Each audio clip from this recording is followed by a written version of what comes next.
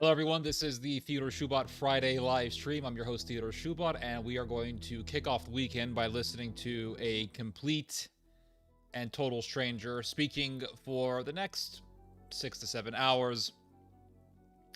We're going to have a good stream today. I just want to make a quick edit on my stream just to say that I am live as opposed to I will be live.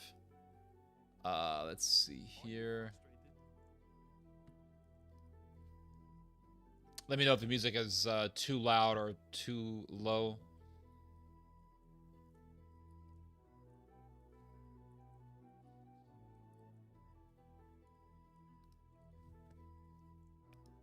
One second here.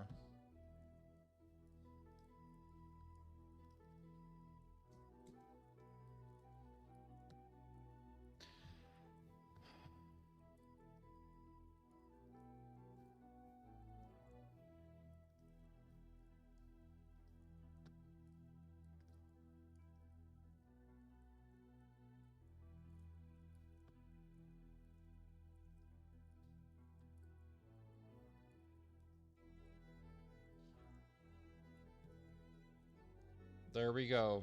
I am live. No more of this. Well, today I'll be talking about, Eurasian geopolitics and the north-south corridor between China and Iran. And no, none of that. Because every time I do that sort of thing, every time I tell people in the title about what I'm going to be talking about, I always get people coming on saying, "Are you going to talk about what you said in the title? Are you going to talk about that?" No, damn it. You've already missed it. I've already talked about it. You missed it already. You're late. So I'm just going to put, I am live from now on. This is the policy. I did a little experiment a number of weeks ago, and in which I decided to do a stream where I would put the subject matter of the stream on the title. And then the following week, I just said, I am live. And I think I got... Actually, no, sorry. A number of weeks ago, I said, I am live. And then the following week, I put the subject matter of the stream. And I actually got more views just by saying I am live than... actually, as opposed to putting the subject matter on the screen. So I think it's better just to say I am live. And there's a reason for that. I don't want to get too deep into this topic because, I'll talk about this for a while. But I think the reason for this is that people who click on your stream, the people that you want watching your stream are the people who just want to watch the stream because of you, not because you're talking about a particular subject or whatever. It's just because they like listening to you for whatever reason. Some people listen to streamers because of the sound of their voice. I think that's actually the biggest reason why people gravitate towards certain streamers. Some people listen to certain streamers because of the subject matter. Whatever. Give me 1 second here, guys. 1 second.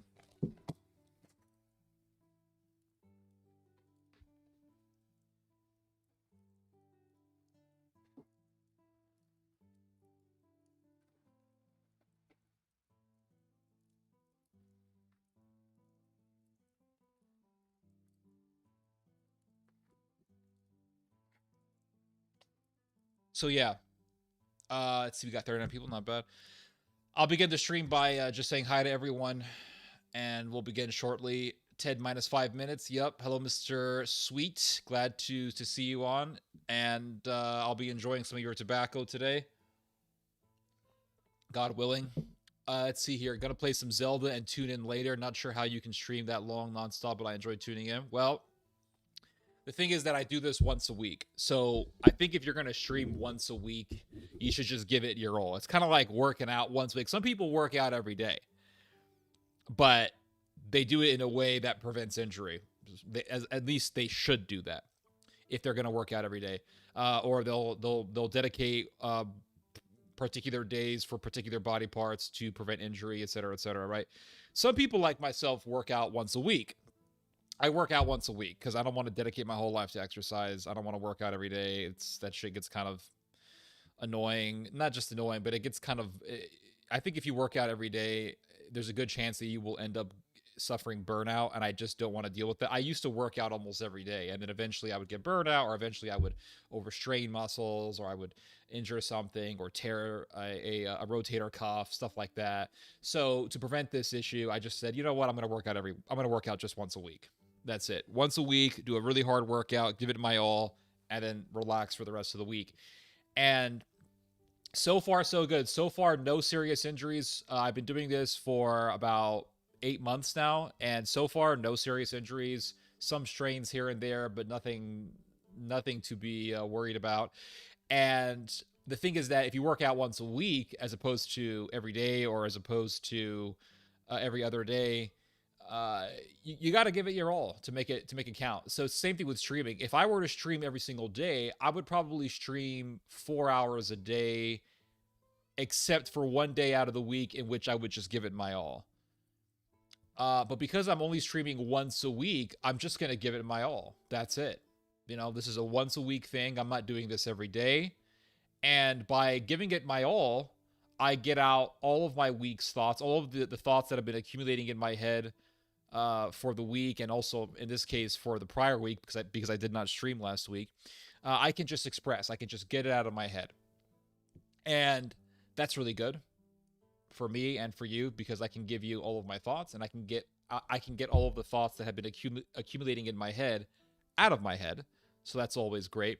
And also, by doing a long stream, I have a lot of content to make videos out of, because if you make a 6 hour or 7 hour stream, or even a 4 hour or 5 hour stream, that right there can give you several videos for uploading. You could take excerpts from your stream and then make them into individual uploads. So if you stream for 7 hours, that's potentially right there at least 7 videos, or maybe 8 videos, or maybe 9 videos, depending on how many subjects that you cover in that particular stream. So it's a great way to stream, in my opinion. I don't really consider myself a streamer. I think a streamer is someone who streams every day or every other day or whatever. I consider myself just a once a weeker, and I guess I would be a YouTuber because I do post regularly on this channel. But yeah. Hello, Prince Zachariah. Let's see here. Hello, Alexis Corral. It's time for some theology. Absolutely. Absolutely. I understand that Theo had to get the vegetables ready. Yeah, we had a really hard freeze. Not as bad as 2020 or 2021. But we had a something of a, not a super severe freeze, but it was we had a freeze. Okay, it went down to about 19 degrees or so, 20 degrees, which vegetables for the most part can't withstand. So I said, you know what, I'm just going to do a mass harvest. And that takes a lot of time. You know, harvested all my fennel bulbs, harvested all my leafy greens, harvested all my dandelion leaves. I harvested all my radishes. I harvested pretty much everything except for the burdock. Burdock can handle it. The foliage of the burdock was damaged, but the roots are still alive and they'll grow new leaves, so they'll be fine. The reason why I did not harvest my burdocks is because burdock root it's an Olympic sport to harvest. And secondly, burdock root needs a lot of time to grow a substantially long root, so burdock root is usually not really available to be harvested as a long root until early summer. So I won't be harvesting my burdocks until the first 2 weeks of May. So I left them in the ground. They'll be fine. But everything else I harvested, and I had to harvest all the vegetables, wash all the vegetables, and then process all of them, which is the hardest part. So I made a lot of pesto. I converted my fennel leaves into pesto, kept the fennel bulbs in the fridge, processed the dandelion leaves into salad, and then I got all of my kale leaves, boiled them down, and then made them into pesto for filling up raviolis, or you can put it on pizza, which is really good. Um, yeah, yeah, and then I got a lot of cabbage leaves, and we made the cabbage leaves into stuffed cabbage and put them in the freezer. So, I mean, all that stuff takes hours to do. I also harvested all of my bok choy, and I stuffed the bok choy leaves into little Chinese meat dumplings, which are really good with chili oil, and that also took a long time. That was just one day unto itself, like harvesting all the bok choy, washing it, cutting it up, drying it, salting it, shrinking them using salt to shrink them to make them smaller, get all the water out because I don't want watery dumplings. Then I mix the dried the dried bok choy leaves with minced beef, soy sauce, oyster sauce, little Korean gochujang, and little MSG. Then I had to make the dumpling dough, which takes a decent amount of time. And then we had to do all the hard work, the hardest part of the job, which is to fill up the little dough dumplings and boil them. And it's I don't know how people do it. People who own restaurants who do that sort of thing. You have people who run Asian restaurants and they're making their own dumplings. The dumplings aren't frozen and they're not taken from a package. They are made individually in the restaurant. I mean, that takes a lot of work. Your feet are killing you afterwards, and it's just a draining. It's kind of fun because you can eat your dumplings afterwards, but it's something of a fatiguing ordeal. So I really have to give credit to all of these restaurant owners who do this for a living. It's a lot of work. It's a lot of work. So anyway, yeah, that took a lot of my time. So I said, you know what, I'm probably just not going to stream, and I didn't stream, and I felt bad about that. I always feel bad about not streaming on here, guys. And somebody put a comment the day after Friday, the day that I would have been streaming, and this person said that he felt empty because he didn't get to watch a live stream. So it just kind of broke my heart there. I'll be honest with you guys. It's always very depressing, and I'll be honest with you guys. I feel a little bit of emptiness every time I skip a stream, so I don't like that feeling. So I really have to I think probably intensify my streaming efforts a little bit more this time just to make up for lost time. So yeah, I'll try to give you guys a good entertainment. Let's see here.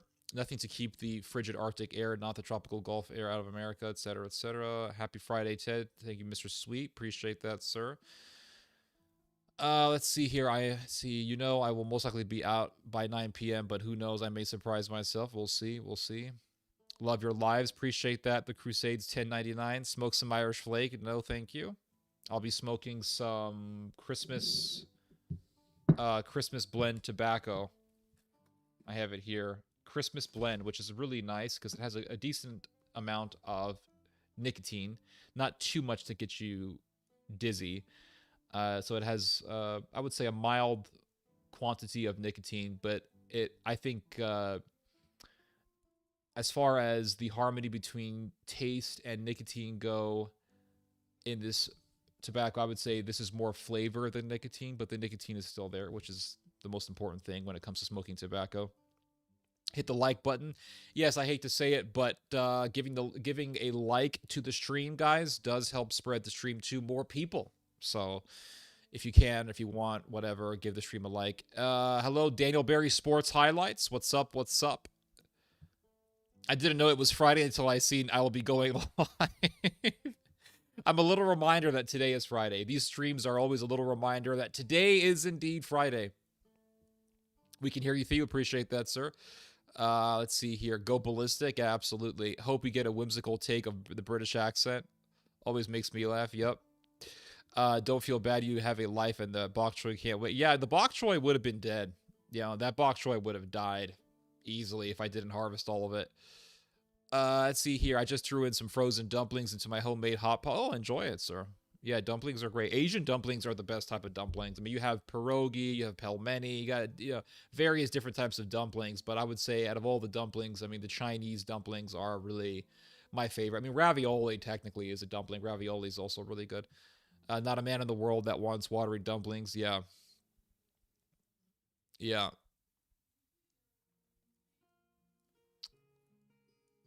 Let's see here. Hello, Western Rebel. Hello, Catherine Galpo. Hello, Sonia. This is a dynamic live. Absolutely. You did a poll by asking the chat. What's up, Daniel? We can hear you. Appreciate that. Thank you, Mr. Corral. I don't know if it was Friday. Let's see. I already read that. Let's see here. Hello there. Hello, hello, hello. Let's see here. God bless Chad and your families. God bless Shubaf. I appreciate that effortless plug. I just walk after meal. Appreciate. Oh, I hope you enjoy the stream. Let's see here. Thank goodness that Theo isn't hurt from slipping on ice during workouts. No pun intended. Yeah. Let's see here. Maybe you could stream every 2 weeks. No, no, I would be no. I wouldn't like that. I wouldn't feel right about that. Is my volume low? It seems I can't hear Ted well. Maybe your volume is too low. Guys, let me know if I'm loud enough or if I need to be a little bit louder. Just let me know if I need to be a little bit louder. I increased the gain by just a notch, just for good measure. Well, I got natural burdock everywhere here and never harvested it. Yeah, burdock is, I mean, if you know 100% that it's burdock, make sure, talk to your doctor. Yeah, burdock is a great vegetable. There's a lot of different Korean and Japanese recipes that you can do for burdock. I think the Japanese and the Koreans, out of all the peoples of the world who eat burdock, have really mastered the art of cooking burdock more than anyone. But I've made various different types of Asian recipes with burdock, and I do like making burdock dumplings, which are really good. My favorite thing to do with burdock root is to make it into beer, and that's kind of a long process, but I ferment the burdock in water, brown sugar, and brewer's yeast, and then it eventually converts into alcohol. It'll convert to a certain percentage, it'll convert the sugars in the water into alcohol, is what I'm saying.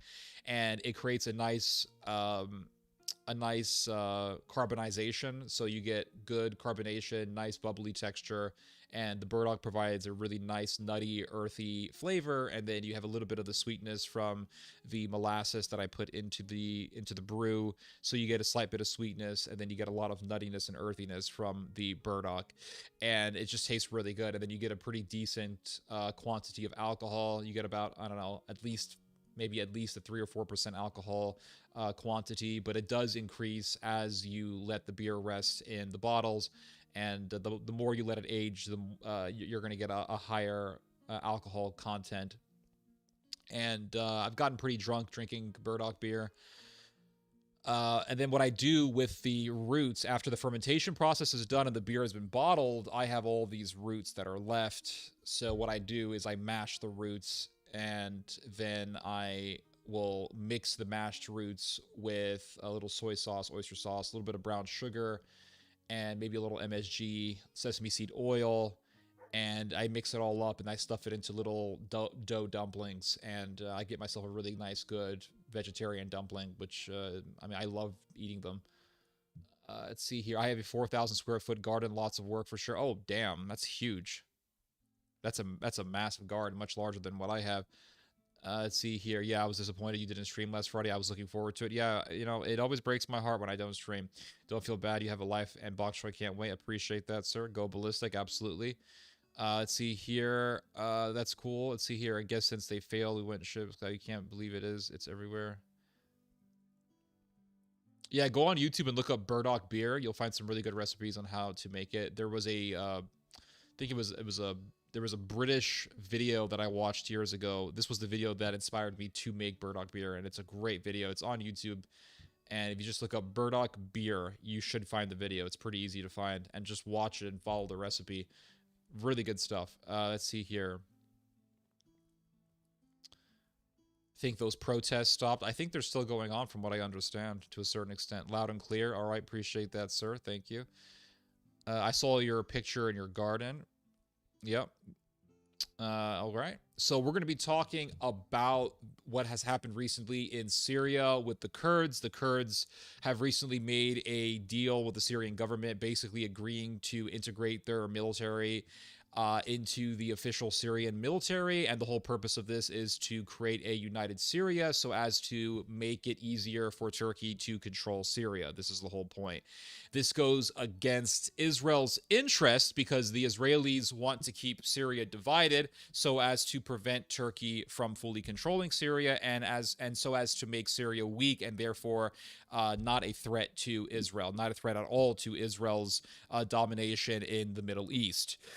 The Israelis want to keep Syria weak for the most part because they want to make sure that Turkey will not be able to control Syria, because it's very difficult to control a country that is not united and that is fragmented. And so if the Kurds remain armed and if the Kurds remain independent to a certain extent, that allows for Israel to use the Kurds as a proxy against the Turks so as to fully prevent the Turks from actually completely controlling Syria. So the Americans want for Turkey to control Syria because Turkey controlling Syria makes Syria under the control of NATO, and therefore the Turks can then be used as a proxy to control that region and to act as a counter against any sort of potential Russian influence or Russian military presence in the region. I understand Russia already has a military presence in Syria, but NATO wants to counter this presence through its proxy, Turkey.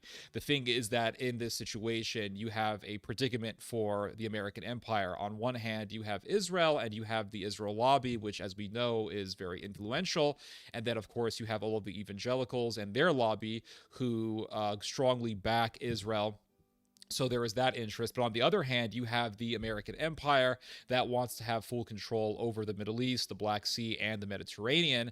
And so in order to do this, the United States, the American empire, needs Turkey to be the dominating powerhouse within the Middle East and also within the Black Sea, so as to counter Russia both in the Middle East and in the Black Sea and also in the Mediterranean. The thing is that this aspiration for a Turkish-dominated Middle East goes against Israel's interest, because Israel wants to be the dominant power in the Middle East. The problem for Israel is that Israel doesn't have any sort of presence in the Black Sea. Israel is not a Black Sea power, and so Israel cannot be used as a chess piece for the American empire to counter Russia in the Black Sea. Therefore, Turkey, in this case, has more geopolitical significance than Israel does. So therefore, when it comes down to the choice between whether or not empowering Turkey or empowering Israel, the American empire is going to choose to empower Turkey, because by empowering Turkey, you empower both a major Middle East Islamic power and an Islamic Black Sea power that can be used against the Russians. So Turkey, in this case, has the upper hand, and so therefore the Americans are enabling the empowerment of Turkey, regardless of the fact that it goes against Israel's interest, allowing for Kurdish autonomy, allowing for the Kurds to have their own power within the Middle East, within Syria, is something that is aligned with Israel's interest, because Israel could then always use the Kurds as a proxy against the Turks and prevent the Turks from fully taking control over Syria. And now that the Kurds and the Syrian government have sealed a deal, the Kurdish dream of an independent Kurdistan has essentially been killed. The Kurds have been an ally of the Americans for years, the YPG, in this case the SDF, or the Syrian Democratic Forces, which is effectively a Kurdish force, has been an ally of the United States for many years and has been used by the United States as a proxy against ISIS. But the thing is that the SDF has also been an enemy of the Turkish government, because the SDF is just a veiled YPG, or really, and the YPG is just a part of the PKK, which has been a massive enemy of the Turkish government for decades. The Turks, as some of you probably know, have been in a war with the PKK for decades, and tens of thousands of people have been killed in this conflict between the Turkish government and Kurdish separatists within Turkey. So the Turks don't like the fact that you have Kurdish militias, Kurdish paramilitary fighters right smack next to Turkey's border in Syria. So the Turks don't like this. They want to remove this threat. But of course, as we know, the Turks are simply using this threat as a pretext to expand into Syria, which the Turks have done and have been doing for quite some time now, for years. And so the Israelis want to prevent Turkey from rising as a serious power, because that would be a threat to Israel's power. Hence why the Israelis want to keep the Kurds as an autonomous people within Syria. But as I've said already, this goes against Turkey's interest. So the United States, the American empire, has a choice. Do we empower the Turks, or do we empower the Israelis? Do we allow the Turks to fully control Syria, or do we prevent them from doing so in order to appease the Israelis? Well, you have to look at both countries and see what sort of power they have, what sort of geopolitical significance they have. In the case of Turkey, you have a country that is after Russia, the biggest Black Sea power, which means that Turkey can be used as a wild card or as a massive chess piece against the Russians on the Black Sea. Turkey is also a massive Mediterranean power. And as I've said many times, Turkey controls the access routes from the Black Sea into the Mediterranean. It controls the access route from the Black Sea into the Sea of Marmara, and it controls the Bosphorus. And so these are massive geopolitical locations, because imagine having control over the Bosphorus, which is the access way from the Black Sea into the Sea of Marmara. Imagine having the access way, or imagine controlling the access way from the Sea of Marmara into the Aegean Sea and then directly into the Mediterranean, in this case, the Eastern Mediterranean.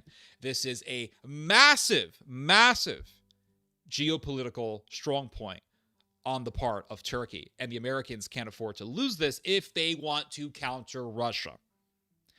And so they need the Turks. The Israelis do not have this geopolitical significance. They do not have it. They don't have it. Israel doesn't have control over the straits from the Black Sea into the Sea of Marmara, and from the Sea of Marmara into the Aegean Sea, and thus into the Mediterranean Sea. Israel does not have this.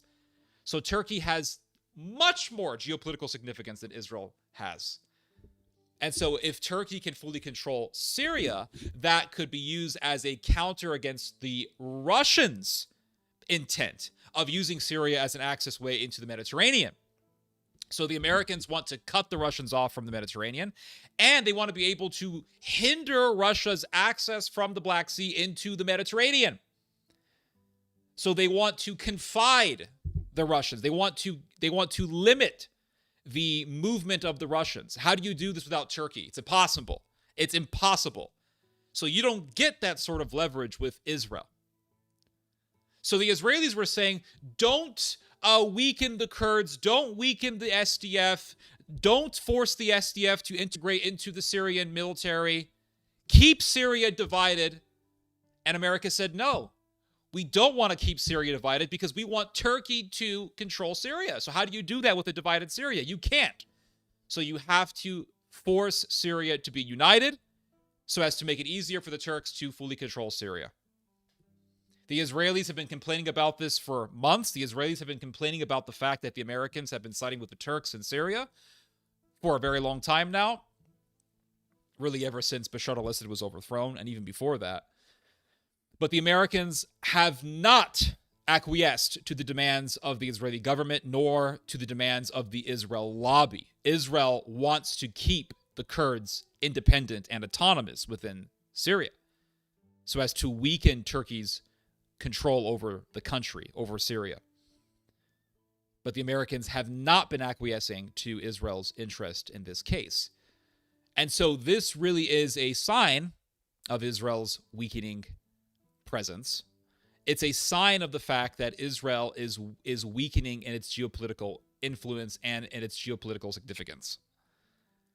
So people have said, oh, the Israel lobby is supremely powerful. Well, if that were the case, then why do we see the Kurds sealing a deal with the Syrian government? Why do we see the United States empowering Turkey in Syria, which directly goes against Israel's interest? So what we are seeing really is just another chapter in this story of the downfall of Israel. If the Israelis truly had supreme influence over the American government, they would have prevented the American government from empowering the Turks in Syria. They would have prevented the American government from forcing the Kurds into acquiescing to Turkey's demands to integrate themselves into the Syrian military. And the Americans would have prevented the Syrian military from taking entire swaths of Kurdish territory in northern Syria. The Syrian military has been crushing the Kurds with the help of the Americans and with the help of the Turkish military.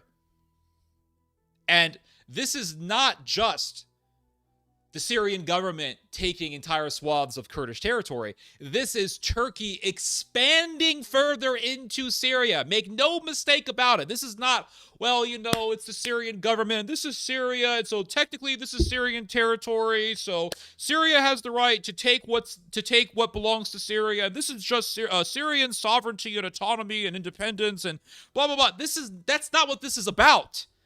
America doesn't give a damn about other countries' sovereignty, as we all saw with America just walking into Venezuela and arresting Mr. Maduro. All right, as we all saw in Iraq, as we all saw in America's backing of the Syrian revolution, America does not give a damn about independence or sovereignty or anything like that. This is about expanding NATO. End of story. This is about empowering Turkey to expand itself within Syria.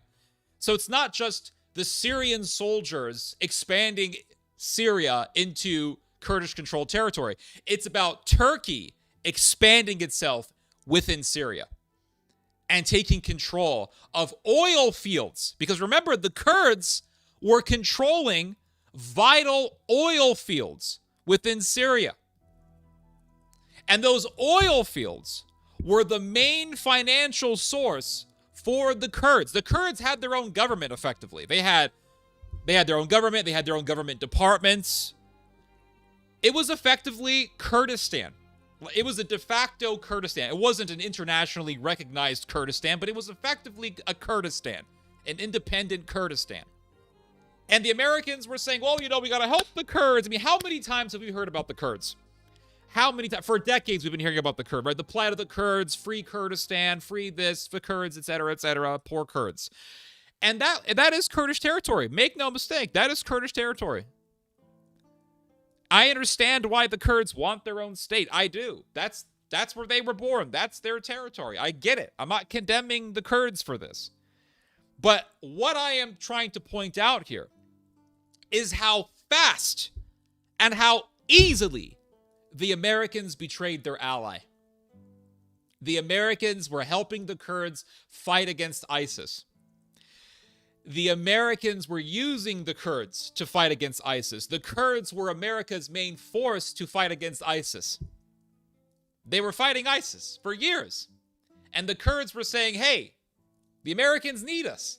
And they were the YPG for many years, and then they changed their name into the SDF, the Syrian Democratic Forces. And the reason why they changed their name into the Syrian Democratic Forces was because they don't want to be, the Americans did not want the Kurdish paramilitary organization to be associated with the plight or the cause of the Kurds because, well, that was angering the sensitivities of the Turks. Because the Turks hate the idea of any sort of Kurdish state because there's a very large Kurdish demographic within Turkey, and the Kurds don't want to incentivize or to motivate those people to do an uprising. So the Turks want to make sure that the idea of Kurdish revolution gets squashed and not incentivized nor encouraged. But the Americans were saying, okay, we have this SDF thing, Syrian Democratic Forces. It's really just the YPG. And so they were using the Kurds to fight ISIS, and the Americans were saying, oh, these are our allies, etc., etc. And then what's been going on? What did we hear about in the news recently? Syrian soldiers, they don't look like soldiers. These guys look like the same rebels that we saw NATO backing back during the Syrian civil war. I mean, they're the same people. These are just Free Syrian Army guys, and these are Al-Qaeda guys. These aren't entirely or purely soldiers. In the most professional sense of the word. I mean, they're rapists, killers. These are no good people. They butchered the Alawites. They butchered the Christians.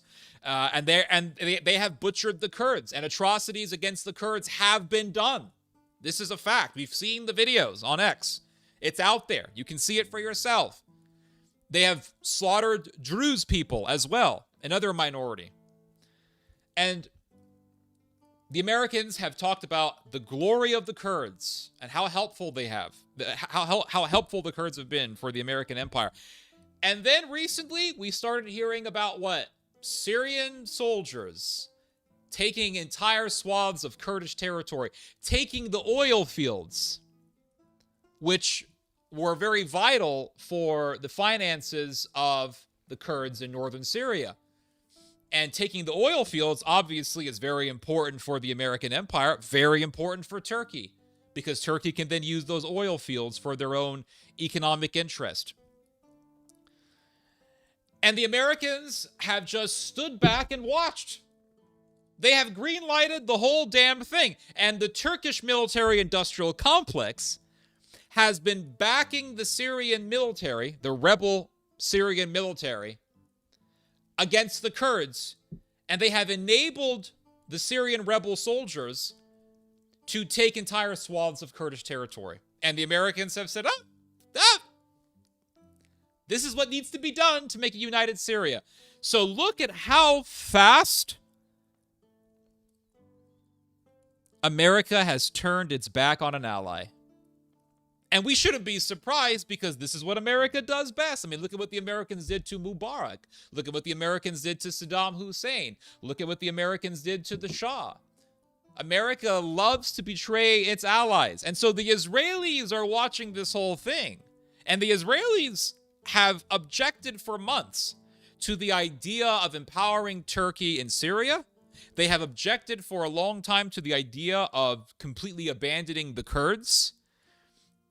And as I've already said, the Israelis want to keep the Kurds empowered and armed against the Syrian government so as to use the Kurds as a proxy against the Turks. Because as I've said, Israel wants to prevent Turkey from fully controlling Syria, because it would mean a massive Turkish empire being smacked right next to Israel, because Israel shares a significant border with Syria on the Golan Heights. But the Americans have said, no, Israel, no, we're not going to help the Kurds this time. We're not going to prevent Turkey from fully taking control over Syria. In fact, we want Turkey to fully take over Syria. So the Americans have betrayed an ally, a very loyal ally, and the Americans have not only turned their back on the Kurds, but the Americans have gone against the interests of Israel, which is to prevent Turkey from becoming a superpower in the Middle East, because Israel wants to be the only superpower in the Middle East. This is the reason why they have been at war against Iran, and this is the reason why they have been pushing the Americans to do a military strike on the Iranians, because they want to prevent Iran from ever becoming... They want to stop Iran. I shouldn't say prevent, because Iran is already a regional powerhouse, but they want to stop Iran from being a regional powerhouse, and they want to stop Iran from being a massive rival to Israeli power.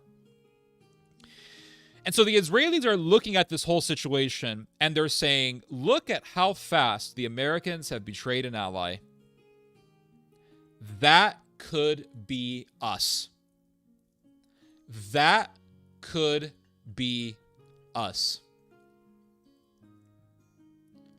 And so the Israelis are seeing the writing on the wall. Why do you think Benjamin Netanyahu has been talking about making Israel independent of American military aid, of American financial aid? Why do you think Netanyahu has been talking about this? Why? Because the Israelis see the writing on the wall. They see, okay, the majority of Americans hate us. 59% as of October of 2025. 59% of Americans don't like Israel. They're very critical of Israel. They see the writing on the wall. They see AIPAC is not popular. Israel is not popular. Ben Shapiro, who has been Israel's main chess piece in its propaganda war to prevent America from becoming anti-Israel, is hated by most Americans. Ben Shapiro has been Israel's proxy in the media wars. That's Israel's main proxy. Sure, you have Josh Hammer. Sure, you have some other people here and there, Coleman Hughes, and you have other people here and there.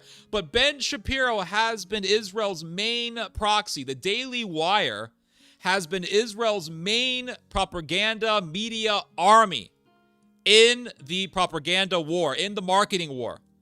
And Ben Shapiro is losing, which means Israel is losing. And as I've said, even Charlie Kirk, who was a Zionist, who was raised up to be a Zionist, was beginning to turn on Israel. Even Charlie Kirk was beginning to turn on Israel. So Israel has been losing its friends. And so Israel sees the writing on the wall. They see most Americans don't give a shit about us. Most Americans don't give a damn about Israel. They're tired of the whole AIPAC monster being such a dominating force within Congress. They're tired of the Israel lobby. They see the writing on the wall. They see the Americans siding with the Turks against Israel's interest.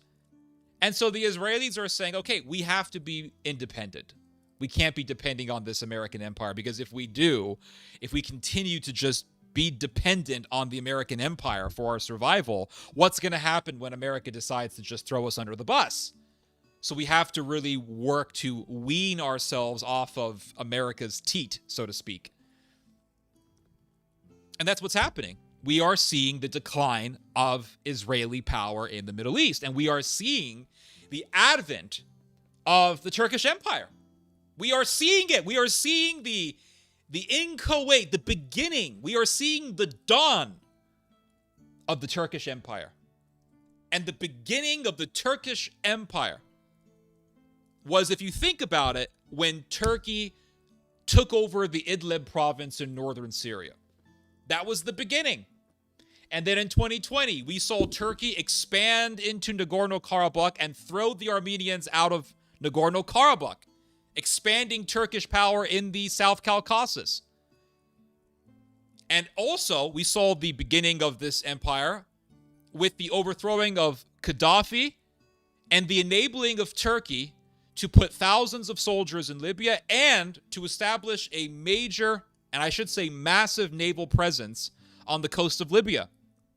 So we have been seeing the dawn of the Turkish Empire within recent years, and Turkey being allowed by the American empire to further expand itself within Syria is a further testament to the fact that we are witnessing, that we are gazing upon the dawn of the Turkish Empire.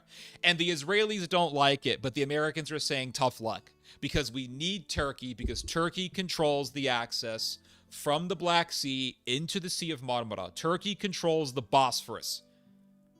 So there's something in geography called the Turkish Straits. The Turkish Straits is the Bosphorus and the Dardanelles. From the Bosphorus, Turkey has access and controls the access from the Black Sea into the Sea of Marmara. And then from the Sea of Marmara, you go through the Dardanelles, which is an access way directly into the Aegean Sea, which in turn goes right into the Mediterranean. Israel doesn't have that level of geopolitical leverage. It doesn't. And that geopolitical leverage is something that America needs if it's going to further isolate the Russians and to hinder Russia's access and Russia's freedom of movement into the Mediterranean Sea. Israel doesn't have that level of power. Turkey does. So Israel is saying, oh, don't allow Turkey to further expand into Syria. America is saying, tough luck. We're going to do it anyway. And I've been talking about this for years. And I've been talking a lot about this within recent months. And the recent developments in this whole situation, I have been discussing. As the chapters are written, as the story goes on, I've been covering this for a long time. And so I remember talking to you guys about this, and I said months ago, I talked about how Tom Barak has been more on the side of Turkey than on Israel. And the Israeli government was complaining about the fact that Tom Barak, who was really America's ambassador to Syria, America's main diplomat to Syria, the Israelis were complaining about Tom Barak, and they still are. And I remember doing a video on this months ago, and I talked to you guys about how the Israelis were telling the American government Tom Barak is too much on the side of Turkey. Tom Barak is too much on the... Tom Barak is doing more for Turkey than he's doing more for Israel. Because Tom Barak has been really supporting Turkey's takeover of Syria, which is something that the Israelis do not want. And the Americans have responded to the Israelis with, for the most part, a cold shoulder. The Americans don't care because they cannot afford to lose the chess piece that is Turkey in this whole game of empire, so to speak. I'll read some of your guys' comments here, and then we'll go on. Let's see here.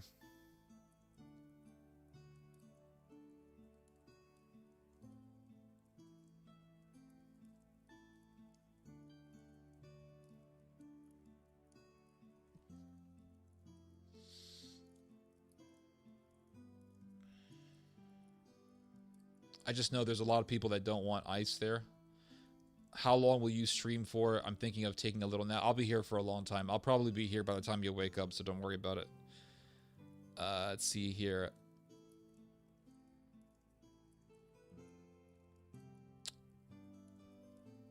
I grew up in a suburb 20 minutes. Okay. Whatever.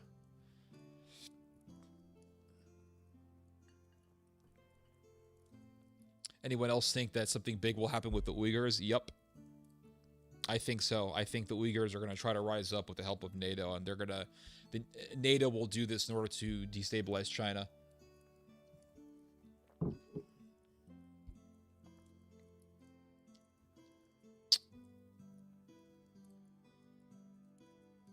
Can you talk, Garden? Blah, blah, blah. Okay, let's see. Turks in Somalia, too? Yep. Yes, they are. Now, Somalia is a massive battleground between the Turks and the Israelis. I've discussed this before in a prior stream.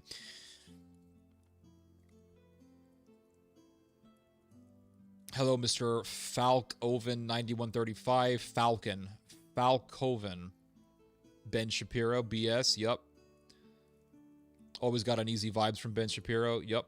Same here. I never liked him.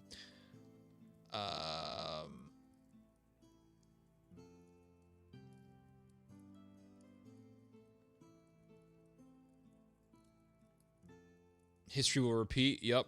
Whenever Fox News says we need to help the Kurds, you know that we're about to do some bad shit. Let's see here. That's what we're best at. Yep.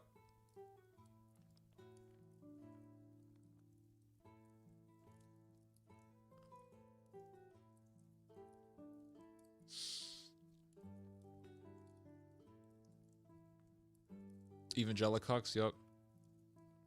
Halajim is China's Belt and Road Initiative. China is in competition against NATO over the trade routes on the Silk Road.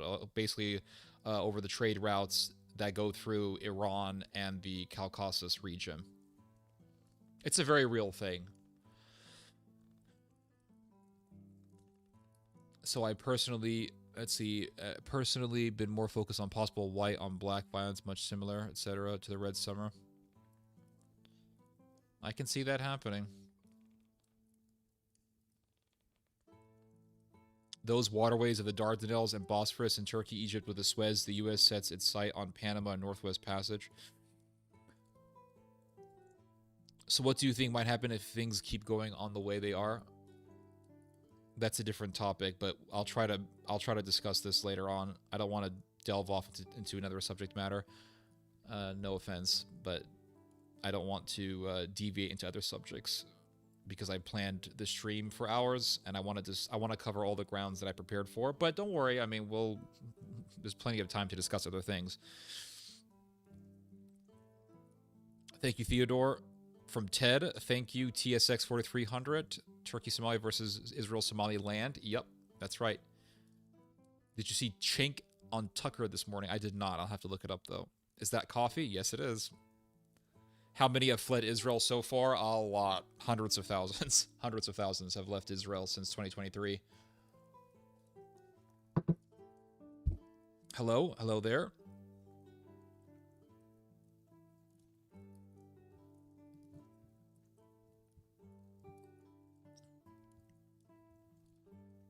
So this came out recently on the New York Times, and it is about how the Kurds and the Syrian government have sealed a deal. Now, this has been something that has been developing for months now. The American government and the Turkish government have been pressuring the Kurds, or they were pressuring the Kurds to fully acquiesce to this deal. And really what this deal demands is that the Kurds, the Kurdish paramilitary forces within Syria, fully integrate themselves into the official Syrian military, so as to remove the autonomy that the Kurds have been enjoying in northern Syria for a long time. And this is something that the Turks want. The Turks want to remove Kurdish autonomy in northern Syria because, as I have said, Turkey wants to fully control Syria. And how can you control a country if an entire region is autonomous? You can't. You can't do that. You have to remove the autonomy of that region. So the Turks have been telling the Americans, you have to get the Kurds to integrate themselves into the rest of the Syrian society, and you have to get their military, more importantly, to integrate them, to be integrated into the Syrian military, so as to remove any sort of threat to Turkish power in Syria. As I've said already, this is something that the Israelis do not want. The Israelis want the Kurds to have some sort of autonomy in northern Syria so that the Israelis can always use those Kurds, in this case the SDF, as a chess piece to hinder Turkish aspirations to fully controlling Syria. The Israelis do not want this rising Turkish empire to exist.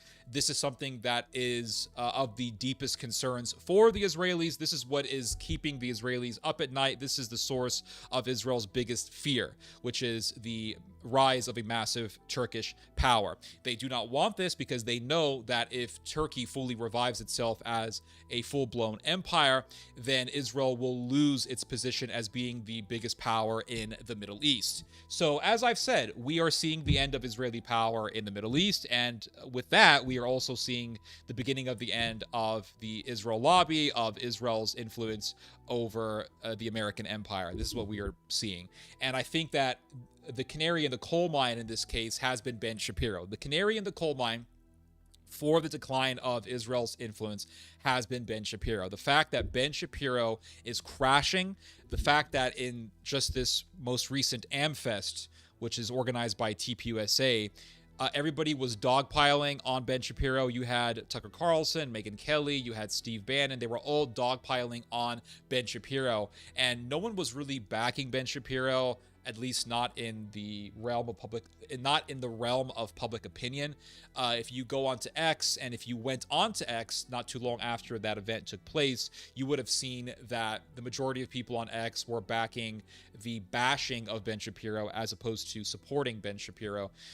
People loved watching Ben Shapiro being dogpiled in the AmFest event. And so the reason for this is because Americans are sick and tired of the Israel lobby. They are sickened with Israel because of Israel's atrocities in Gaza and also in the West Bank. And they're also sickened with Israel from the fact, or because of the fact, that you have the entire Epstein situation, the fact that you had this effectively Israeli pimp blackmailing American politicians, and the fact that you have this sort of control over America's politicians really gets people to question the idea of sovereignty, question the idea that America has sovereignty.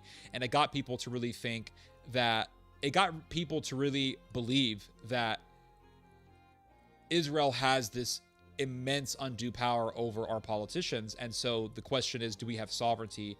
And the question is, how much power does Israel have over America's Congress, over America's government? And so it's not just about Gaza, it's also about sovereignty. And so this is really the amalgamation of criticism against Israel that is leading to the decline and to the erosion of Israel's influence in American society. So Israel is seeing all of this happening, and we're seeing all of this happening in real time. And it's becoming quite obvious that we are witnessing the decline of Israel, both in its influence and its geopolitical leverage and significance. So the Israelis were saying, hey, don't allow the Kurds to be crushed by Turkey. And the Americans said, no, we're going to allow that to happen. We're going to greenlight Turkey's expansion into Syria, and that means the end of the Kurdish dream of having a sovereign state within Syria. So with the end of the Kurdish dream of sovereignty comes the rise of Turkey, and with the rise of Turkey really comes the beginning of the end of Israel's domination in the Middle East. So I'll read to you guys this article here. It says, Syrian government and Kurdish-led militia seal a deal to merge forces. The long-anticipated agreement closes a period of intense uncertainty in northeastern Syria after rebel forces led by Ahmed al-Shara, who is now the president, seized power in December of 2024. Let me just make sure you guys can read this. I'm making myself a little bit smaller here. There we go. And I'll make this a little bit bigger. Let's see here. Syria's government and a powerful Kurdish-led militia reached a comprehensive agreement on Friday to integrate Kurdish forces into the Syrian military, according to Kurdish leaders and a Syrian official, the most decisive step yet to bringing calm after clashes between the sides. So the Americans were telling the Kurds, okay, you guys need to integrate yourselves into the Syrian military. The Turks were telling the Kurds, you guys need to integrate yourselves into the Syrian military. And if you don't, we're going to have to militarily intervene. We're going to have to get involved. And the Kurds were really, really hindering this deal. The Kurds were saying, we don't want to agree. We don't want to agree to this because that would mean the death of the Kurdish dream of Kurdistan. So we don't want to do this. Now, what gave the Kurds the motivation to not acquiesce to this deal was Israel. Because Israel was backing the Kurds. Israel was saying, we're behind you, support the Kurds, free Kurdistan, etc., blah, blah, blah. And the Israelis were simply using the Kurds as tools against the Turks. And so the Turks were saying, listen, Israel, we know you're giving some sort of moral support to the Kurds. We know that you're encouraging the Kurds not to agree to basically give the death blow to their dream of a free Kurdistan. And if you don't stop this and the Kurds just keep on doing what they're doing and they keep on maintaining their sovereignty in Syria, thus hindering the idea of a united Syria, which we can more easily control, we are going to have to militarily intervene. The Turks were giving this warning to the Kurds. We're going to have to get involved. And the Kurds kept hindering the deal. Understandably so. I'm not condemning the Kurds for this because I understand the Kurds want their state because they don't want to be under Turkish control. And so what happened? What happened is what we have seen recently. The Syrian rebel military, the Syrian revolutionary military, with the help of the Turkish military, began defeating the Kurds in battle, executing Kurds, killing civilians, and taking entire swaths of Kurdish territory. And that included taking oil fields, which were absolutely essential for the finances of the Kurdish SDF, or the Syrian Democratic Forces, which was effectively just a Kurdish paramilitary organization. And so Turkey fulfilled its promise. Turkey said, we will be involved. We will get involved. We will intervene. And that means killing people. And that's exactly what happened. The Kurds were crushed in battle with the help, because of the fact that Turkey has been backing the Syrian military. And now the dream of an independent Kurdistan has been pretty much executed, killed, murdered. And we have seen the death blow. And the final death blow has been this deal. This deal. And it says here that this deal is the most decisive step yet to bringing calm after clashes between the sides had threatened to reignite a full-blown conflict in the country's northeast.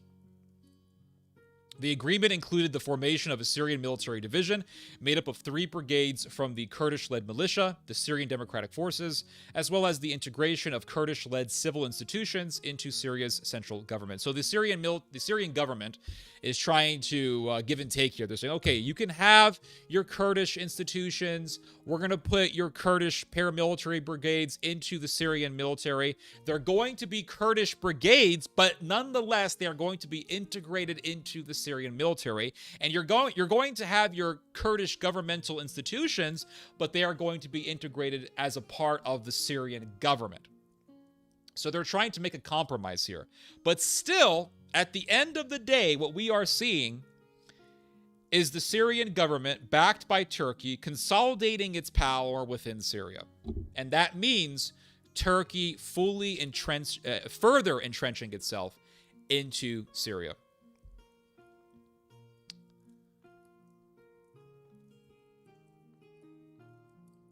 So it says here, the agreement aims to unify Syrian territory and achieve full integration in the region by strengthening cooperation between the concerned parties and unifying efforts to rebuild the country.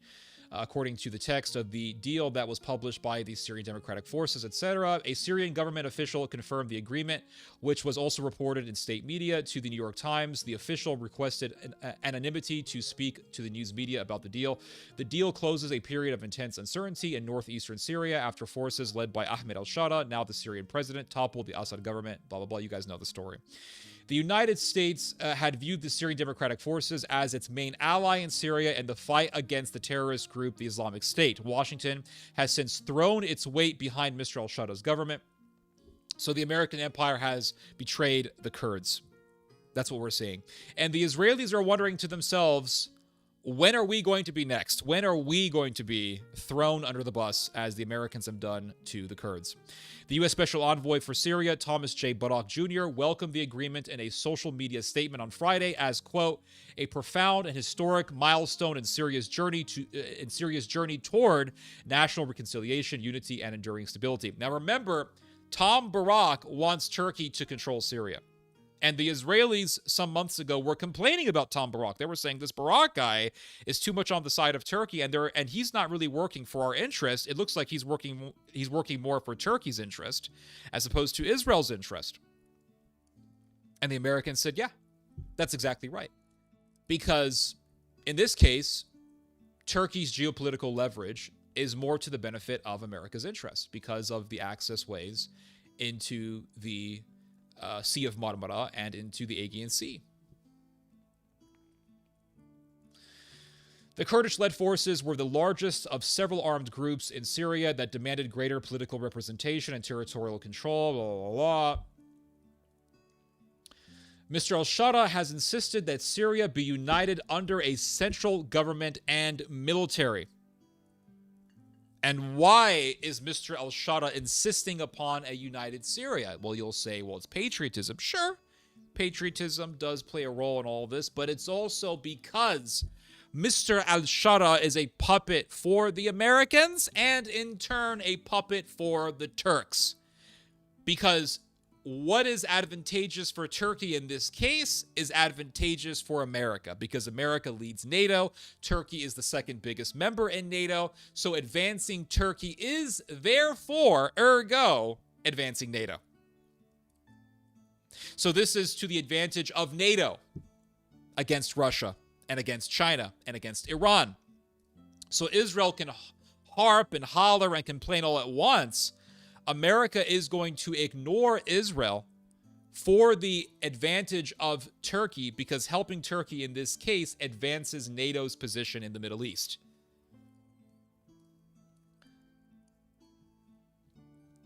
So it says here, let's see.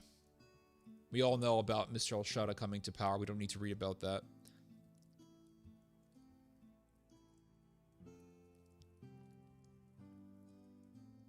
Blah, blah, blah. You guys know the story. Let's see here. Ben paid for his appearance at AmFest. I did not know that. Really? 3 times Israel asked us not to attack Iran. Donnie attacks Iran to attack Israel. Donnie about to get rid of Israel under the bus. 3 times Israel asked us not to attack Iran. You're talking about just recently, though. Israel most definitely wanted America to attack Iran last year. That's a fact. I think Israel requested America. Now, hey, I'm glad you brought this up. Here is another sign of what I'm talking about here. Here is another sign of Israel's decline in the Middle East. The fact that Israel told America, please don't strike Iran right now. Now, let's see here. Something I want to show you guys.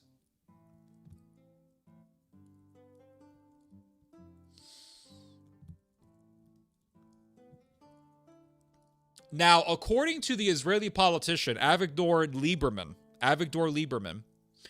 The reason why the United States was asked by Israel not to hit Iran is because the Israelis right now do not want to have a repeat of what took place in 2025. What happened in 2025?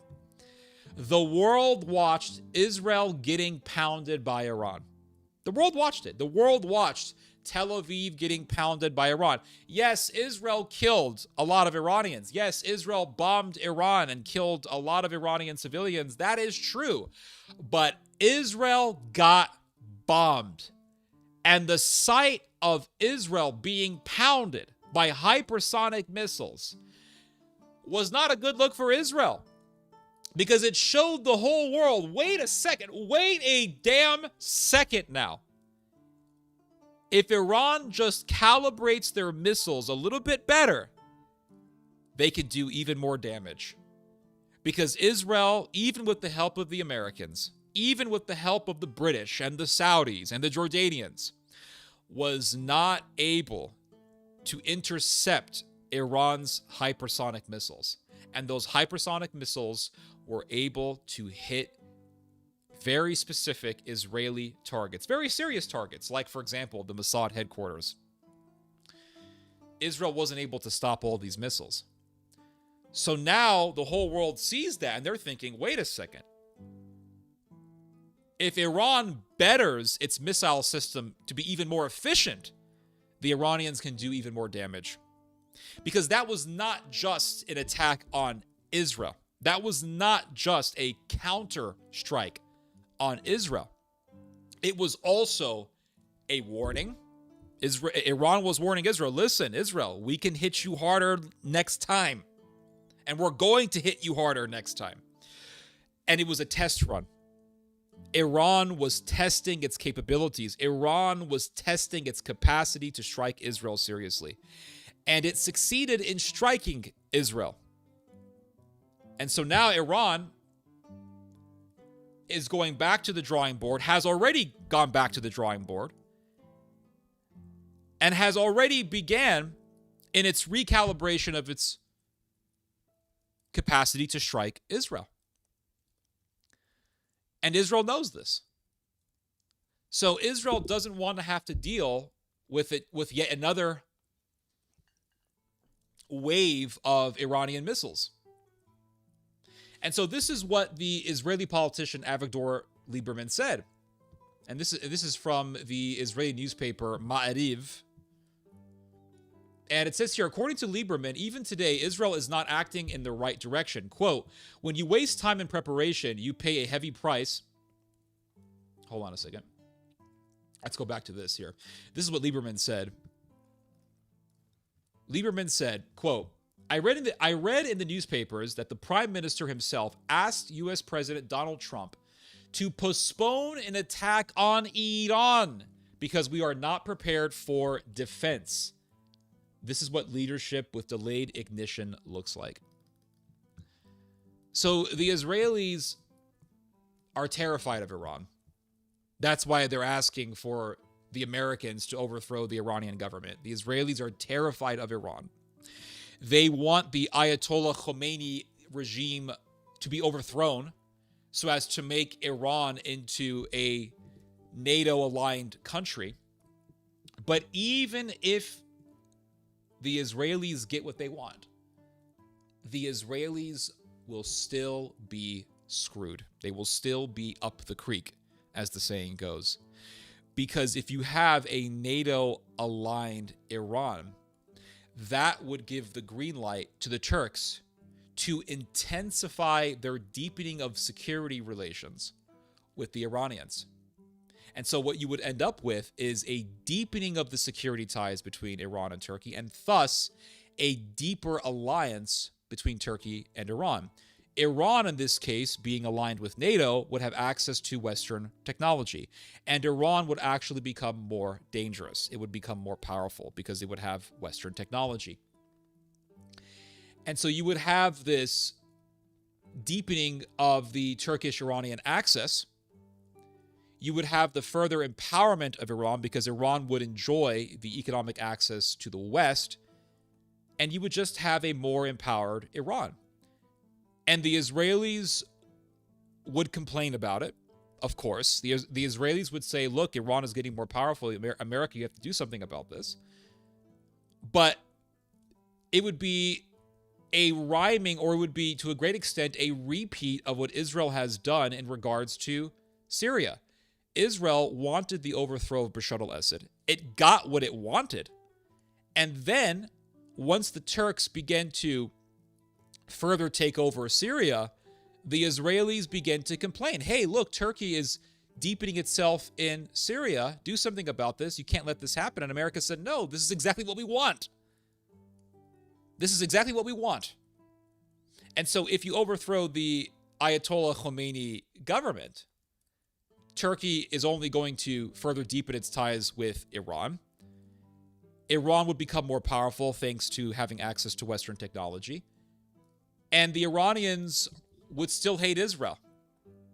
Because in Iran, both the secularists and the Islamists hate Israel.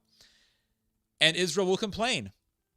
And America will say, no, this is exactly what we want, because now we can use this, so to speak, Western-aligned Iran, empowered by Western technology, against Russia, because Iran is on Russia's underbelly.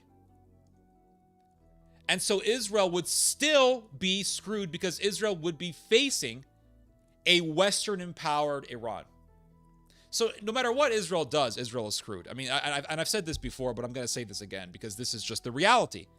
Because you have these delusional Zionists in America who say, well, we have to overthrow the Ayatollah. Overthrow, that's going to help Israel. Let me tell you guys something. If you really want to see the end of Israel, if you really want to see within your heart of hearts to see the end of Israel, give Israel what it wants. Truly, give Israel what it wants. If I wanted to protect Israel, I would have kept Bashar al-Assad in Syria. If I wanted to protect Israel, I would have kept Saddam Hussein in Iraq, because at least Saddam Hussein was a check to the Iranians, and Saddam Hussein, really Iraq, was not a existential threat to Israel. I would have kept Saddam there. Because what happened after Saddam got overthrown? Iran rose up. And then Israel began to complain. Look, Iran is rising up. Well, you guys wanted Saddam gone. You guys got what you wanted. And then this is the aftermath. This is the ripple effect that you now have to face. They wanted Bashar al-Assad gone. They got what they wanted. And then Turkey rose up. That enabled the further rise of Turkey in the Middle East. Oh, this is not good. Well, you guys got what you wanted, and now this is the ripple effect that you have to face. Israel wanted Gaddafi removed. People don't talk about Gaddafi as much as they do Saddam Hussein or Bashar al-Assad. But Israel wanted Gaddafi removed. And then what happened? Turkey entered Libya. And now Turkey has a massive naval presence off the coast of Libya, and Turkey has a massive military footprint in Libya. And Israel is worried about that. Look, the rise of Turkey. The rise of Turkey has been enabled by the Israel lobby, because the Israel lobby wanted Saddam removed. It got what it wanted. Iran rose up. The Israel lobby wanted Assad removed. It got what it wanted. Turkey rose up. Same thing with Gaddafi. They got rid of Gaddafi. They wanted Gaddafi gone. The Israel lobby got what it wanted. What happened? Turkey rose up. So if they remove the Ayatollah, what is that going to enable but the further rise of Turkish power? Because yes, the Ayatollah and the Turks are allies, not really allies, but they do have a pact. They do have a security pact together, and they are further cultivating that pact against Israel. But remember that Turkey is a massive member of NATO. It's the second biggest member of NATO. And so Turkey cannot deepen its security ties with Iran without dealing with the ire of the American empire. So if you have an Iran that is not under the Ayatollah, if you have an Iran that is aligned with NATO, then that would mean Turkey being enabled to intensify It's deepening of security ties with the Iranians because it wouldn't have to worry about criticism from the American empire. So removing the Ayatollah will only accelerate the deepening of ties between the Iranians and the Turks. And you'll have an even more powerful Turkish-Iranian axis. Because in this case, Iran would be empowered by Western technology. And Israel will be even more screwed. That's just the bottom line. And Israel will complain in this situation. Israel will complain. And the Americans are going to say tough luck because this is exactly what you guys wanted. You guys wanted the Ayatollah removed. And this is exactly what we want. Because now we can use Iran as a proxy against Russia. Because what is between Iran and Russia, really, at the end of the day? Azerbaijan. You go from Iran into Azerbaijan, and from Azerbaijan, you're in Russia. You're in the North Caucasus. And also, you go from Iran right into Azerbaijan, into the South Caucasus. From the South Caucasus, you're in Russia. You're in Russia. Azerbaijan is not an ally of Russia. They do have diplomacy. They do have trade. They have commerce, yes. But Azerbaijan and Russia are not friends. Azerbaijan is an extension of Turkey. And Turkey and Russia are not friends. Regardless of all the diplomacy that takes place between the two countries, they are not friends. They are massive rivals. Massive rivals over the Middle East, massive rivals over the Black Sea, massive rivals over the Mediterranean. They are rivals. So, you already have Azerbaijan. Azerbaijan is a part of NATO. It's an extension of Turkey. Imagine if you have a Western-aligned Iran. Then that would mean NATO having unfettered access from Turkey into Azerbaijan and from there to attack Russia. And Turkey can then have unfettered access right to Russia. So in the case of a future Russo-Turkish war,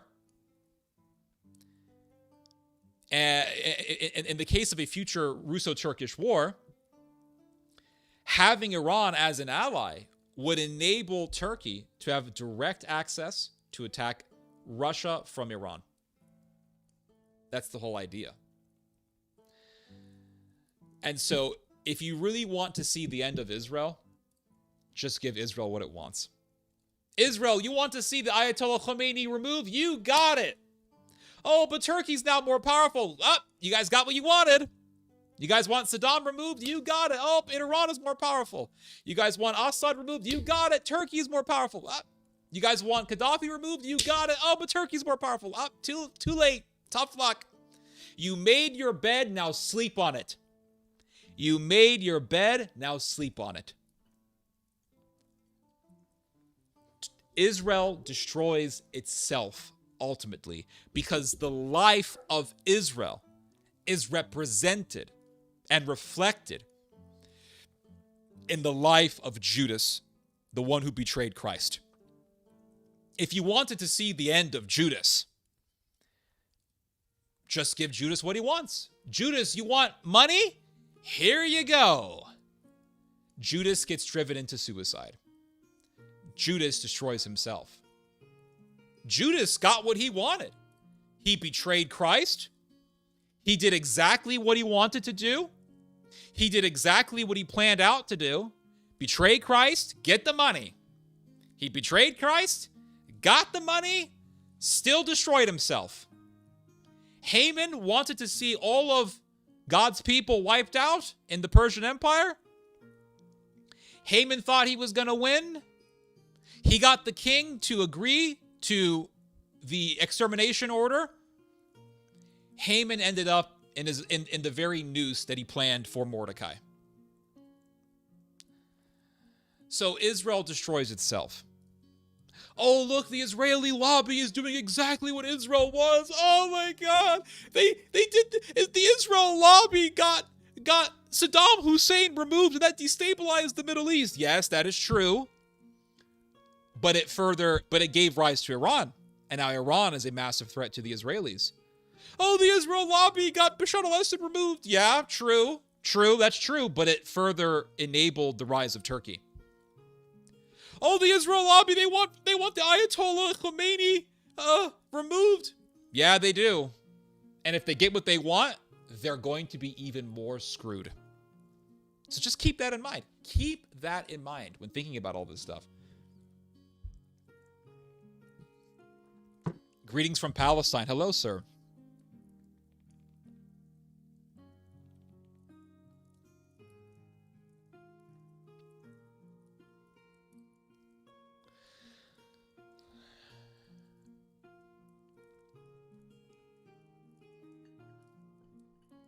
I'll read some of your guys' comments. Hold on a second.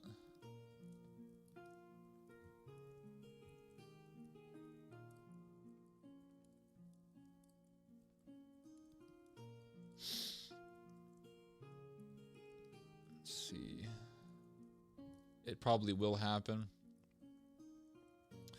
Let's see. 3 times Israel, blah, blah, blah. Let's see. Happy Friday, Theo. Hello, Mr. Jacob Glowsticks, the Polish remnant that's been listening to me since 2018.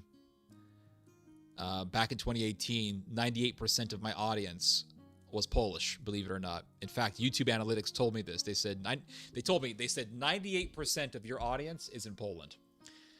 So Jacob Glowsticks is one of the last, if not the last Polish person from that audience to be still listening to me, which is great. I love it. So I'm glad that Mr. Glowsticks is here. I'm a little late, no worries, but I have my 5-shot iced shaken espresso, and I'm ready for a marathon. Oh, yeah, here we go.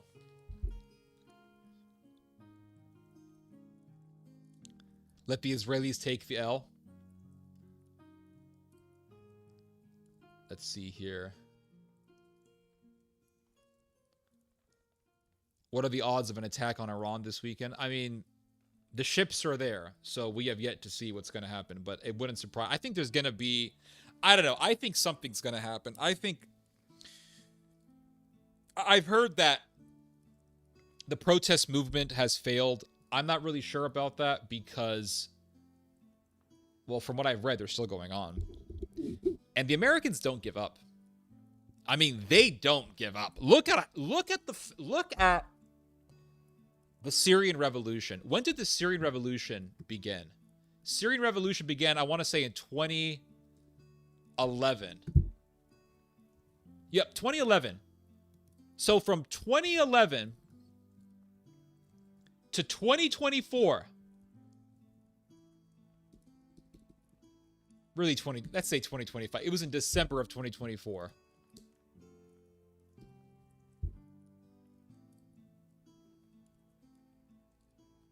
Hold on a second here. 14 years. From 2011 to 2025. I'm just going to say 2025. Because it was in December of 2024, right before 2025 began, when Assad was overthrown and driven out of Syria and he ran away to Russia. From 2011 to 2025, 14 years, the Americans kept going at it. They don't give up. The Americans don't give up. They began the process, they began the project to overthrow Bashar al-Assad in 2011. And if you want to go back further than that, you can go back to the reign of Hafiz al-Assad, in which the Americans were backing the Muslim Brotherhood to try to overthrow the Assad regime then. So for if you think about it, for decades, going all the way back to the 1980s, the American empire has wanted to overthrow the Bashar al-Assad regime.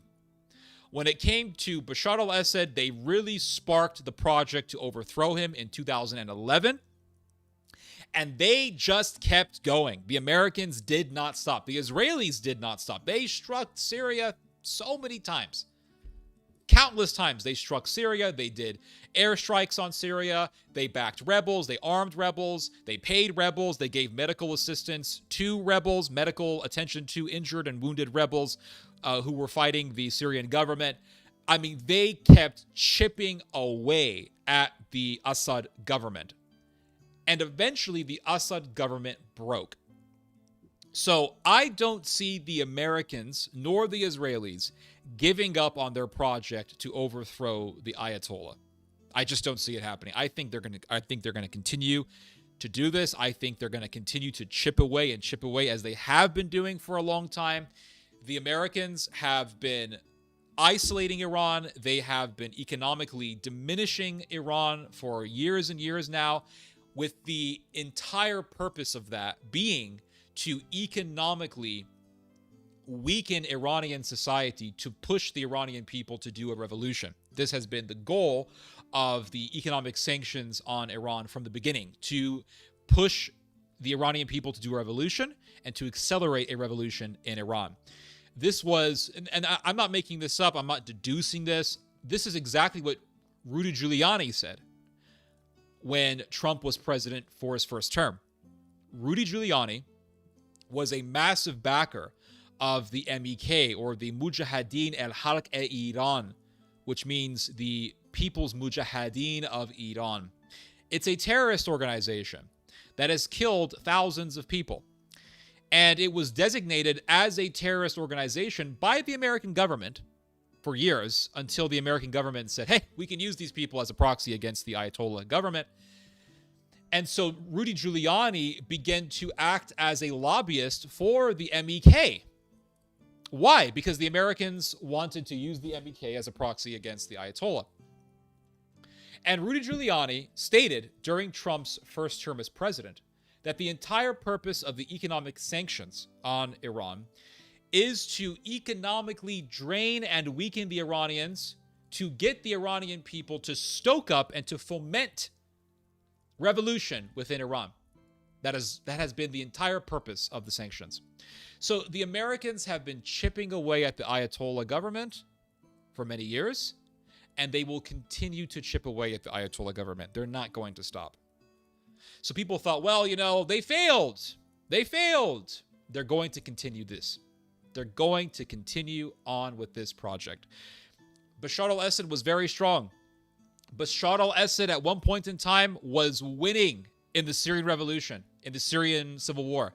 He was defeating the rebels. Bashar al-Assad was getting help from the Russians to crush the rebels. But eventually NATO won, and Bashar al-Assad was driven out of his own country. So they don't stop. The devil doesn't take breaks. They are going to continue on with this project to overthrow the Ayatollah, and they're not going to give up, just as they did not give up in their aspirations to overthrow the Assad government. It's not going to stop, guys. It's going to continue on.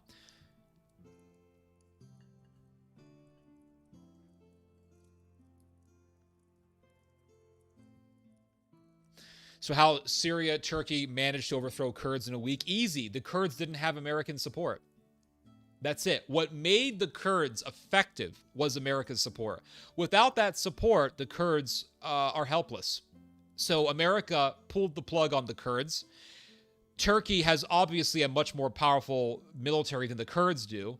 And so with the help of Turkish support, the Syrian rebel forces were able to defeat the Kurds and take entire swaths of territory from the SDF in northern Syria.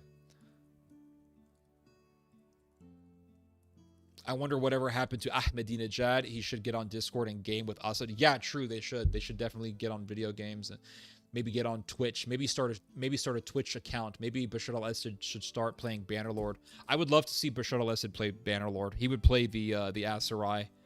Bashar al-Assad would definitely play the Asarai faction against what is it? The Northern Empire in Bannerlord. The Northern Empire is obviously NATO. Yeah, Bashar al-Assad should definitely get on Twitch. I would totally watch Bashar al-Assad play video games. Imagine Putin and Bashar al-Assad playing Bannerlord together. That would be epic. Absolutely epic. Let's see here. Actually, even before that, let's see. Helvetis.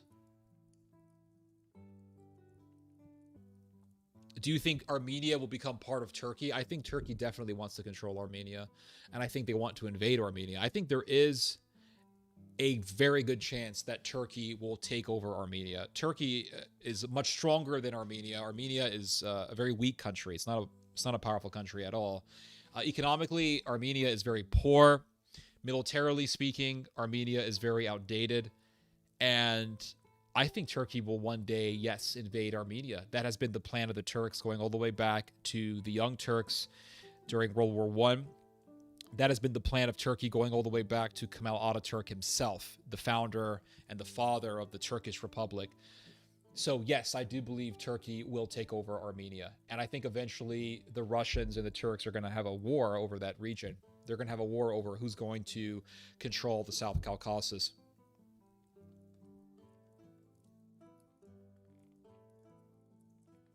Happy Friday. Appreciate that. Assad on Fortnite, yeah, Assad. But I think Assad does play video games. Look it up. He plays video games. I think he plays Call of Duty. I could be wrong. Let me see. What is Assad playing? Assad, video games. What's he playing? Exiled Syrian leader Bashar al-Assad spends his days gaming in Moscow. It doesn't say what games he's playing. But I'm thinking Call of Duty. I don't know. I could imagine Bashar al-Assad playing Bannerlord as the Asarai faction against the Northern Empire. I'm still playing Total War Medieval 2, which is a great game. And I love just pushing my little kingdom into absolute debt and just throwing armies everywhere. I love declaring war on bigger empires just to see what I can do. I love doing battles where I'm outnumbered and I try to use the terrain for strategy. It's a lot of fun, guys. It's addictive. I love it, man. I got to stay away from that game because every time I play Total War Medieval 2, I will play for hours, 3, 4, 5, 6 hours straight. And time goes by so fast when I'm playing that game. It's such a great game. Are Kurds fierce fighters, noble only with American directives and material? In what way were they able to shine? They are fierce fighters, but it's very difficult to maintain a serious military presence when you don't have an air force and you don't have a powerful military helping you out. So yes, you could be a fierce fighter, absolutely, and still lose because you don't have the required military capacity to actually maintain a serious presence in the area you want to control. So when the Kurds are up against Turkey, which is a pretty massive military power, the Kurds are going to lose. It's as simple as that. Like the stream, everyone. Yes, give the stream a like because it gets the algorithm to push the stream to more people. Just letting you guys know that. Let's see here. So how Syria, Turkey managed to overthrow Kurds in a week while Israel could not do that for the PAL. Palestinians are stubborn people, man. They're very stubborn. I know because, you know, listen, I don't speak Arabic. I don't walk around with a keffiyeh, but my father comes from the West Bank. So I have something of a familiarity with that culture. And I understand that it's a very stubborn culture.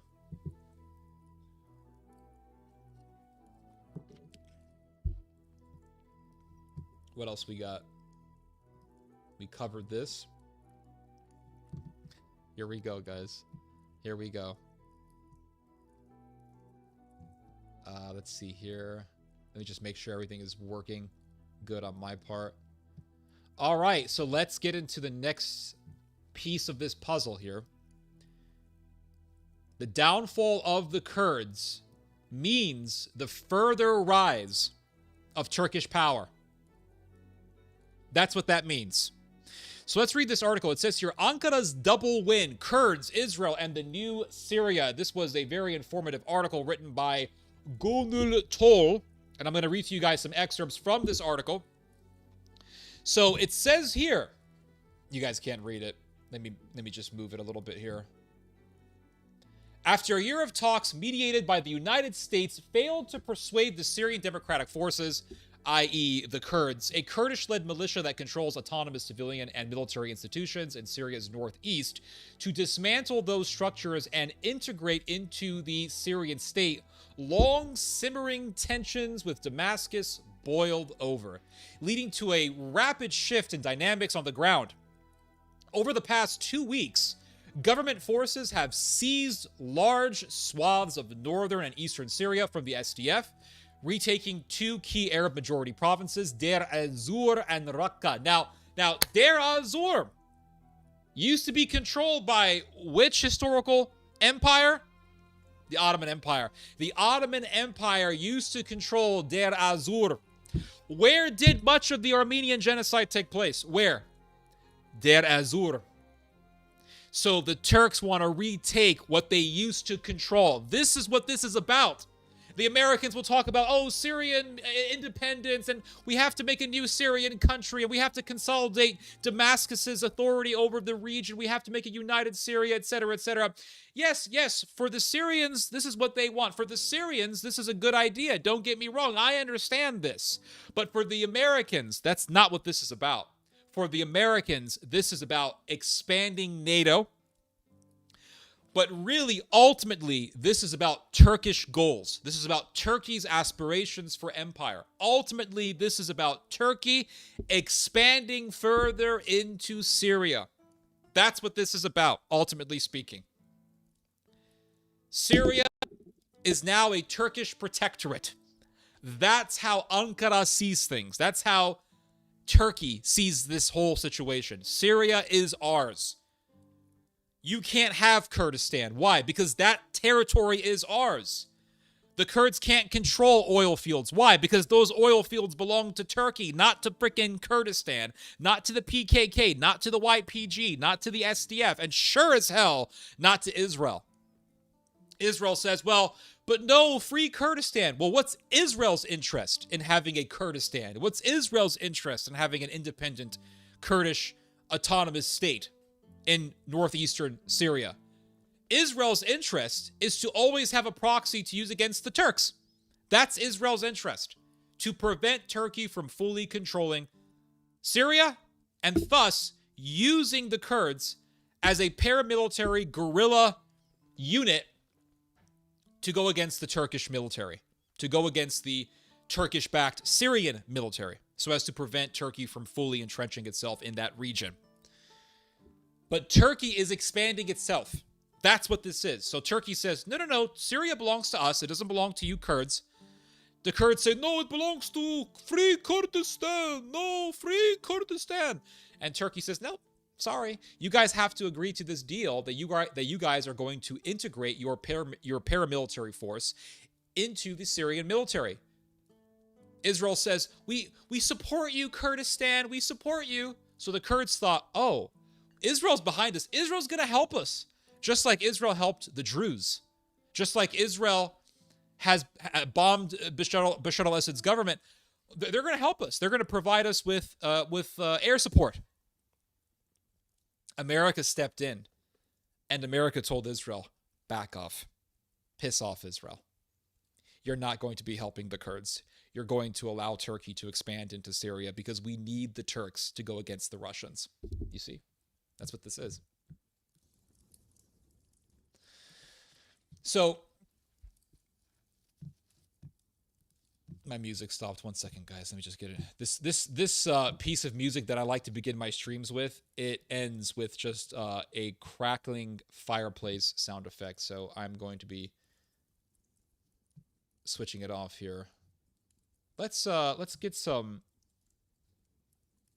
You know what? We're just gonna let it go. We're gonna let the music go. Who cares?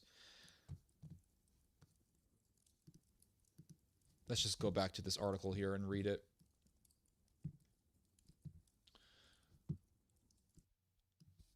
So, let's go back here.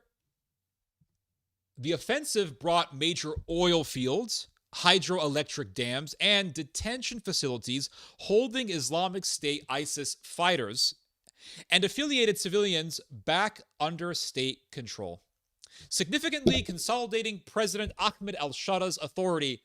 That's not the full story here. That's only half the truth. It not only consolidated President al-Shara's authority, but more so, ultimately, this has further consolidated Turkey's authority in Syria. That's what this is about. A 4-day ceasefire between the Syrian government and the SDF agreed on January 20th has been extended by 15 days, giving the group time to disarm and present a plan for integration, etc., etc. And it says here, or to resume fighting. Whether the truce holds or collapses will have major implications for neighboring Turkey, which has long-standing interest in Syria, but recent developments already point to a win for Ankara. Now, why do recent developments point to a win for Ankara? Because this is what America wants. Ultimately speaking, this is what America wants. Because America wants to use the Turks as a chess piece against the Russians and the Chinese. The Chinese have interests in the Middle East. They have interest in the Caspian Sea. They have interest in Iran. Because if you look at a map, you'll see China, and then you see Central Asia, Turkmenistan. From Turkmenistan, you're right into Iran. You're in the Middle East. China is not that far away from the Middle East. What's separating China from the Middle East is Central Asia. From Central Asia, you're right in the Middle East. And so China wants to use Iran as a trade route, as a transit point by which to do commerce. So China has very strong interest in the Middle East, but Turkey also has very strong interest in the Middle East because, well, it's a part of the Middle East, it's a part of the Near East, but it also wants to revive its empire. And Turkey, in wanting to revive empire, needs to have control over access ways into the Mediterranean because it needs to prevent Russia from having free movement into the Mediterranean so as to weaken its biggest rival. Turkey's biggest rival is not Israel. Israel is definitely Turkey's biggest rival in the Middle East. That's certainly true. But ultimately, Turkey's biggest rival is Russia. So Turkey wants to consolidate all of its power, all of its leverage in the Middle East. That means fully controlling Syria so as to cut Russia off from having access into the Mediterranean from Syria. Turkey also wants to control the trade routes in Iran. Because if you look at a map, you'll see the Caspian Sea, Iran, and from Iran, you go into the rest of the Middle East. You go into Iraq. But if Turkey can have serious leverage over the Iranians, then that would mean Turkey having unfettered access into Iran. From Iran, direct access into the Caspian Sea. From the Caspian Sea, direct access into Central Asia. From Central Asia, Turkey has direct access into the unlimited resources of Central Asia. We're talking uranium, we're talking oil, we're talking natural gas. So we're talking about some serious empire here. We're talking about a serious game of power. And so Ankara wants to have full control over the Middle East. By having full control over the Middle East, it has unfettered access into the Caspian Sea. It will have unfettered control over all the trade routes within Iran, connecting Iran to the Caspian Sea. And it will be able to fully use Iran as a transit point for all of the goods being transported from China and Central Asia. So we're talking about a serious game of power here. We're not talking about a small little geopolitical issue here. This goes beyond the Middle East. This is something that extends into Central Asia. It's something that extends into Europe. It's something that extends all the way to Russia. So it says here, from Turkey's perspective, post-Bashar al-Assad Syria presented two immediate challenges: Kurdish autonomy along its southern border and Israeli actions that Ankara believed undermined its goals. So what happened after Assad was overthrown? Israel didn't even wait. Israel immediately capitalized on the situation and entered southern Syria militarily. They invaded southern Syria and they put soldiers in southern Syria. And Israel said, we're going to stay here. We're staying here. We're going to park our military here. Why? To counter Turkey. Because the Israelis knew that the Turks would begin to further consolidate their power in Syria and really take over Damascus. And that's exactly what the Turks began to do. And so the Israelis begin to use the Druze as a proxy. They said, well, the Druze are being slaughtered. by the Syrian government, by the new revolutionary government of Syria. We have to go defend the Druze. So they used the plight of the Druze as a pretext to militarily enter Syria and to bomb Syria. And the Israelis began to use the plight of the Kurds. And when the Israelis began to do that, they passed a red line for the Turks. Because when it comes to conflict, the biggest conflict that Turkey has been in within recent decades has been its conflict with the PKK, which is a Kurdish separatist organization, paramilitary organization within Turkey. Turkey has been in this conflict for decades, and literally tens of thousands of people have been killed in the conflict between Kurdish separatists and the Turkish government. And so the Israelis began to back the Kurds in Syria. Why? As I've said already, to use the Kurds against the Turks and to use Kurdish paramilitary activities as a way to hinder Turkey's goal of fully controlling Syria. Because how can you control a country fully if you have this massive paramilitary organization with guns being used to do guerrilla tactics against you? It would totally be a monkey wrench against your aspirations, against your project of uniting the whole region. So, and then, of course, Israel began to bomb Syria.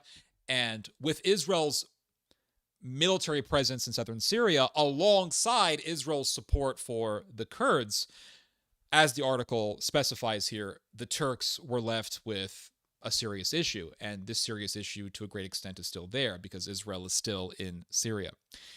So Turkey was now faced with two issues hindering its project to fully control Syria. You have the Kurds with their aspirations of a free Kurdistan, but then you have the Israelis with their aspirations of Jewish expansionism, with their aspirations of Greater Israel. So you have two forces here. You have the Greater Ottoman Project, which wants to see Turkish expansionism, and then you have the Greater Israel Project, which wants to see Jewish expansionism. And you can't have these two forces living in harmony with each other. Both of them they're both going to clash inevitably. And so Turkey said, okay, we have a Kurdish problem, which is being backed by our other problem, which is Israel. So we have a Kurdish problem, and we have an Israeli problem here. Well, the Israeli problem is obviously a bigger problem because Israel has a pretty powerful military, and Israel has been dominating the Middle East for decades. So the Turks have decided to deal with the weaker problem, the less powerful problem, which is the Kurdish problem. So what did Turkey do? They said, okay, America, you want us to control Syria? Yes, because you want to use us as a chess piece against the Russians? Yes. You want to use us to block the Russians from having access into the Mediterranean from Syria? Yes. Okay, well, if you want to see this massive Turkish Leviathan, then you have to do what we want here. We're going to have to remove this Kurdish problem. Now, the Turks have made this very clear. And a great example of this was when Sweden was being pushed to join NATO. When Sweden wanted to join NATO, really, I should say. I don't think Sweden, of course, wants to join NATO, but of course America wants Sweden to join NATO. But Sweden wanted to join NATO. And in order for a country to be included into NATO, all members of NATO have to agree for that country to be allowed to have membership in NATO. And so all of these NATO countries agreed except for Turkey. Turkey said, no, we don't want to allow for Sweden to have access into NATO. We don't want Sweden to be a member of NATO unless they stop supporting Kurdish separatists, because Sweden was backing the Kurdish separatist movement. So Turkey said, Sweden, if you want to have NATO membership, you're going to have to abandon your support for Kurdish separatists. And Sweden acquiesced. So the Kurdish issue is a big issue for the Turks, just given the fact that there is a massive Kurdish demographic within Turkey, and Turkey has been dealing with Kurdish separatists for decades. So it is a very big issue, and this is quite obvious. So Turkey said, okay, we have two issues. We have two obstacles in our project to control Syria and make Syria into a Turkish protectorate. We have the Kurdish issue, and we have the Israeli issue. So the Turks told the Americans, hey, if you want us to be a big empire, if you want to empower us here, you're going to have to get rid of this Kurdish problem. You're going to have to stop supporting the Kurds. Took a while for the Americans to finally get on board with what the Turks have wanted, but eventually the Americans did get on board. The Americans said, okay, Syrian military, you have the green light to go to war against the Kurds. Turkey, you have the green light to support the Syrian revolutionary military against the Kurds. Kurds, you're out of luck. We're not going to help you. And that enabled Turkey to remove the Kurdish problem. So now the Kurdish problem has been more or less dealt with. And there's going to be more than likely some more obstacles emanating from this Kurdish problem in the future, from the Kurdish situation in the future. But more or less, the Kurdish problem has been dealt with. So now there's the Israeli problem. That's the next obstacle here. And that's a much bigger obstacle than the Kurdish obstacle, because as I've said, Israel's got a pretty big military, powerful military. They got a lot of guns, they got a lot of weapons, they got a lot of missiles, they got a lot of advanced military technology. So now that the Kurdish issue has been more or less dealt with, now the Turks are going to have to intensify their focus on the Israeli issue, and they're going to have to further prioritize the Israeli issue. And this goes back to what I've been telling you guys for years now, and that is eventually, there's going to be a clash between the Turks and the Israelis. It's inevitable. And people say that I'm crazy, or they say that I'm wrong, they say that I'm just making stuff up. You guys don't know what you're talking about. I'll be very blunt. Because remember, the Turks told the Israelis and the Turks told the Kurds, listen, if the Kurdish issue is not solved, we're going to have to get involved militarily. If the Kurds don't agree with integrating themselves into the Syrian military, we're going to have to get involved militarily. The Turks made this promise, and the Turks carried out their promise, because the Kurds were playing hardball. The Kurds were not acquiescing to the demands of Turkey. The Kurds were not agreeing to integrate their paramilitary force into the Syrian armed forces. The Kurds were playing hardball. They were being very obstinate. Why? What gave the Kurds a sense of empowerment to resist Turkish demands?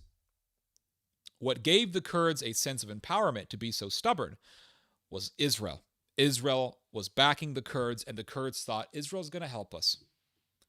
Well, they were wrong, because the Americans told the Israelis to stand down, to back off, and not help the Kurds. And the Americans threw the Kurds under the bus. After years and years of America standing with the Kurds against ISIS, and America using the Kurds against ISIS, America is like the genie in the movie Aladdin.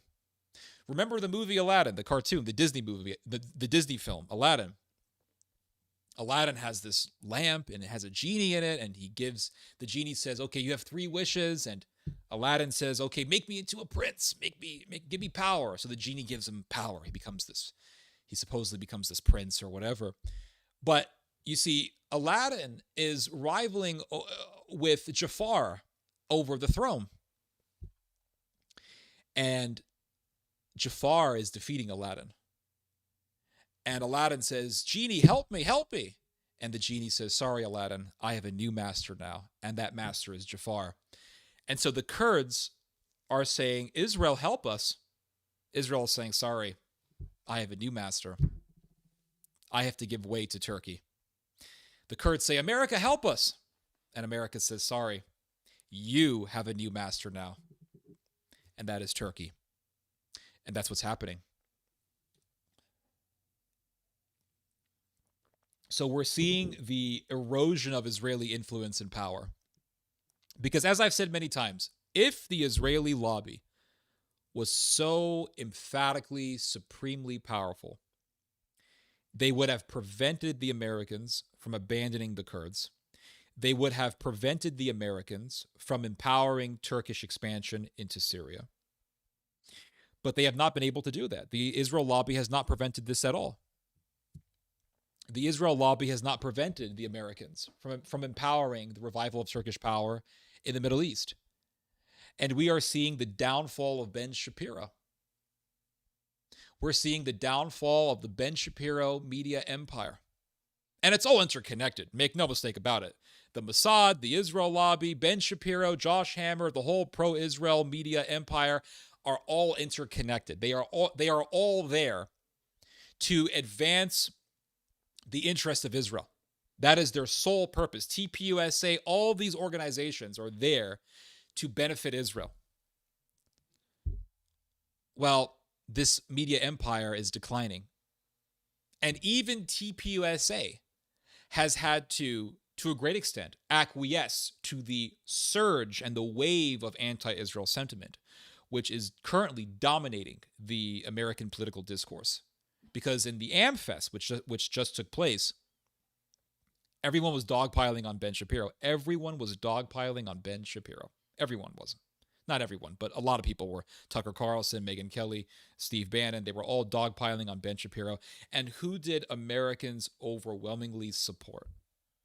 Ben Shapiro or the anti-Ben Shapiro? They were supporting the anti-Ben Shapiro. So the decline of the Israeli media empire coincides with the decline of Israel, because what keeps Israel afloat is America.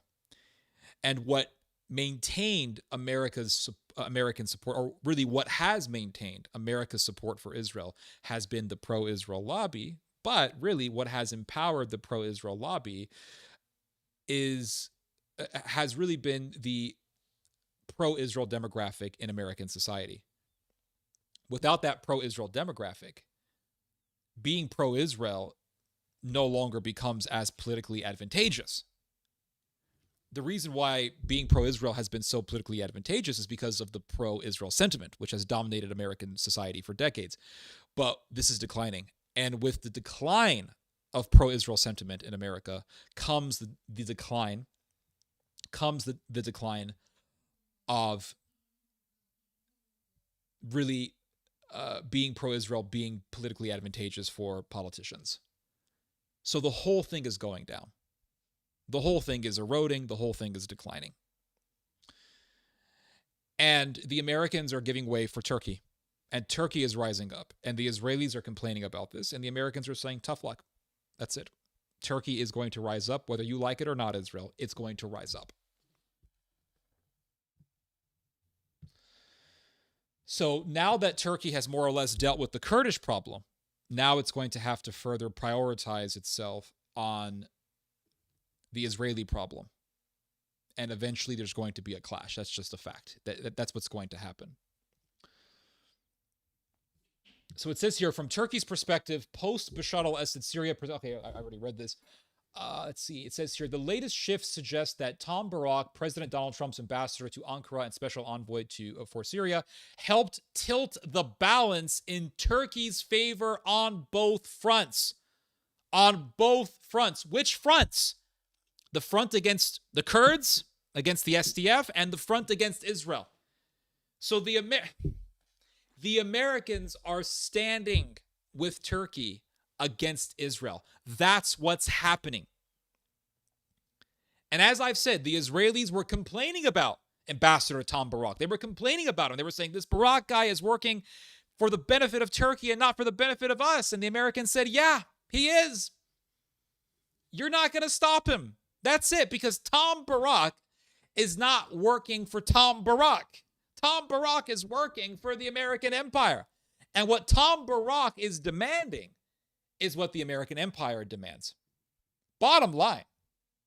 So what the American empire wants in this moment, at this time, is for Turkey to rise up so that the Americans can use the Turks against the Russians. You guys know this already. Ankara saw Israel's expanded military footprint in Syria after Assad's fall as an obstacle to achieving its objectives. Beyond concerns that Israeli operations were further destabilizing the country, Turkish officials worried that the continued presence of the Israel Defense Forces would reduce pressure on Syrian Kurds to compromise with Damascus. So the Turks were saying all these Israeli soldiers in Syria are giving this sense of empowerment to the Kurds to not acquiesce to our demands.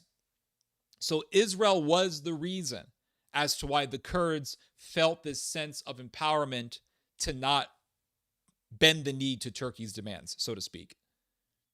So the Turks stepped in. They said, no, Israel, you're not going to stop us. You're not going to stop us from basically forcing the Kurds to acquiesce to our demands, to give in to our demands. We're going to militarily support the revolutionary Syrian armed forces to force the Kurds to give up their territory. And we're going to kill this whole dream of a free and independent Kurdistan.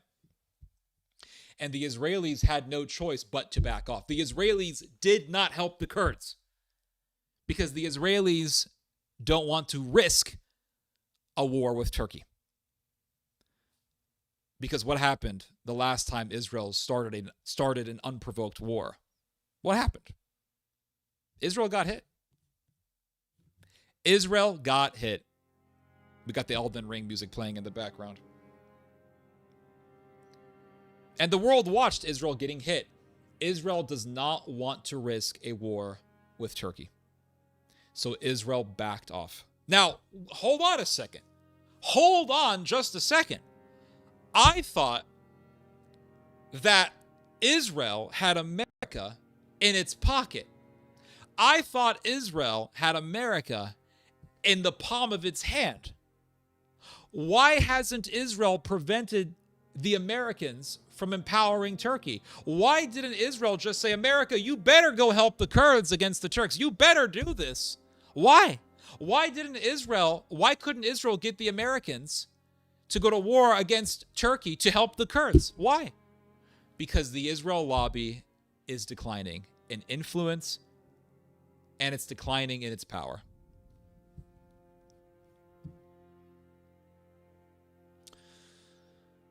So it says here, Turkish Foreign Minister Hakan Fidan repeatedly suggested that the SDF was stalling on implementing the agreement reached on March 10th, 2025, to integrate its forces into the Syrian National Army, believing Israel would back them, much as the Israeli government has supported the Druze in southern Syria. So the Kurds thought Israel's going to help us. They were wrong.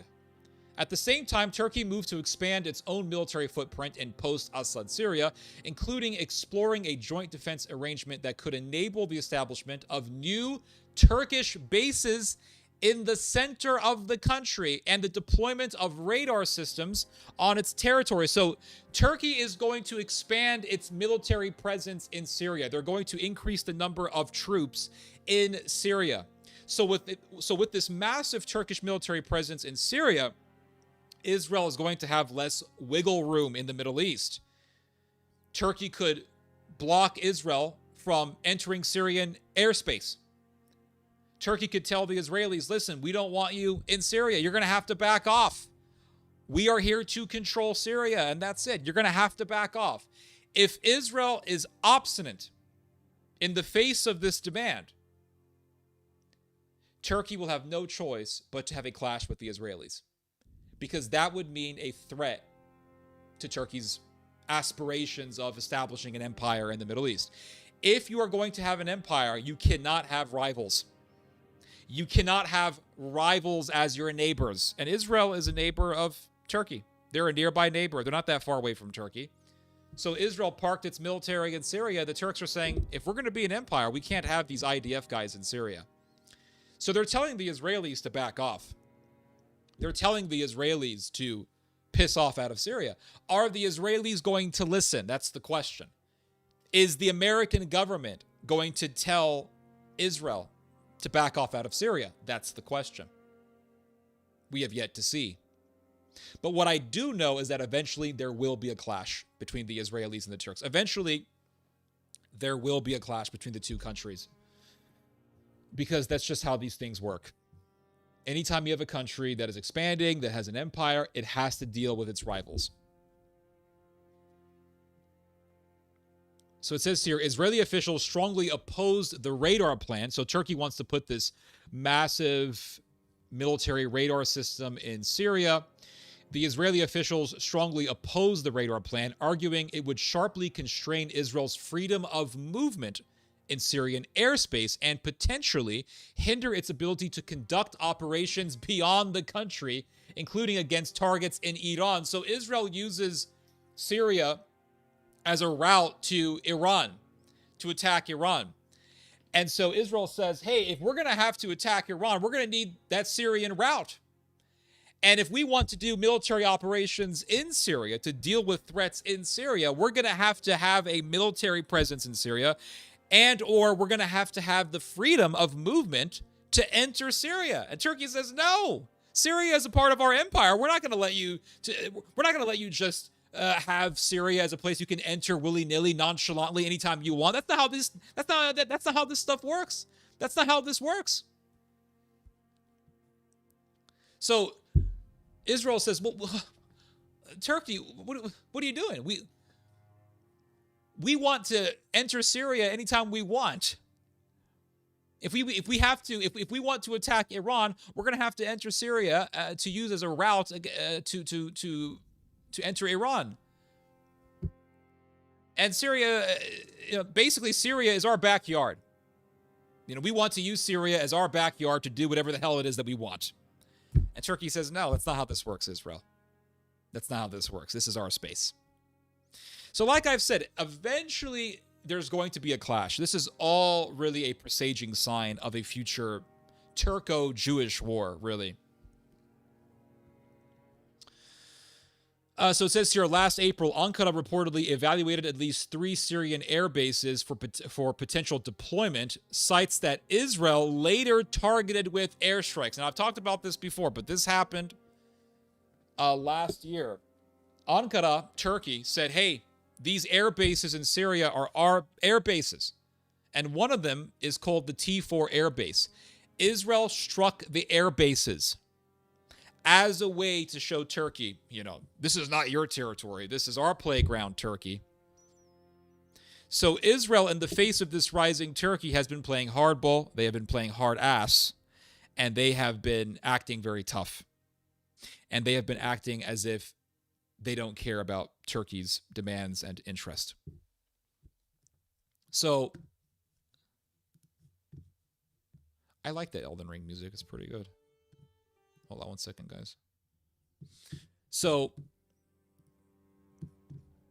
but you see, Israel felt very empowered to strike the air bases. Israel has felt very empowered to not respect Turkey. But what gives Israel this sense of empowerment? America. America gives Israel this sense of empowerment. So, what is America doing? America's telling Israel, listen, Turkey's going to rise up whether you like it or not. So you better get with the program. Israel doesn't like this. Israel's been complaining about this for months. America says we don't care. We don't give a damn. We're going to empower the rise of Turkey. So Israel is facing the reality that it's not in control. Israel is facing the reality that it's not going to be the dominant power any longer. It's going to have to face this rising Turkey, and it's going to have to really face the fact that Turkey is rising up. And Israel is going to act obstinate. Israel is going to play hardball. Israel is going to try to resist this rise of Turkish power. But America's already telling the Israelis, you're going to have to accept it. We're not going to stop Turkey from rising up. So eventually, Israel is going to face the reality that Israel is going to face a reality in which it's not going to be the dominant power in the Middle East. So what's going to happen? Israel and Turkey are going to fight over who's going to be the biggest power in the Middle East. That's what's going to happen. And America is just going to back off. When this happens, America is going to say, sorry, Israel. We're not going to help you. You wanted to start this war with Turkey because you want to use Syria as your backyard. You want to be the most dominant power in the Middle East. Well, we warned you. We told you to stop messing with Turkey. We told you to respect the demands of Turkey. And America is telling Israel to respect Turkey's demands. Remember what Donald Trump told Netanyahu. He said, Natan, you're going to have to be reasonable. He said this in public. He said this in front of all the media cameras. He said, Netanyahu, you're going to have to be reasonable when it comes to Turkey. In other words, respect Turkey's sphere of influence. Israel doesn't want to do that. So when push comes to shove and a clash does happen inevitably between Israel and Turkey, America is going to sit it out. America is going to say, we're not going to get involved. They're going to allow these two countries to kill each other. Because at this point, the anti-Israel sentiment will be so loud and so influential and will be so dominating over the American political discourse that it will be greatly and horrendously politically disadvantageous to militarily go to war directly for the sake of Israel. You know how people always say no wars for Israel, right? That's a very popular thing to say. No wars for Israel. When it comes to a war with Iran, that is seen as what? As a war for the sake of Israel. When it comes to war in Syria, in this case, in the past against Bashar al-Assad, that was seen as what? A war for Israel. When it comes to the Iraq war that took place, that was seen, and that is still seen, as a war that was done for Israel. And so since the idea of going to war for Israel's interest is so unpopular, and because the anti-Israel sentiment is growing by whole percentage points every month,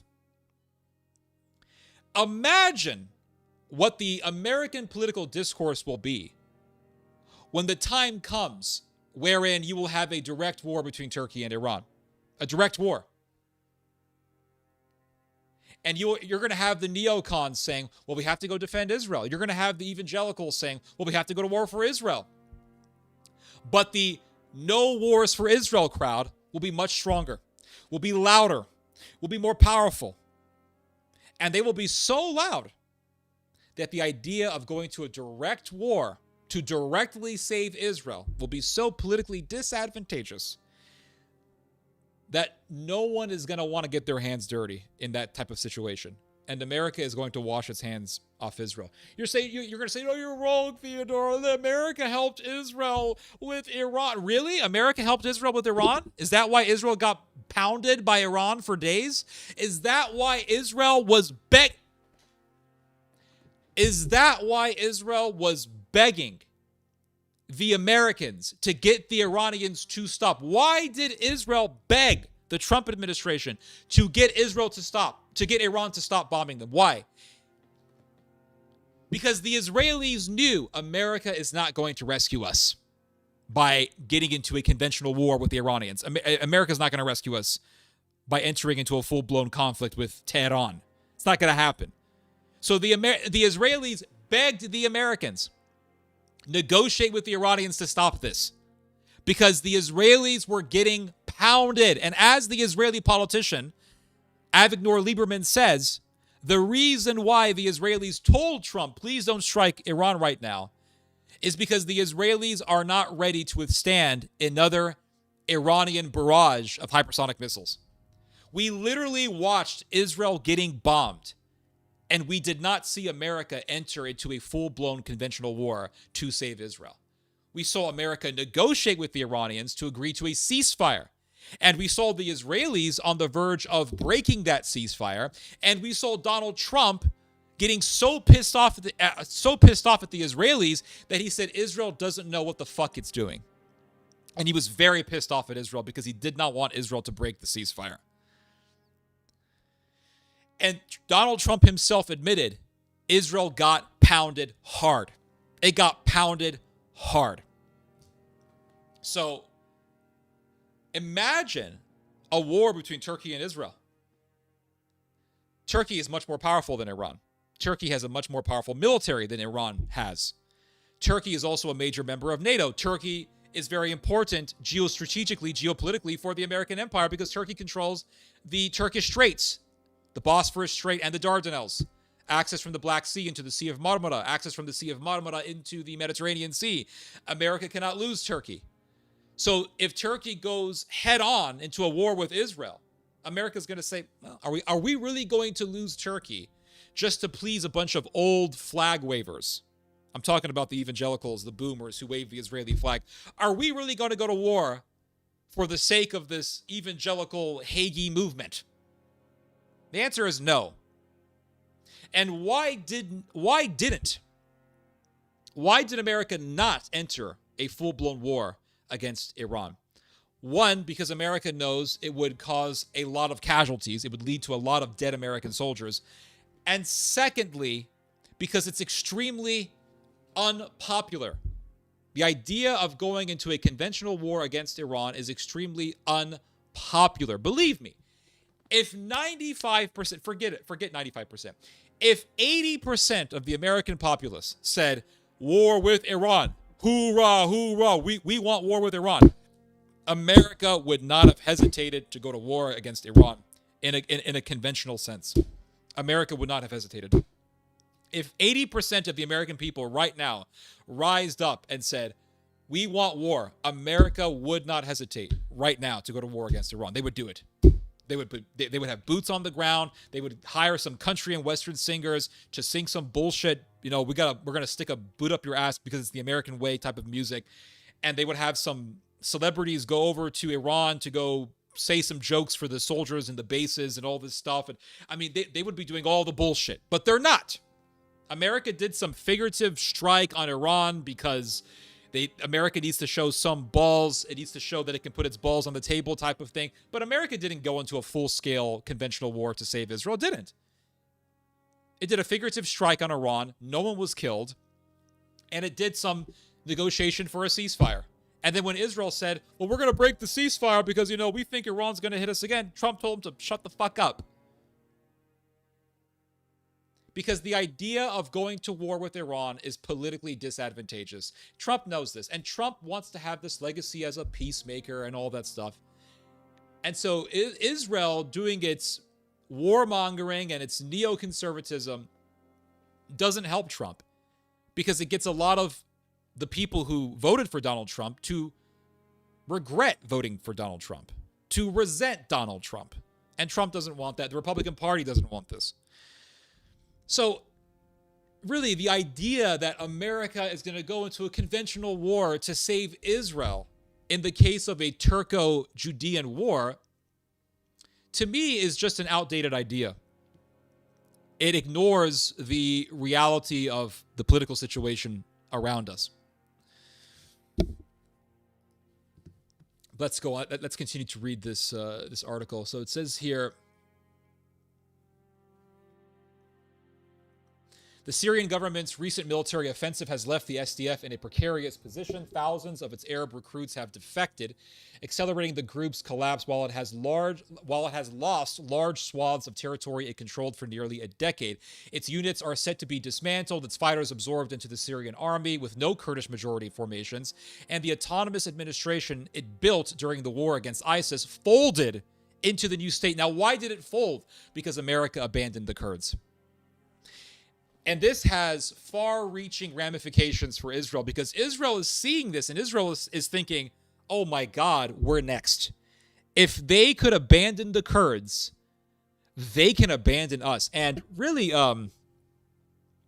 there's a political commentator. What's his name? He's an American Jewish guy. Oh, what's his name? I forgot his name, but he used to be big in American politics. What's his name? The guy with glasses, what's his name?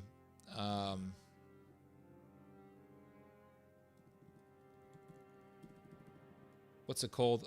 Political. He's part of the political realist group.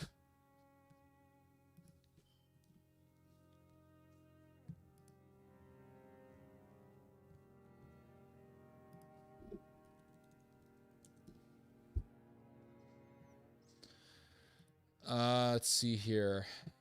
He's right up there with Mearsheimer.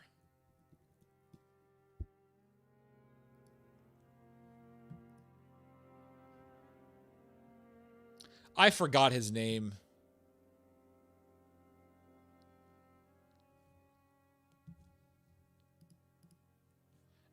Now I have to find his name because it's going to drive me crazy if I don't find his name. What's this guy's name? American Jewish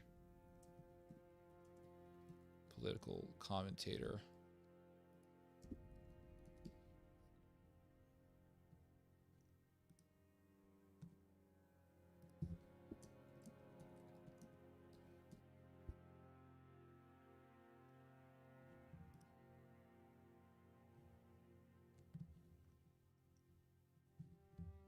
What's this guy's name? It's not Jeffrey Sachs. Yes.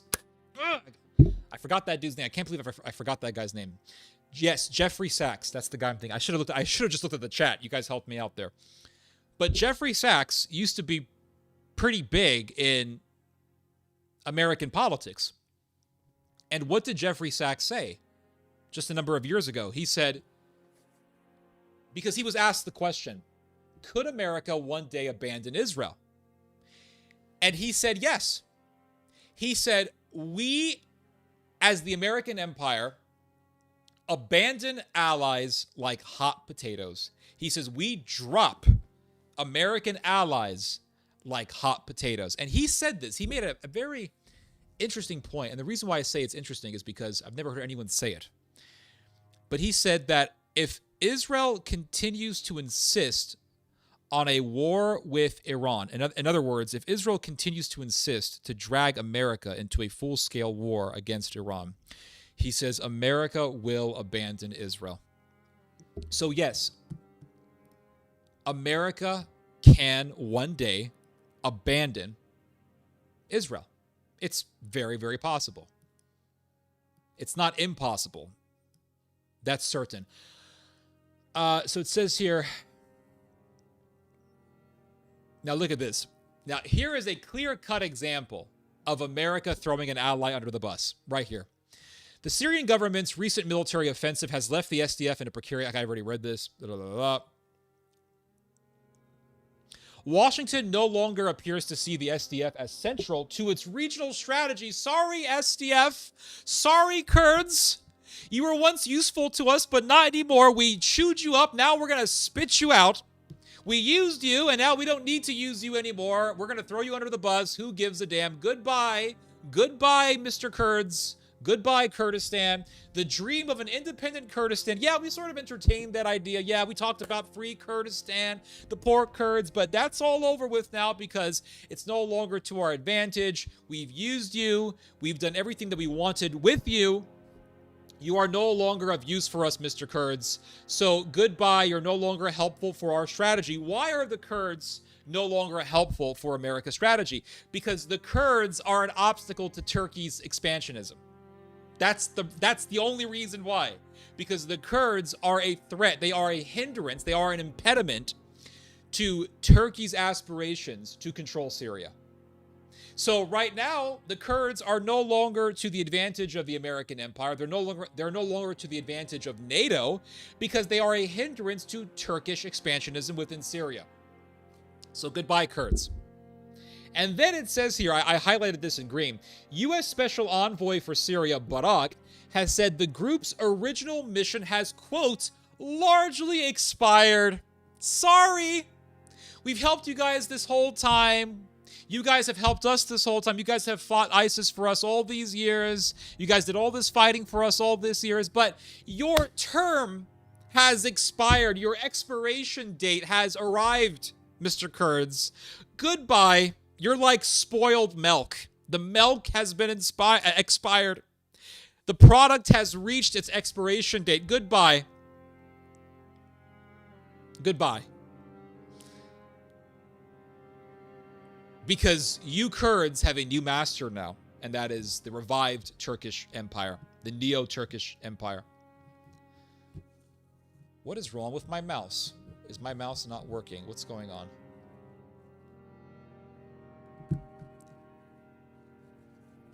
My mouse has decided to stop working, guys. Hold on 1 second. I have to connect it to the charger.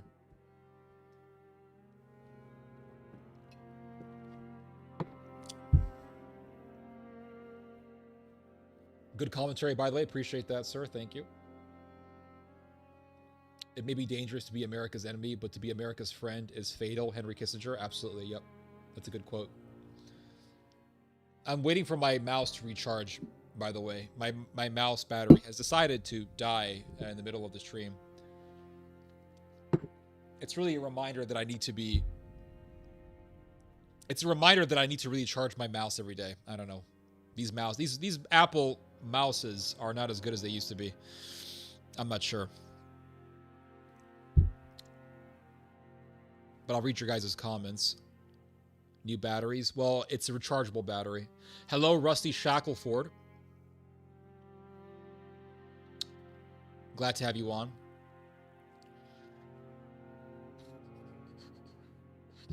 I think it's ready now. I think I can unplug it. We can go on. Yep. It needs more. It needs more time. Damn, this thing needs more time. This thing... I charged it for about... I don't know. A few minutes before the stream. That was deep. What was deep?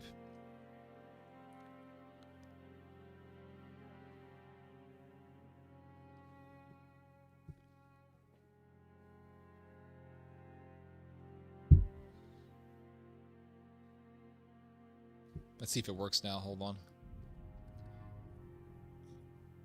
All right, it works now. Love the commentary. Appreciate that, Glay Davis. I know Israel is big right now, but anything new with Ukraine? They're still killing each other over a piece of territory roughly the size of Delaware, and it looks like Russia and Ukraine are getting close to coming to some sort of agreement. I'm not sure. So it says here, SDF figures the spoke... Oh, wait, hold on. I'm reading this in a very retarded fashion. So SDF figures the author meaning the guy who wrote this article. SDF figures the author spoke with nonetheless hoped that even the possibility of Israeli involvement... Get this, guys. Get this. Get a load of this. This really goes to show you not to trust the Israelis. This really goes to show that the Israelis are not as powerful as some people think they are. But it says here, SDF figures the author spoke with nonetheless hoped that even the possibility of Israeli involvement might deter a military campaign by the Syrian government and by Turkey-backed forces. So the guy who wrote this article, or the woman actually who wrote this article, spoke with actual SDF fighters. And these fighters told her, we thought Israel would have our backs. We thought Israel would help us out. We thought Israel was going to give us some sort of air support like they did for the Druze, but we were wrong. Yeah, and why didn't the Israelis help the Kurds? Why? Why? Because the Americans told the Israelis to back off and to make way for Turkey. Because this expansionism by the Syrian rebel government is at the end of the day, the expansion of Turkey in Syria. This is Turkey further taking control of Syria. That's what this is. Turkish expansionism within Syria. And the Israelis thought, well, we can help the Kurds. And the Americans told the Israelis, no, the hell you ain't. The hell you are not. You're not going to help the Kurds. Back off, Israel. And Israel had no choice but to back off. And the Israelis, like I've said, don't want to risk a war with Turkey because Israel doesn't want to have to deal with something worse than it dealt with last year with the Iranian barrage of missile strikes against Tel Aviv and against other parts of Israel. So we're seeing it right before our eyes. The erosion of Jewish power in the Middle East. We're seeing it. We're seeing it going down. We're seeing it declining. We're seeing it make way for the Neo-Ottoman Empire.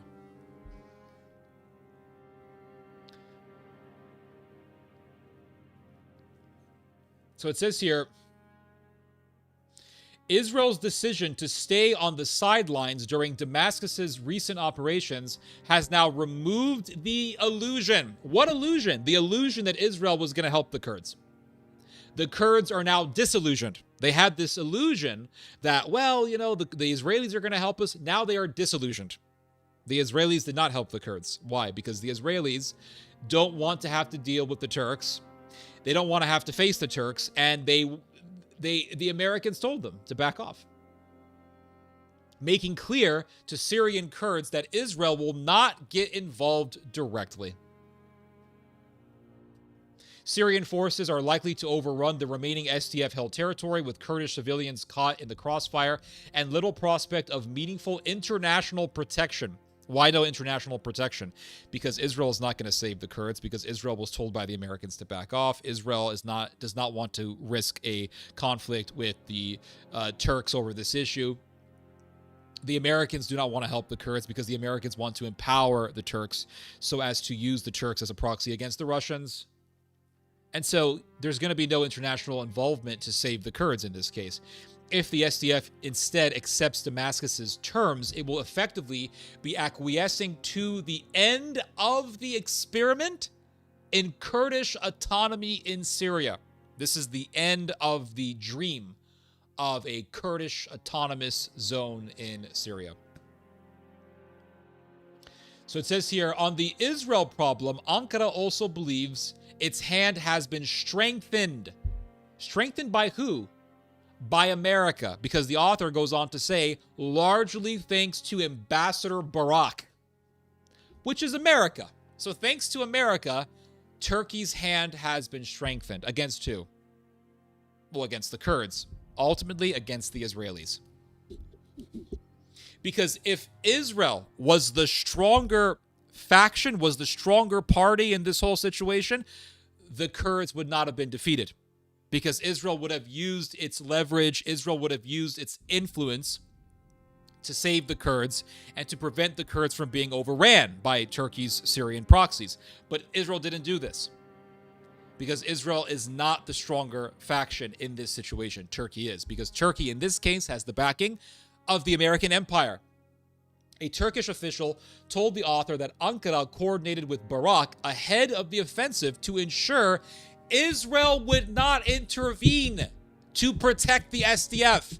So Turkey met up with the Americans. Ankara met with Washington. And Ankara told Washington, make damn well sure that the Israelis are not going to get in our way, that the Israelis are not going to impede our operation to expand into Syria. And the Americans made sure of it. They made sure to prevent the Israelis from impeding the Turks. So the whole Israeli media empire, the whole lobby, the whole empire with the lobby and the military and its influence is going down. The fact that Shapiro is declining tremendously. The fact that the Daily Wire is crashing. The fact that no one likes Josh Hammer. The fact that the pro-Israel position is right now the minority position. The fact that the majority of Americans, at least 59% as of October of last year, do not support Israel. The fact that right now it is politically disadvantageous to go to war for Israel. All show that Israel is going down. The fact that Netanyahu is now openly saying we need to become independent of American power. We need to start working in the next 10 years to weaning ourselves off of America's financial support, because Israel sees the writing on the wall.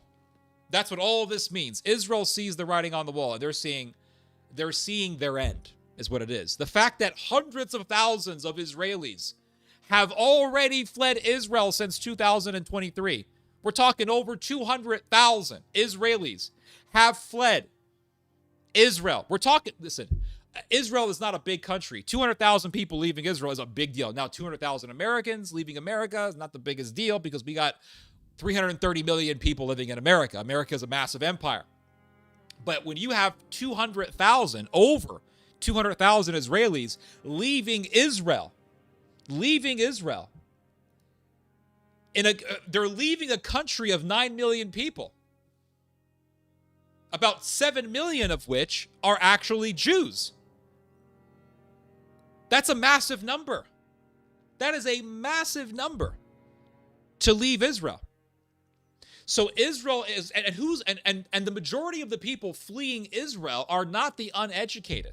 The overwhelming majority of the people fleeing Israel are the educated. They're part of the educated class. They're part of the intelligentsia. They're part of the medical world. They're part of the tech world. They're fleeing Israel. Why? Because the intelligent people see the writing on the wall. So people are fleeing Israel by massive numbers. Americans are saying we want no more foreign policy in favor of Israel. We want to abandon Israel. Netanyahu is saying we have to get ourselves off of being dependent on America's aid. They're seeing how America is empowering the Turks against their interest. They're seeing America telling them, back off. Don't stand in the way of Turkey. Don't hinder Turkey's expansionism within Syria. And they're having to back off. They're seeing all of these things taking place. And what are they actually gazing upon? They are gazing upon their end. That's it. Because what has been the backbone of Israel has been the United States. But what has been the backbone of American support for Israel has been the pro-Israel sentiment within American society. But that is going down precipitously. That is going down tremendously. So the Israelis see the writing on the wall. You see? That's what's happening. So it says here, Turkish officials believe that with Shara and Turkey gaining ground and Washington seemingly aligned, Israel may find it harder to resist U.S. pressure to compromise. The Americans are telling the Israelis to give way to the Sultan, to give way to the Sultanate of the Neo-Ottoman Empire. If Israeli forces withdraw, scrutiny will inevitably shift to Turkey's tens of thousands of troops inside Syria. If Israel stays, Damascus may feel more exposed and therefore more inclined to deepen cooperation with Turkey. So Israel is screwed either way. If Israel keeps its military parked in Syria, Damascus will only further deepen its ties with Turkey. Because Damascus will say, Israel is not leaving our country. Israel is a massive threat to us. They're going to bomb us. They're going to airstrike us. We have to deepen our security ties with Turkey. That is going to further empower the Turks. That is going to further greenlight the Turks to deploy more troops into Syria, thus widening Turkey's military presence in Syria, and thus increasing the massive Turkish military presence next to Israel's border, because Syria is bordered with Israel. So that would mean a much larger Turkish military presence being right next to Israel, and Israel having to face that. So that would mean intensifying the Turkish threat against Israel. If Israel withdraws from Syria and leaves Syria, that would incentivize the Turks to pour in literally tens of thousands of soldiers into Syria. And thus, the Turkish military presence is still going to be very massive right next to Israel's border. So either way, Israel is screwed in this whole situation.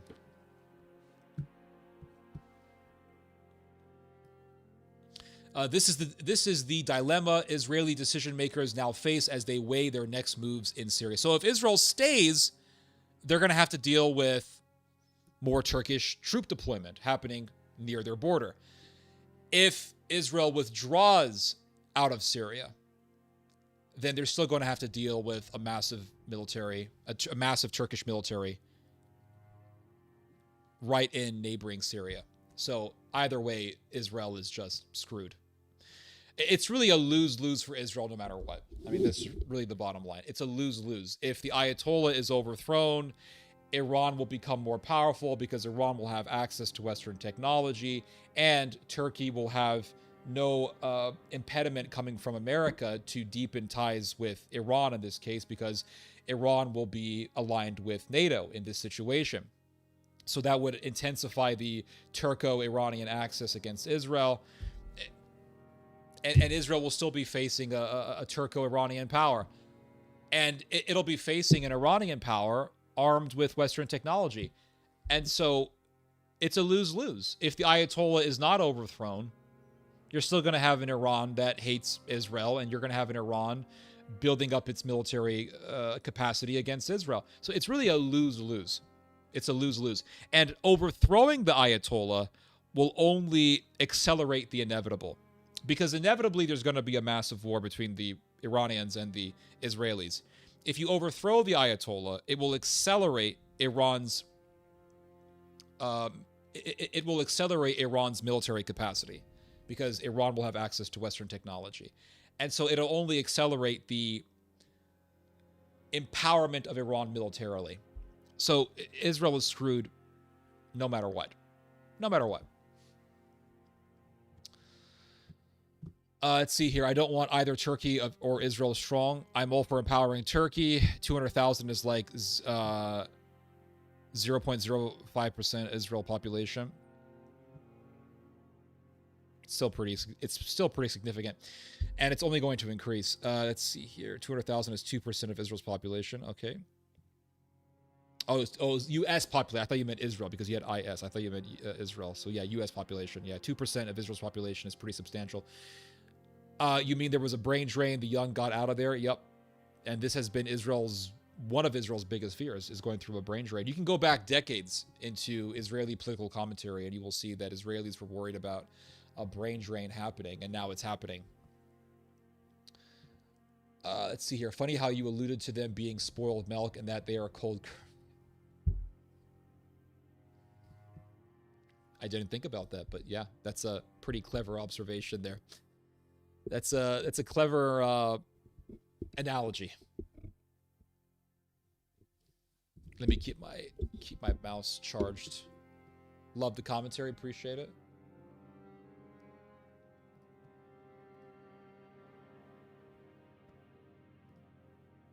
So we read this article.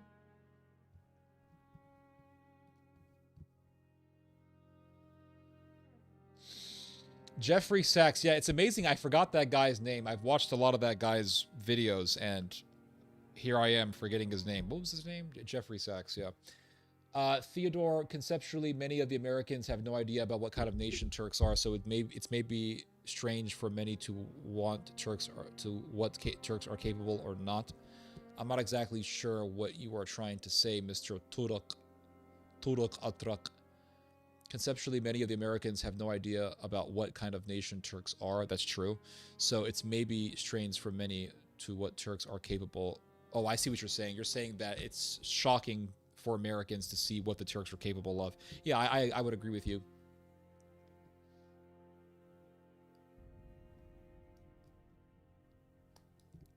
Let's see here. Mark Levine, Dennis Prager, Michael Savage, all those people. Even Michael Savage has been somewhat critical of Israel. Even Michael Savage has been somewhat disturbed by what Israel has done to Gaza. But Mark Levine and Dennis Prager are they're just completely beyond any sort of reconciliation. They're completely beyond any sort of correction. God bless you. God bless your stream and your family. Appreciate that. Alex Manulilov.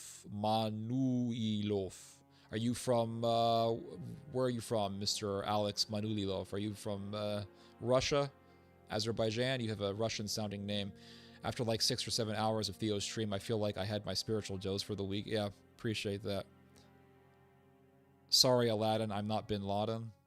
Theo is the Ben Shapiro anti-Venom. Yep, appreciate that, sir. Theo's the only one I can really watch for hours. That means a lot, sir. I really thank you for that, Mr. Western Rebel. You're right, Theo's stream is like spiritual therapy. Appreciate that, sir. I mean, that means a lot.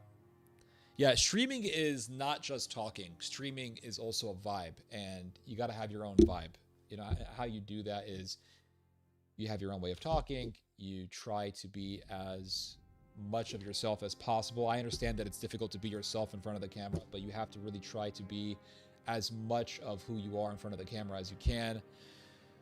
You have to be relaxed to stream. That can be difficult. And you also, I think you have to have music. I think music is really helpful for streaming. I think it helps the streamer because music helps us really engage our brains, but I think it also helps the listeners as well, because it just it conveys a certain vibe, and the music matches the feeling or the vibe of the subject matter. And so right now we're dealing with a very dark subject matter. We're talking about war, we're talking about death, and it's a very dark and very gloomy and doomerish topic. And so the music that I'm listening to right now, which comes from the Elden Ring OST, which is really good, by the way, really fits this mood. It really fits this subject. The Middle East is like the Balkans. Yeah, very similar. Let's see here. Thank God I needed this therapy session. Well, that's what I'm here for, Mr. Take It or Leave It Reviews. I'm glad that you're watching me. Hello, Dinaz. Dina AAZ or Dina AZ. Get your masks and filters ready. London's going to get it. Oh, boy. No war. Yeah, I'm with you on that one. Erdogan is a two-headed snake. He's definitely an evil person. Iran, Iraq, what's the difference? Relax, guy. Let's see here. Do you have subscriptions? I have a subscription button. And if you want to subscribe, I encourage you to do so. Click on that subscribe button, guys. It definitely helps the stream. And it definitely gets the algorithm to spread the stream to more people. Want to hear that Turkic accent? Yeah. Kurds, the descendants of the Medes, the Turks, and Syrians want to do you know what? Turkiye. Learn some Spanish from your mom. Smash that like button, guys. Yep, definitely smash that like button, guys. It gets the algorithm to spread this stream to more people. Yes, for music. Yep. Music, thumbs up. Absolutely. Hello, Theo. How are you doing, man? Hope you had a good day. I'm doing good, sir. I'm just enjoying and vibing with this stream. So I'm enjoying myself. Savage is actually critical of his kind. Savage has been very critical of the Jews. Yes, it's true. And he is Jewish himself. And I remember a couple of years ago, Michael Savage saying, this is too much. He was talking in regards to the slaughterhouse of Gaza, and he said, this is too much. Israel has become a Leviathan. So I definitely respected Michael Savage for that, because he's been very, very pro-Israel, but it really went to show that even someone as pro-Israel as Michael Savage can see the light. But I would say that people like Dennis Prager or Mark Levine or Ben Shapiro are too deep into the Zionist cult to actually see the light. It's just sad that there isn't really a nation that is a good guy. We are far from the age of kings and heroes. Anyone remember music recommendations? Yep, I do. I remember. Good times. Good times. Let's see here.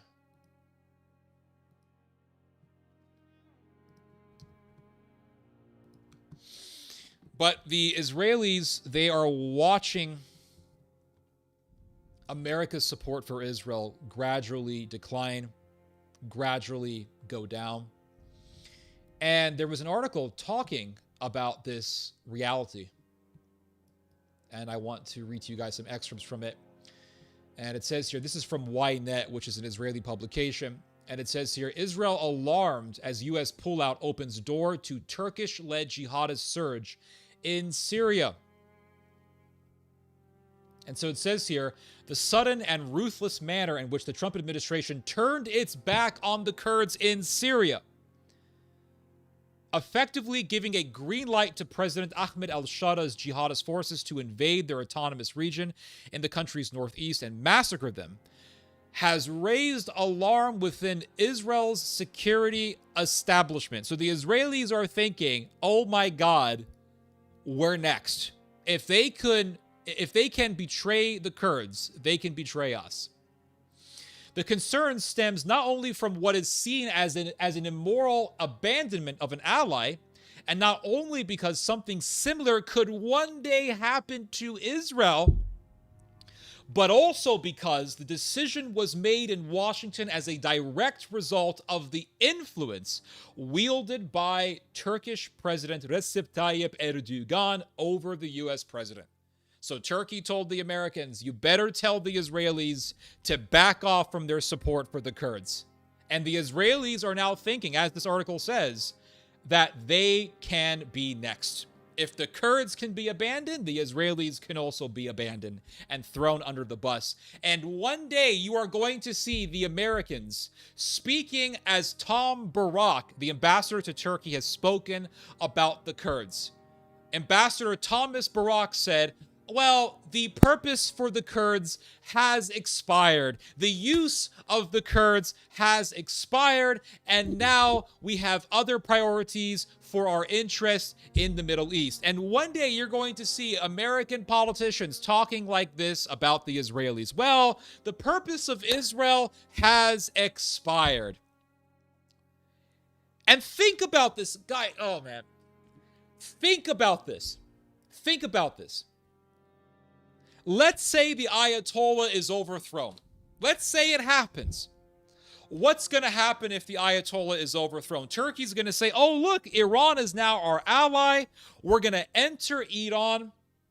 We're going to build some sort of a buffer zone on the Iranian-Turkish border. We're going to expand a little bit into Iran. We're going to put some Turkish troops in Iran to, prevent Iranian refugees from flooding us like the Syrian refugees did. And that's all going to be a ruse. It's all going to be just a pretext by which to justify and greenlight Turkish military expansionism into Iran.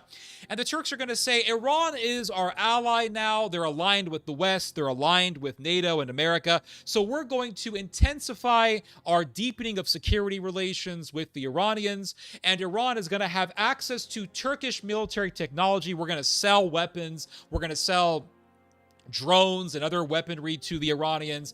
Iran will become more powerful because in this case it will have NATO military technology. The Germans will get involved, and the Germans will say, well, we're going to sell our stuff to the Iranians. The French will get involved because the French have a history with the Iranians. So do the Germans. Go look up the history between Germany and Iran. In fact, you can go back to even before the rise of the Third Reich, and there was an interest between the Iranians and the Germans. When the Germans were under Hitler, there was definitely a lot of Iranians who were pro-Hitler. And the Shah of Iran, before he was overthrown, was a pretty big fan of Adolf Hitler and the Third Reich. So there's definitely a history there. So the Germans will get involved, the French will get involved, and they'll say, well, we can sell our weapons, sell our stuff to the Iranians, make a bunch of money, make some really big arms deals with the Iranians, because now the Iranians are aligned with NATO. And so the Iranians are going to say, wow, look, we're more powerful now. We're more strong now. We're economically thriving. We're economically much better than we were before the revolution that overthrew the Ayatollah. And the Israelis are going to say, oh, wait a second. The Turks are now intensifying their access with the Iranians. The Iranians now have access to Western military technology and NATO military technology. Turkey is now more powerful now because now the alliance between Turkey and Iran has been deepened and has been amplified. So now Turkey has this unfettered access into Iran and can now use Iran without any sort of fetters, without any sort of impediments, as an access route into the Caspian Sea, and really as an not to the Caspian Sea, but also to not just the Caspian Sea, but also a direct land route into Central Asia. And now Turkey is using Iran as this land route to directly connect itself to Central Asia to establish this Turkic confederacy led by Ankara. So now you're going to have Turkmenistan, Uzbekistan, Kazakhstan deepening its ties with Turkey now that Iran is a direct route between Turkey and Central Asia. So now you have this massive Turkish-led pan-Turkic confederacy / union. Now Turkey is massively more powerful, and now Turkey is an even bigger threat against us. America, help us. America, do something about this. And America's going to say, wait a second. Wait just a damn New York minute, Mr. Israel. Iran is now on our side. We can use this massive Turco-Iranian Central Asian axis against Russia because Central Asia borders with Russia, Kazakhstan borders with Russia. And in this case, you're going to have this pan-Turkic NATO, which will have Kazakhstan being under the influence of Ankara. Kazakhstan shares a massive border with Russia. Go look at a map. It shares a massive border with Russia. So the Americans are going to be looking at this not with sadness, but with glee and with ecstasy and exuberance. They're going to say, wait a second now. We got this whole Iran thing in the palm of our hands. We can now use Iran as a weapon against Russia's south, because Iran lies right next to Azerbaijan, which borders with southern Russia. So, and Azerbaijan is already part of NATO. So the Americans are going to be thinking, we can use Iran to go against the Russians in the south. We have now this massive Turko-Iranian Central Asian Turkic confederacy that we can use against the Chinese and the Russians, because both Russia and China border with Central Asia. Israel, we don't need you anymore. The reason why we needed Israel was to use Israel as a proxy against Iran.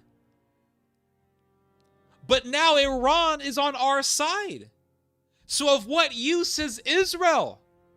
We now have something bigger than Israel. We have Turkey and Iran and all of Central Asia on our side that we can use against the Chinese and the Russians. And now the American empire is now even more powerful. And now we got a direct trade route from Central Asia through the Caspian Sea into Azerbaijan, through Armenia, into Turkey, from Turkey into the rest of Europe, from Turkey into the Balkans, into Central Europe, into Northern and Western Europe. We don't need you, Israel. I think Israel has reached its expiration date. I can see the Americans speaking this way. For how long did we hear about the glory of the Kurds? Oh, the Kurds, they're our friends. Free Kurdistan. Give independence to the Kurds. Free Kurdistan. Oh, the Kurds this, the Kurds that, the Kurds, oh, YPG, oh, the Kurds. And what did Tom Barak just say? The ambassador to Turkey. What did he say? Kurds, I'm so sorry. You have reached your expiration date. Yes, you have fought and died fighting ISIS, but you have reached your expiration date. We saw the videos of Kurds being butchered. Yes, we saw the picture of a Kurdish YPG female fighter decapitated. It's all very tragic and sad, and we're so sorry that you went through all of that horror. You went through so much for America, but you have reached your expiration date. You have expired like milk. And now we see the Kurds as literal Kurds in expired milk, to use the analogy. And so if you have the Ayatollah overthrown, you're going to have an Iran aligned with NATO. You're going to have a deeper Turco-Iranian access. Turkey will have direct access into Central Asia. Turkey will be more enabled to fully unite Central Asia under its own power, under its own influence. That will help further bring Central Asia under the thumb and under the influence of NATO. And so NATO is going to look at this whole situation and think, wait a second, through Turkey, we have control over Central Asia. Through Turkey, we now have unfettered access to tap into the unlimited resources of Central Asia. We're talking natural gas, oil, uranium. And with Iran on our side, we can use Iran to go against Russia's stomach, because Iran is right on Russia's underbelly. We can use Iran as a proxy to go against Russia's stomach now. And Turkey hates you, Israel. And here's the thing. And this is what, it really boggles my mind that I don't hear anyone bringing this up. But Iranians hate Israelis. And I'm not talking about just the Ayatollahs. I'm talking about Iranian society in general does not like Israelis. I don't mean Jews, because Iran has the second biggest Jewish population in all the Middle East after Israel. But Iran doesn't like Israelis. And it doesn't matter if it's secular Iranians or religious Iranians, Islamist Iranians, they don't like Israel. They don't. Sure, yes, they're using support from Israel, but you know what? Hamas got support from Israel, and Hamas attacked Israel later on. So the Iranians don't like Israel. And so you have these brain-dead Los Angeles Jews. That's what they are. I mean, they're, you got these American Jews, they live in LA, they live the high life, or they live in Miami. They go to the clubs, they go drink martinis, they live the high life. They live the Kardashian lifestyle. Spoiled brats. and they live in LA or Miami. They love the lifestyle in these cities. And they're doing lobbying work for the Americans. And they work with the Iranians. They work with the Pahlavi, Reza Pahlavi Shah Iranians from Iran. You know, the Iranian diaspora. And the Iranian diaspora, oh my God. I knew it was going to be a good stream. I woke up this morning and I said, it's going to be a good day. I felt it. It's going to be a good day. We're going to have a good stream. You have these Iranian diaspora people living in LA, living in Miami. They are no different from the Israelis. They have the same mentality as the Israelis. You talk to the fanatical, hardline Israelis, you talk to the Iranian diaspora people, they're the same. Culturally, very similar. Temperament-wise, very similar. Mentality-wise, very similar. They even look similar. Sometimes I can't tell the difference between an Israeli and a member of the Iranian diaspora in Los Angeles. So you have these Iranian diaspora members in America living the high life. They're living in LA. Listen, there's hundreds of thousands of pro-Shah Iranians living in Los Angeles. I'm not joking. Go look it up. There's like 600,000 pro-Shah Iranians, I think, alone living in LA. I mean, hot damn, that's a country. All right, that's a small country unto itself.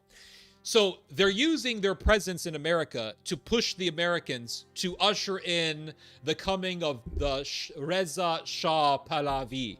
Now you have the son of the Shah. So Iran used to be under the Shah. America overthrew him. Let's be real. Who overthrew the Shah of Iran? Who overthrew him? Who overthrew the Pahlavi? It was America. Jimmy Carter, the Carter administration. I don't know if it was Jimmy Carter. People say they blame it on Carter. I'm not sure if it was Carter. I think it was forces outside of Carter's control. Because there's a cable that you can read from Jimmy Carter in which Jimmy Carter is saying, listen, don't bring the Shah to New York City for cancer treatment because that's going to get the fanatics in Iran. That's going to get the fanatics in Iran to then say that the Shah being in New York City is a sign that the Shah is in cahoots with the Americans, and that's going to foment a revolution. And the people who wanted the Shah to come to New York City told Jimmy Carter, we don't give a shit. We're going to bring the Shah in anyway. They knew damn well what it was going to trigger by bringing the Shah into New York City. They did it anyway. They brought the Shah to New York City for cancer treatment, and the revolution sparked in Iran. And you had the Ayatollahs in Iran saying, look, the Shah is in New York City. He's in cahoots with the Americans. Ah, ha, ha. Down with the Pahlavi. So there was a revolution. Shah got overthrown. You guys know the story. The Ayatollah Shiites took over, okay? The 12th Imamists, they took over Iran. So you had this massive diaspora from Iran, and most of them came to live in LA. That's where most of them live. The hive mind for the Iranian diaspora is Los Angeles. So the son of the Shah, he lives in Los Angeles, and he lives the high life. He lives the Kim Kardashian life in Los Angeles, and he's pushing violence from Los Angeles. He is. He's telling the Iranians from Los Angeles to kill police officers, do terrorism, do what you want, kill people, do violence, do bloodshed, spread blood, slaughter people, do what you have to do to start this revolution. And you have these diaspora Iranians saying, oh, the Shah, Reza Shah is coming. Reza Shah is going to take over Iran. Reza Shah is going to take over Iran. You guys do realize that the Shah was overthrown. You guys realize that, right? That's like saying the son of Bashar al-Assad is going to rule over Syria. You guys realize that a lot of people in Syria didn't like Assad. There's a reason why he was eventually overthrown, because enough people in Syria did not like Assad enough. They didn't like Assad to the point where he got overthrown. He got pushed out. Yes, America helped, but those people still accepted American help, if you know what I mean. So you guys realize that, and by you, I mean all these pro-Israel people, you guys do realize that the Shah was overthrown.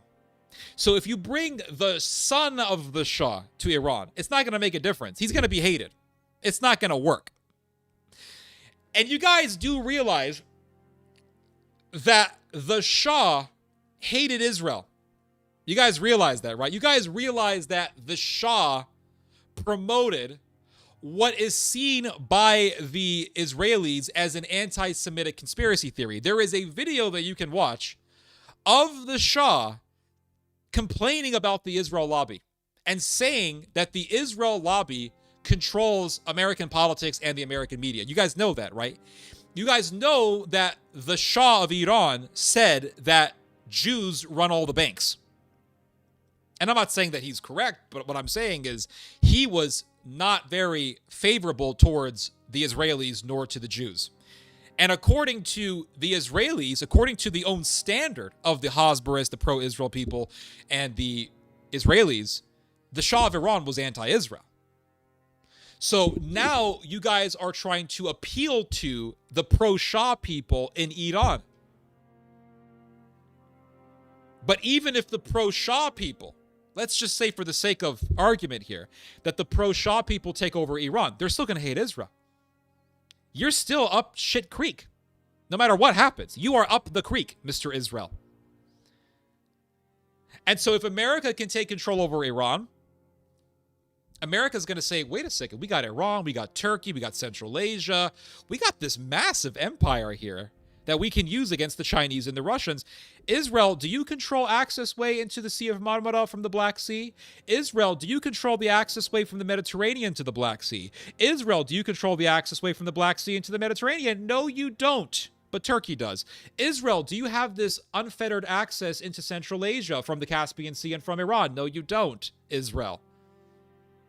What you have is a bunch of old boomers waving your flag. So Turkey is obviously a lot more useful for NATO than Israel is. So I think in the future, you're going to hear American politicians speaking similarly to how Tom Barak has spoken in regards to the Kurds. You have expired. Your purpose has expired. And when the clash happens, because Turkey will eventually see an opportunity to really show itself against the Israelis. They're going to say, the Turks are going to say, listen, the American support for Israel has declined tremendously. They're not going to save Israel. This is the time. And if the Israelis don't get the hell out of don't get the hell out of Syria, there's going to be a clash. And Turkey's going to say, we have no choice but to have a clash with Israel. And the Americans are going to say, we're not going to help you, Israel, because we can't afford to lose Turkey. So really, really, if you want to accelerate the end of Israel, overthrow the Ayatollah. You'll accelerate the end of Israel that way. Because at least with the Ayatollahist Iran, Israel has more of a purpose for the American empire because they're being used by the Americans to go against the Iranians. If Iran is no longer aligned with Russia and is aligned with NATO, the Americans are going to say, okay, Israel, you're not really much of a tool for us. I mean, what good are you? You're a pain in the ass. You never listen to us. You never really do what we tell you to do. We told you to stop slaughtering all these Palestinians. You continue to do it all the time. You're ruining our relations with the Saudis and the UAE and Qatar. You're just a bunch of fucking assholes, to be frank. You don't know what the fuck you're doing, to quote Donald Trump. So the only reason why we put up with you is because of Iran. So Iran is on our side. So really, it's like that scene from Office Space where the two consultants are doing a job interview. They're interrogating this employee who they're thinking about firing, and they're saying, okay, so why should we allow you to work here? Why should you keep your job? Well, I go to the customer and I speak to the customer. So you speak to the customer. Yeah, well, I don't really speak to the customer directly. I tell my secretary what to tell the customer. So you don't speak to the customer. You tell your secretary to speak to the customer. So what good are you? Well, because I work as a middleman between the customer and the company, because the executives in the company aren't really good with people. I have people skills, damn it. You have people skills, but you don't talk to the customers. So what exactly do you do? I have people skills, damn it. All right, you're fired. I mean, I'm telling you guys. We are every year that goes by, we're seeing the further end of this thing that we call Israel. And is it not fascinating? Is it not fascinating that we are seeing a rhyming of history here? to the extent of what happened with the Khazarian Empire. Now, you see, the first massive Jewish empire after the destruction of the Second Temple was the Khazarian Empire. Now, the Khazarians were not entirely ethnically Jewish, but what happened was a bunch of Hebrews after the diaspora went to the Caucasus and they went to Ukraine. And they converted a whole bunch of people to Judaism. And the people that they converted were Turkic people called Khazarians. The Khazarians were a very fierce, ruthless, violent, vicious people, perfect for Judaism. And so these people converted to Judaism, and they controlled the Caucasus region, North and South Caucasus, and they also controlled entire swaths of Ukraine. They were very powerful. And they had a military that was very, very powerful. They had a military that was very powerful. And so because they controlled southern Russia and entire swaths of Ukraine, they also dominated the trade routes between Russia and the Byzantine Empire. Because if you look at a map, you'll see you got Turkey. Turkey was the center of the Byzantine Empire because that's where Constantinople was. Now it's Istanbul. And so Turkey sticks out like this. It sticks out into the Mediterranean and to the Aegean. And then you have Turkey here. This is the base of Turkey. It borders with Iran. And then in the north, you have the Caucasus. And then further north, you have, well, really, you have Russia right there. The Russians were up here. The Byzantine Empire wanted to better trade relations with the Russians. But the problem was that the Khazarian Empire was controlling the trade routes between the Byzantine Empire and the Russians. And they charged massive tariffs on any sort of commercial goods, on any sort of trade that was being done by the Byzantine Empire. Really, anyone for that matter that wanted to trade and their commercial merchandise had to go through Khazaria, they had to deal with the massive tariff. So the Khazarian Empire got a lot of wealth from this. Now, initially, the Byzantine Empire saw a purpose for the Khazarian Empire. And that purpose was to be a proxy against the Sassanid Persians or the Sassanid Iranians. And the Sassanids were a very powerful Iranian empire that was a massive enemy, a massive threat to Byzantium. There were many wars between the Roman Empire and the Sassanid Iranians, and a lot of fierce battles took place. So the Byzantines said, well, because Khazaria is not too far away from Iran, I mean, it's right there on the Caspian Sea where Iran lies, we can use the Khazarians against the Sassanids. So they used the Khazarians as a proxy against the Sassanid Iranians, much like how the Americans use Israel, the current Jewish state, as a proxy against the Iranians. But what happened? Eventually, the Khazarians got a little too powerful. Byzantium was tired of dealing with the tariffs on trade, and the Byzantine Empire wanted to deepen relations with the Russians, and Khazaria was an impediment to that. So eventually what the Byzantines did was they began to use the Alans, who were another Indo-Iranian people, as a proxy against the Khazarians. And the Alans fought against the Khazarians at the behest of the Byzantine Empire. But eventually what happened was the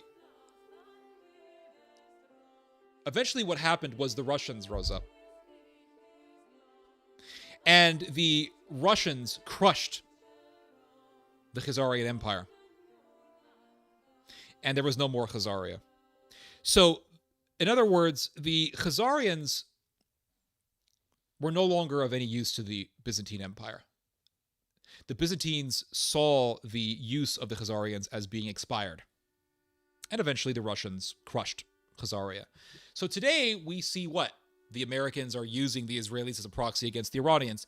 Well, what happens when Iran is no longer a threat to America or to America's interests? What happens when Iran is aligned with the West? America is going to say, well,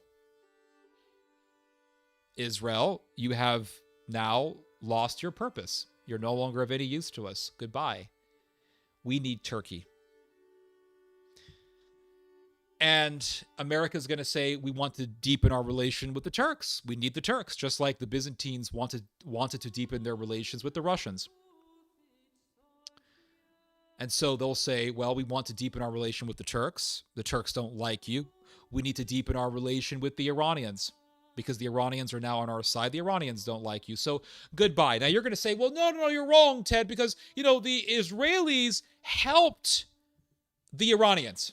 And the Israelis are currently helping the Iranians. But the Israelis helped the Syrians. Did they not? The Israelis helped the Syrians overthrow Bashar al-Assad. And what is happening in Syria right now? The Syrians are working with the Turks against Israel, regardless of the fact that Israel helped the Syrians. So right now, the Israelis are helping the Iranian rebels. If they manage to overthrow the Ayatollahs, Iran will simply deepen its ties with the Turks against Israel, regardless of the help that Israel is currently giving to the Iranian rebels. So it's not going to help Israel in the long run. Israel overthrowing Bashar al-Assad simply empowered Turkey to deepen its ties in Syria and to entrench itself and to expand itself within Syria. The same thing can be said for Iran. If the Iranian regime is overthrown, it'll give the green light for Turkey to rise within Iran, and it'll give the green light for Turkey to intensify its military relation with the Turks.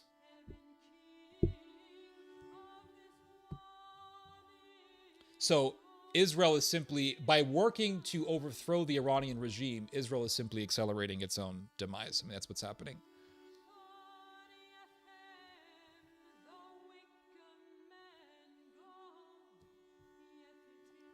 So I'll continue to read this. So it says here, Tom Barak, Trump's ambassador to Turkey and personal envoy to Syria, was the key facilitator and executor of this shameful move. Remember, this is from Ynet. This is an Israeli publication.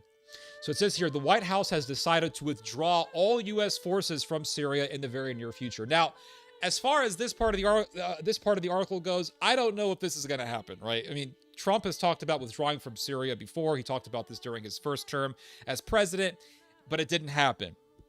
So, is this going to happen? I don't know. Now, is it likely to happen? Yes. It is likely that eventually America will pull out of Syria. Because America can say, listen, Turkey's got it handled. Turkey has got Syria handled. And remember, what was one of the things that was stipulated for America to withdraw out of Syria? It was for the Kurds to integrate themselves into the Syrian military. It was for the SDF, the Syrian Democratic Forces, which is really the YPG, to agree to integrate itself with the Syrian military. And just recently, the SDF has agreed with the Syrian government to integrate itself into the Syrian military. So Turkey is saying, okay, the SDF has now agreed to integrate itself into the Syrian military. They are no longer a threat to our aspirations to control Syria. And we can handle ISIS. America, you have used the Kurds to fight ISIS. We're here now. The Kurds have agreed to integrate themselves into the Syrian military. Syria is now further united. And we're going to handle ISIS. America, you don't have to be here anymore. And America could withdraw out of Syria. Now, if America does withdraw out of Syria, of course, and this is going to mean the further rise of Turkish power, and it's going to mean Israel getting closer and closer to its end, because it would mean America saying, Israel, we're not going to really be here to help you. We're going to empower the Turks. We know that you're terrified of the Turks, but we don't really give a shit. We know that there could be a war between you and Turkey, but we really don't care. That's your problem now. Goodbye. That's what that will mean. That's the message that will be conveyed in such a situation. So it says here, this is not the first time Trump has sought to pull U.S. forces out of Syria. It also happened during his first term as president when Israel intervened and partially prevented the move. The rationale behind this shift, as outlined in the Pentagon's recently released National Defense Strategy document, is that America's regional allies will assume a larger and more active role in defending their own interests against the hostile intentions of Iran and its proxies. So, I've talked about this before, but what did Donald Trump say, or what did the Trump administration say in its most recent foreign policy document? They said that America wants to work with countries that desire to revive their former glory. Which countries right now want to bring back their former glory? Turkey and Germany. These are two countries that are aligned with the West, and they are really the two most powerful countries that are currently aligned with the West. And they both want to revive their former glories. The Germans want to revive their power in Europe. They want to control Europe. The Americans want this to happen. And the Turks want to revive their Ottoman Empire. And so the Americans have said, we want to work with these countries.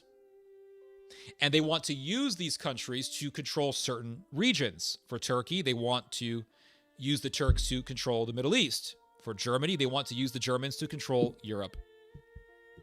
So this is the reason why the Americans are greenlighting both the Germans and the Turks to accelerate their military revivals.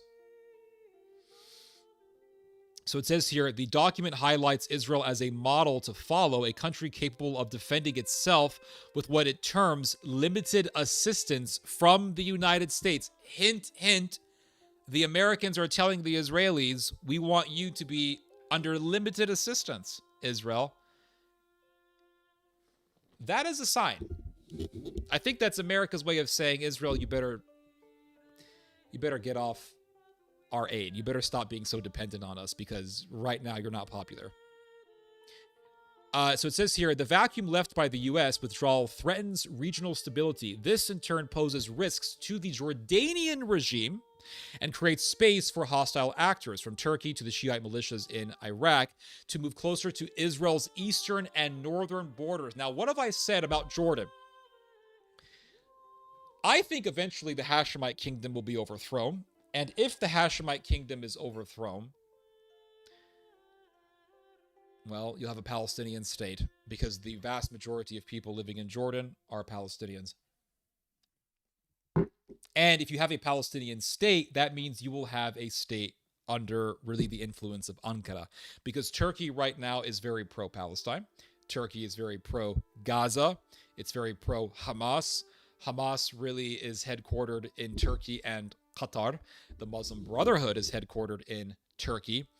Turkey is the state for the Muslim Brotherhood. So if the Hashemite kingdom is overthrown, right now the Hashemite kingdom is friendly with Israel. They help Israel. In fact, when Iran was striking Israel, the Jordanians allowed for Israel to use Jordan as a route from which to go into Iran's airspace. So right now, Jordan is an ally of Israel. If the Hashemite kingdom is overthrown and the king and his family are pushed out or whatever, even killed, hopefully not, the Palestinians will fully take over Jordan. And the Palestinians will establish really a Palestinian state, effectively. And so you will have a massive Palestinian state next to Israel. Turkey will most definitely entrench itself into Jordan, and Turkey will begin to pull Jordan into its sphere of influence. And Turkey will have yet another country on Israel's border. And Turkey will expand itself further right smack next to Israel. And remember, if Jordan becomes a protectorate of Neo-Ottoman power, the Iranian-Turkish axis will still be there. And Jordan is a direct route into Israel from Iraq. Because if you look at a map, you'll have Israel, Jordan, Iraq. Right next to Iraq, you have Iran. And Iraq is effectively under the influence of Iran because the majority of people who live in Iraq are Shiites. So the Iranians could then use Iraq as an access route directly into Jordan. And from Jordan, they can directly access Israel. And Israel will be further screwed. Because right now, Jordan is being used by Israel as a bulwark against the Iranians. If the Hashemite kingdom is overthrown, Israel will lose that defense. Israel will lose that bulwark, and Iran will have direct access to strike at Israel from Jordan. And if it wants to invade Israel, it will be able to do so directly from Jordan, because it'll just go to Iraq, from Iraq to Jordan, from Jordan, you're in Israel. So, yeah, if this instability in the Middle East further intensifies, it could have a ripple effect into Jordan and could lead to the overthrowing of the Hashemite kingdom, which will inevitably lead to Israel being further isolated. So it says here, Israeli defense and policy officials are also troubled by the growing influence of Turkey and Qatar over the White House. This trend, they believe, stems from close personal ties and shared business interests between their leaders and Trump and his inner circle. As a result, the Israeli government... What the hell happened? What just happened? Why is this happening? Hold up. Wait a second. Where did I leave off here?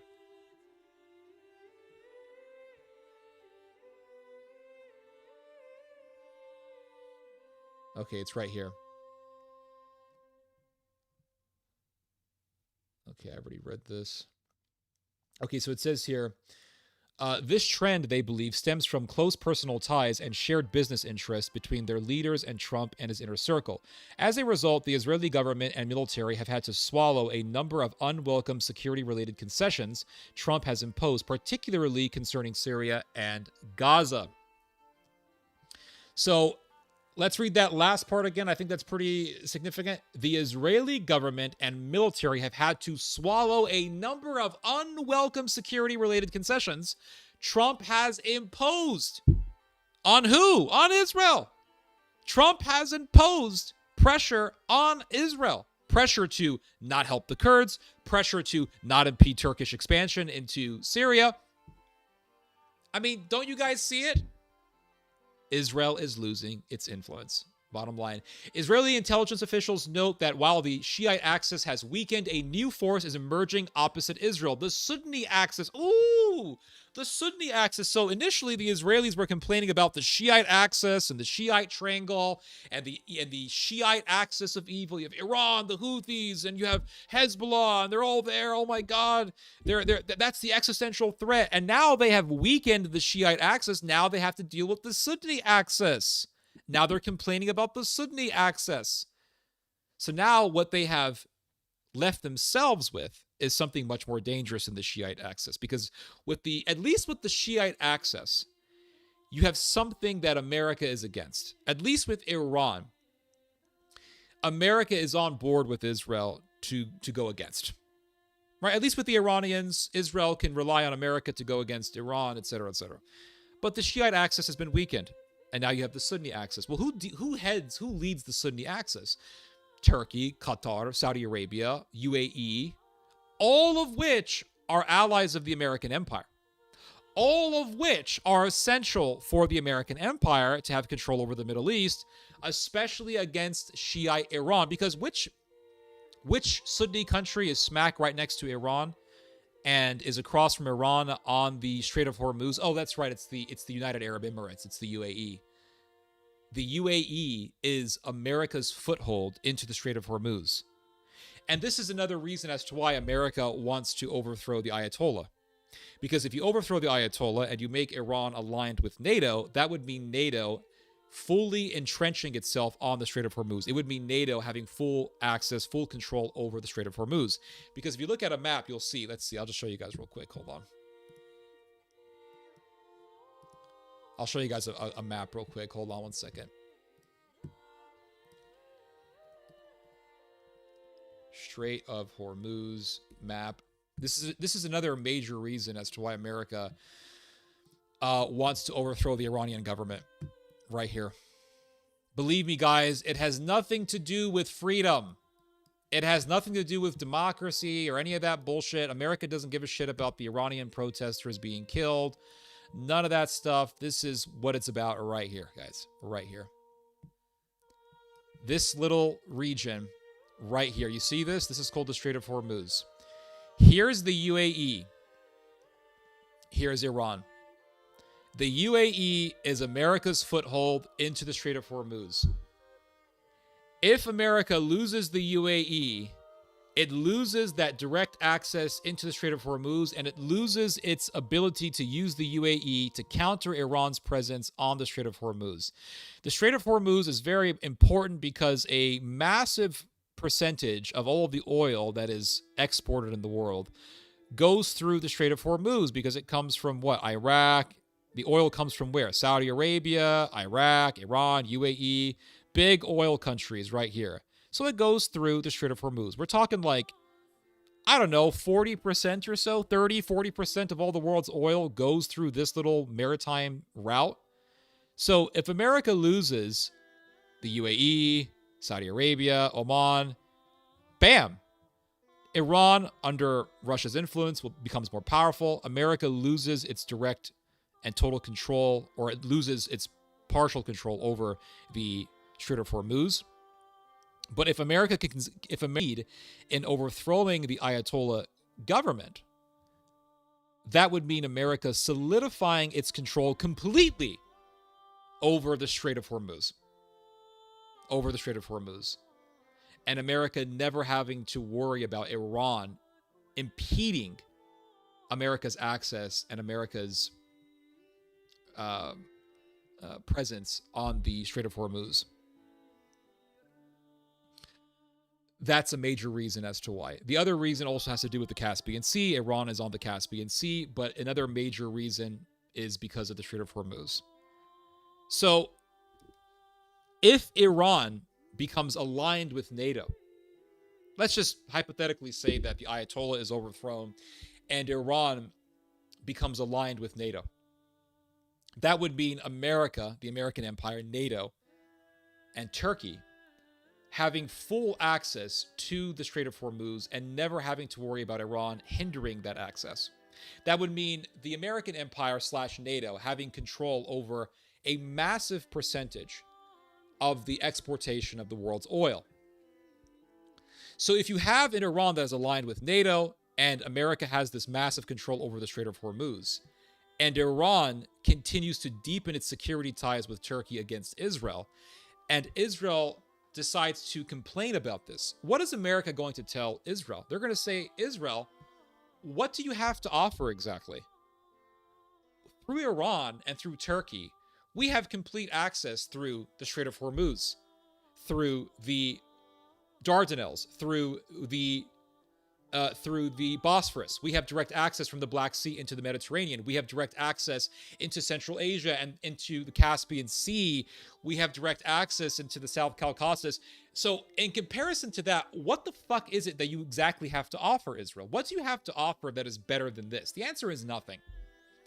Israel will have nothing to offer better than this level of power. So America is going to say, we have the Strait of Hormuz, we have the Turkish Straits, we have access into the Black Sea and to the Mediterranean, we got direct access into Central Asia, we got direct access into the Caspian Sea. We have something a gazillion times greater than anything that Israel has to offer to us. So, and plus, Israel, you're a pain in the ass to deal with. Everyone hates you. And because of you, the world hates us. And we want to better our global image. So we really don't need you as much anymore, Israel. We really don't need you. In fact, Turkey could invade you. And we really don't care because we're going to be allied to Turkey. And we'll still have access to your territory. So, goodbye. You're fired. Your purpose has reached its expiration date. So, like I've said, if you really want to end Israel, do exactly what Israel wants. Israel wants Iran to get a new government. Do it! Do it! Overthrow the Ayatollah! Overthrow the Ayatollah! Because if you overthrow the Ayatollah, America gets this. Bam! Persian Gulf. If you overthrow, the same thing with Bashar al-Assad. You overthrow Bashar al-Assad, what do you get? Syria! And now you have Syria, and now you can impede Russia's access into the Mediterranean from Syria. So really, if you want to accelerate the end of Israel, if you want to speed up the process, just overthrow the Ayatollah. You'll see it. You'll see it. You'll have a more powerful Iran. America will have total access through the Strait of Hormuz. You'll have a direct land route from Turkey into Central Asia. You'll have a direct land route from Iran to Turkey into the rest of Europe. You're talking massive levels of power. You'll have a direct access into Central Asia, by which America could then create a Turkic bloc led by Ankara, which the American empire, can then use against the Chinese and the Russians. I mean, you're talking massive levels of power here. Something that Israel can never offer. And so America will say, well, Israel, we really don't need you that much anymore. So goodbye. Goodbye. The overthrow of the Ayatollah, the toppling of the Ayatollah regime will further accelerate the end of Israel. Just like the overthrow of Bashar al-Assad further accelerated the coming end of Israel. And that's the bottom line. People don't think about this stuff, but I do. I think about this stuff every day. I think about this stuff every day, and I think, Israel wants this, which means whatever it wants is going to further screw over Israel. Israel may not know this. Maybe Israel is so crazy they don't know this. Maybe they are so possessed by the very demon that possessed Judas that they don't realize that what they're asking for is going to lead to their end. Just like Judas didn't realize that by betraying Jesus, he would give himself over to the diabolical and destroy himself. Let's go back to this article here. It's a little bit too big. Let's make this a little bit smaller. There we go.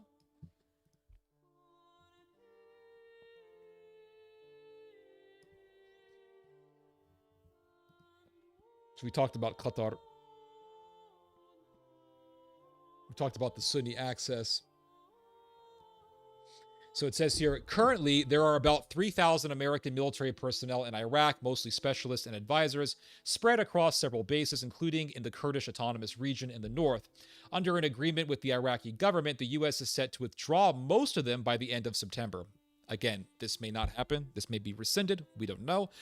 But if this does happen and America does withdraw its thousands of soldiers out of Iraq and it withdraws its soldiers out of Syria, you're talking about America basically giving the whole damn kitchen sink to the Turks at this point. That's what you will be seeing. If that happens, it'll be America just telling the Turks, take the Middle East, it's yours. That's what that will mean. It'll mean America just giving the whole kitchen sink to the Turks. And the Israelis will complain. They'll say, you're empowering the Turks. You're going to weaken us. You're going to ruin Jewish domination over the Middle East. And America's going to say goodbye. Israel, you have a new master now. And that master is Turkish. See you later. So it says here, afterward, American troops will remain almost exclusively in the Kurdish area of northern Iraq. The U.S. is pressuring the Kurds to comply with al-Shadda's demands to surrender their weapons, integrate into his army, and live under his rule. The Kurds, however, fear such an arrangement with good reason, since Sunni jihadists view them as infidels to be killed, as they did with the Druze and Alawites. The atrocities committed by regime forces in Kurdish areas in recent days have only reinforced these fears. And this is true, by the way. The Syrian military has done atrocities on the Kurds. They have done atrocities on the Christians. They have done atrocities on the Druze and on the Alawites. And so, yes, absolutely, these atrocities are taking place, and they have taken place. And it is a sign of things to come. If the Turks become more powerful, and they will in Syria, it'll mean more violence against the Christians eventually. It'll mean more violence against dissidents, against Turkish rule. And you're going to see things like what the world witnessed during World War I, wherein the Ottomans butchered the Assyrians and the Greeks and the Armenians. And eventually the Turks are going to hit the Israelis. And I'm telling you right now, the Turks are a brutal people. They are a fierce, ruthless, brutal people. If you don't believe me, just look at their history. Go read about the massacre of Chios. Massacre of Chios, which took place in the 1800s. during the Greek War for Independence. The Greeks were under Ottoman occupation for a half a millennium. They were under Ottoman occupation for 500 years. The Greeks eventually revolted in a war for independence that lasted many years. And there was a little Greek island called Chios. It's still there. And the Turkish military went into Chios and they accused the inhabitants, they accused the civilian population of aiding and abetting Greek rebels. And the Turks proceeded to butcher and enslave 100,000 people. Imagine that, 100,000 people either murdered or enslaved by the Ottoman Empire. They are a ruthless people. Go talk to the Bulgarians about the Turks. There was a horrific massacre that took place in Bulgaria, in which, similarly to what happened to the Greeks, the Turks went to Bulgaria, they went to the Bulgarians, and they said, they told the civilian population in Bulgaria that you are aiding and abetting Bulgarian rebels. And the Turks proceeded to slaughter thousands upon thousands of people. And I remember they took one Bulgarian guy and they forced his children to watch as they tore out his eyeballs, as they cut off his tongue,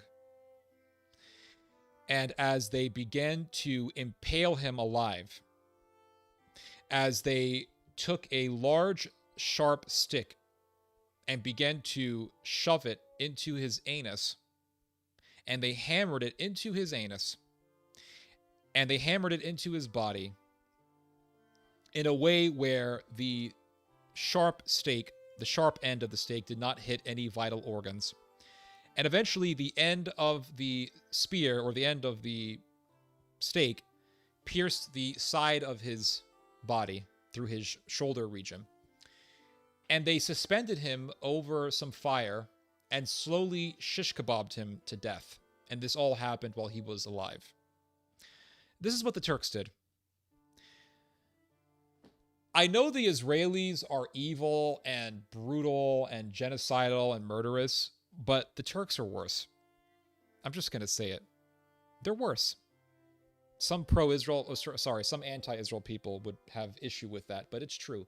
The Turks are worse.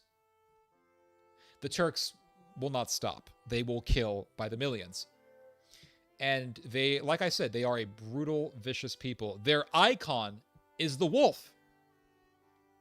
Their icon is the wolf. One of the most fiercest animals in all the animal kingdom. And like wolves, they will prey on the weak. They will prey on countries that are weaker than it. And once Israel is isolated enough, once Israel is abandoned by the American empire enough, the Turks will hit Israel. And the Israelis will go through something far worse than what they did to Gaza. But the world will not cry. The world will not weep for Israel. And the world will say, you genocided Gaza, and now you are being genocided. And the world will not care. In fact, the world will clap its hands at the slaughter of Israel. That's my prediction. That's my my prognostication for Israel. So it says here, Ynet has learned that the Pentagon is also considering scaling back or even completely withdrawing from U.S. bases in Jordan. Now, again, I'm not saying this is going to happen. This article is saying that the Pentagon is discussing withdrawing from Jordan. Is that going to happen? We don't know. Some higher up in the higher echelons of American power may intervene and say, no, you're not going to do this, etc., etc. But if the Americans withdraw out of Jordan, it will enable a revolution against the Hashemites, and it is very likely that the Hashemites will be overthrown.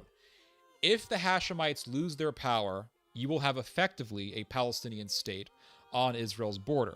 Perhaps the Israelis want this because then they could have the excuse and the green light to just force all of the Palestinians to live in Jordan. But even if the Israelis, let's say the Israelis do want the Hashemites to be overthrown so that they could use Jordan as simply a dumping ground for the Palestinian populations of the West Bank and Gaza, the Iranians and the Turks will see this, and they will say, you see how the Israelis are genociding and ethnically cleansing the Palestinian people? We have to save the Palestinians. And the Hashemites not being in Jordan will remove Jordan as a bulwark between the Iranians and the Israelis.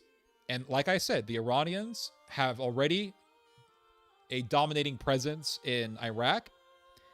And from Iraq, they will have direct access into Jordan. And from Jordan, they will have direct access into Israel. And from Jordan, they could attack Israel, and they can use Jordan as a springboard from which to attack Israel. So maybe the Israelis want the Hashemites to be overthrown. Maybe they do. Maybe they're thinking, you know what? We can overthrow because the Hashemites right now are very... And I just thought about it. There's two scenarios that I'm thinking could happen. So let's say, in one possible scenario, the Israelis say the Hashemites don't want the Palestinians to be totally transported or deported, I should say, into Jordan, because that would mean the end of the Hashemite kingdom, because the new Palestinian migrants could then foment revolution, and the Hashemite government will be overwhelmed and overpowered, and they will be overthrown. And so the Israelis may think, okay, we're just going to overthrow the Hashemites. We're going to foment a revolution within Jordan, overthrow the Hashemites. The Hashemite military will do atrocities. They'll slaughter civilians. The Americans will say, oh my God, the Hashemites are evil. And the revolution will be empowered and backed by NATO, and the Hashemites will be overthrown. That's a possible scenario that I can see happening. Another scenario is the Israelis saying, all right, Mr. Hashemite, you don't want to absorb Palestinians? Well, we're just going to force the Palestinians on you. And they're just going to force the Palestinians to go into Jordan anyway, and that's going to cause revolution. So two possible scenarios. One is that the Americans just overthrow the Hashemites and then park all the Palestinians into Jordan. And then from there, Iran will have direct access from Iraq to Israel. Or the Israelis are just going to push the Palestinians into Jordan anyway. And the new Palestinian migrants will increase the Palestinian population in Jordan to the point where the Jordanian government will be overthrown, or will be overwhelmed by the numbers, and they will be overthrown. Either way, the Hashemite kingdom will go down. And either way, if the Hashemite kingdom goes down, Israel will lose a bulwark between itself and Iran, and the Iranians will have direct access into Israel.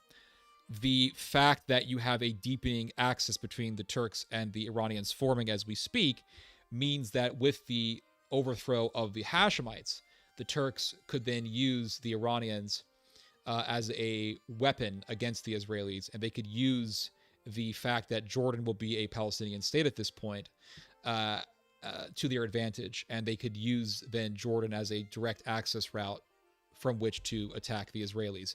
I could totally see all of this happening.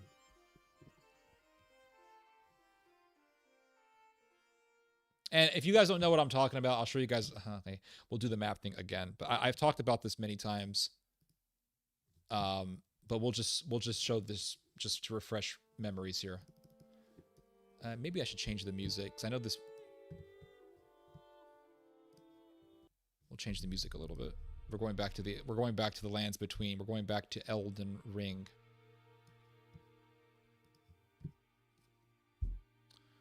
So let's look at a map here. Jordan, Iran, Israel, map. It's pretty simple. I like this map because it has an arrow.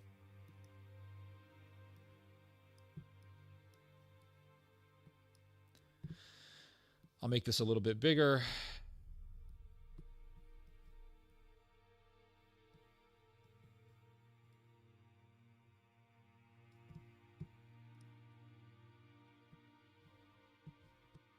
Well, there we go.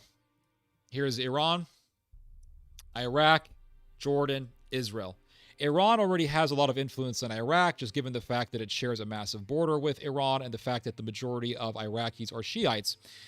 So from Iraq, you have direct access into Jordan. If the Jordanians become a Palestinian state after the overthrowing of the Hashemites, Jordan could then make an alliance with Turkey and Iran, because Turkey and Iran are both posing themselves as the defenders of the Palestinians.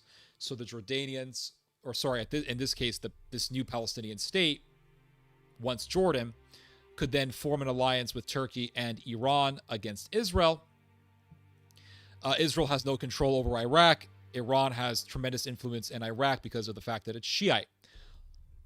And Israel has no control over Turkey. Syria right now is dominated by Turkey. Turkey already has a military presence in Lebanon and plans to increase that military presence. So really in this position, Iran and Turkey will have the opportunity to do a pincer attack on the Israelis. From the north, Turkey can attack Israel from Syria and from Lebanon. And from the east, Iran could have the access way and the leeway to go through Iraq and into Jordan and attack Israel from Jordan. So, I mean, like I've said, I mean, if you want to end Israel, just give Israel what it wants. It wants the Ayatollah regime to be overthrown. Okay, Ayatollah regime gets overthrown. It deepens its ties with Turkey. It's aligned with NATO. America is not going to hinder Iran's military innovation. America is not going to prevent Iran from becoming more militarily dangerous and more militarily advanced. So you'll have a more powerful Iran. Turkey is already militarily powerful. You have a deepening of the Iranian-Turkish axis. Turkey already has control over most of Syria. Iran already has massive influence in Iraq. All that's left really between Israel and Iran is Jordan. The Hashemite kingdom gets overthrown. Iran will have direct access into Jordan. And Turkey will have direct access into Jordan. And together they can do a pincer effect on Israel. Those are my thoughts on that. So let's see here. Let's go back to this article here. I was thinking about something, and I don't remember. But if it comes back to my head, I'll tell you guys. But for now, I don't remember. Let's go back to this article.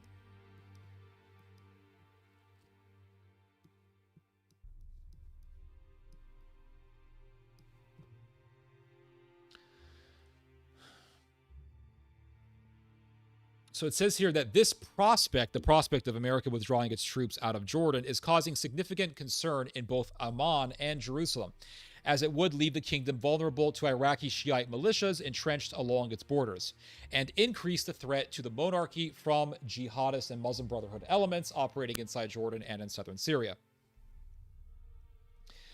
So it says here, let's see, that Turkey seeks to give the what's the it in this case?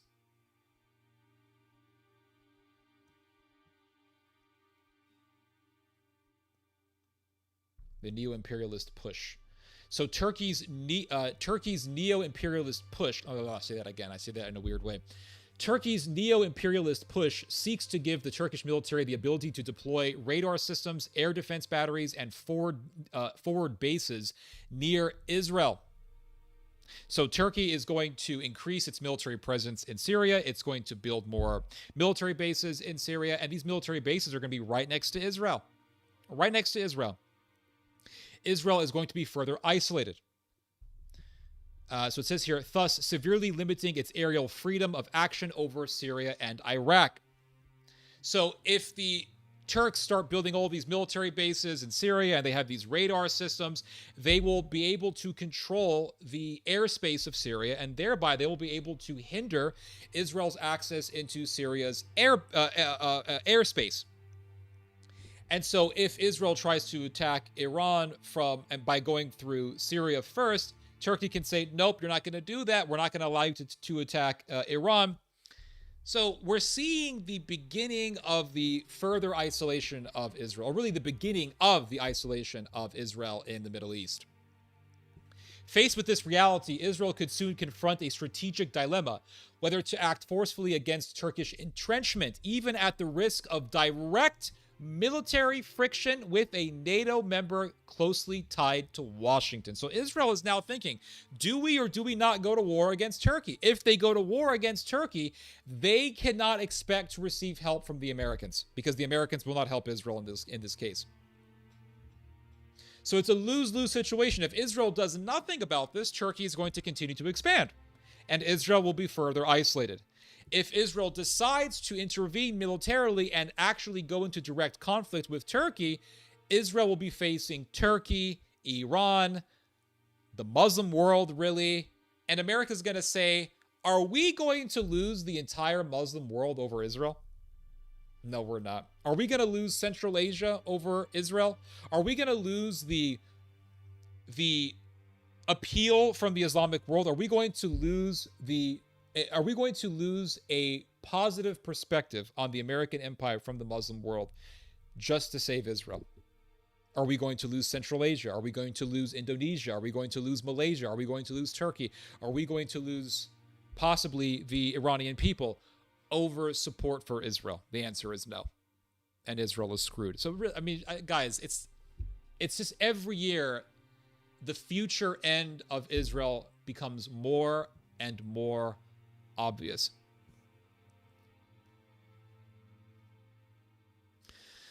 Security officials warn that this process will likely not happen overnight, but rather gradually a drip of incremental Turkish moves, each one too small to justify a major Israeli response. My God, why does this thing keep changing?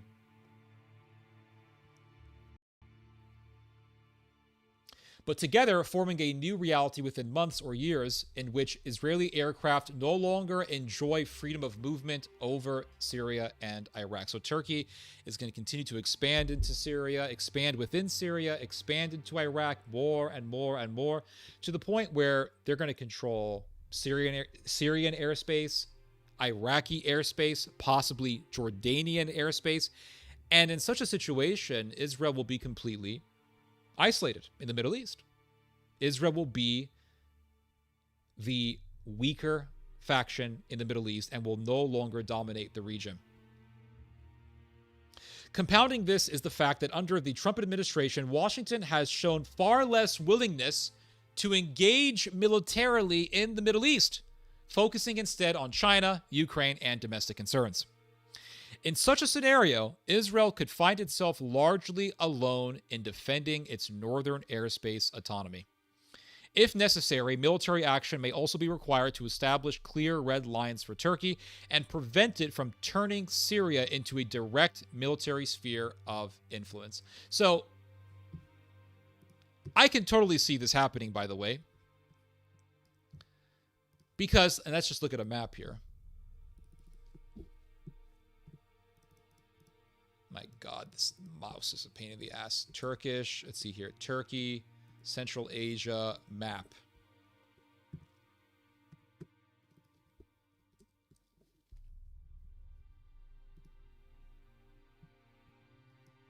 Here we go.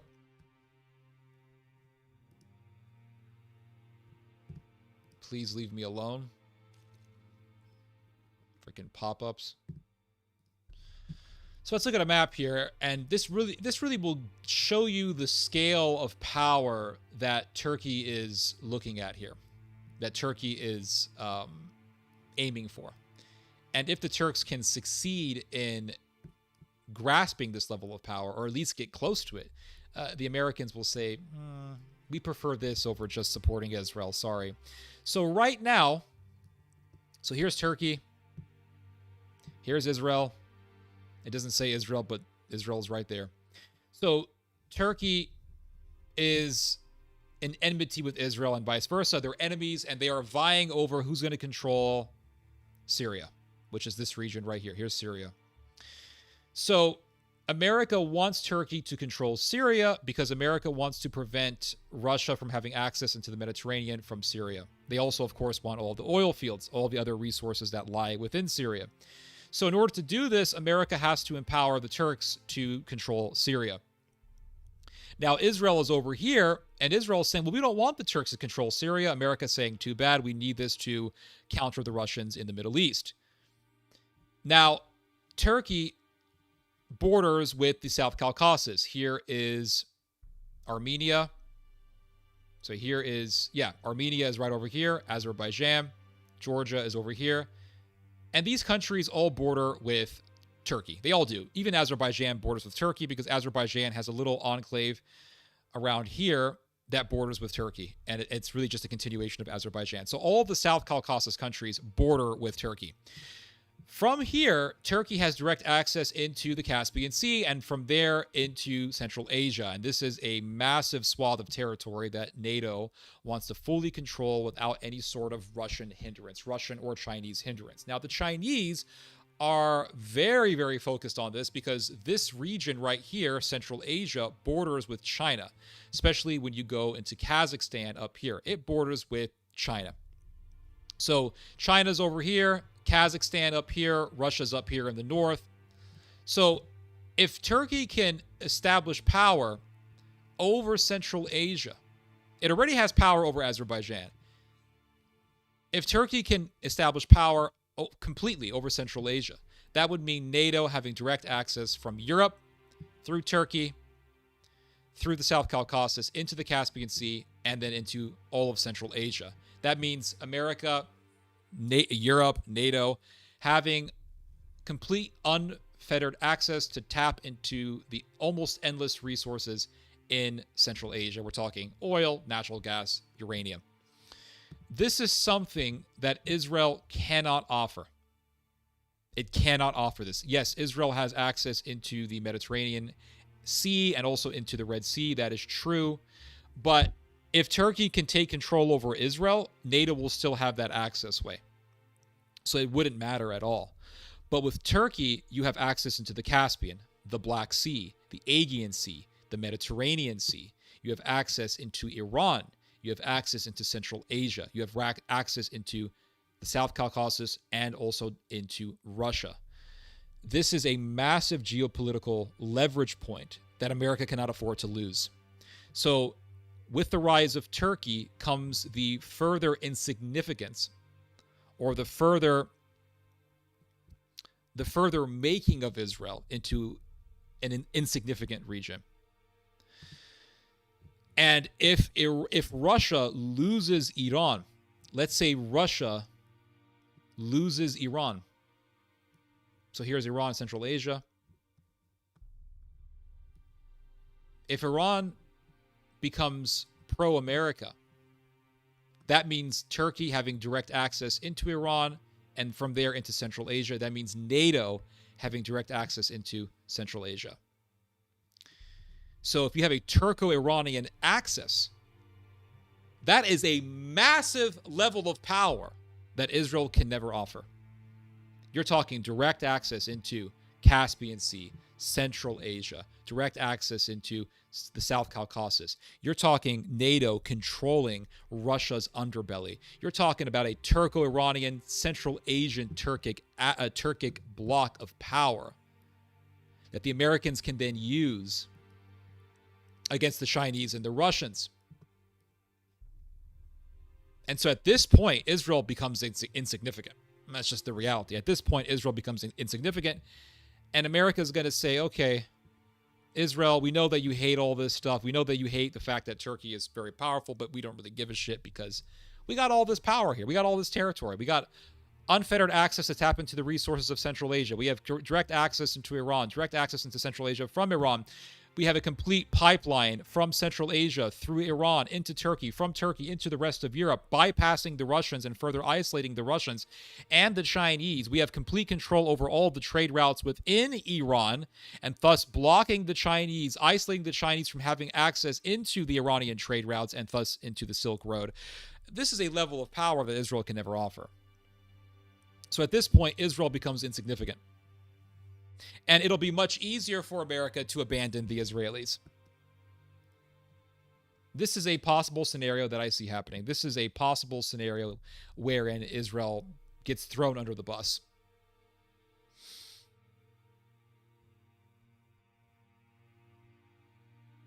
Let's see here. Hold on a second.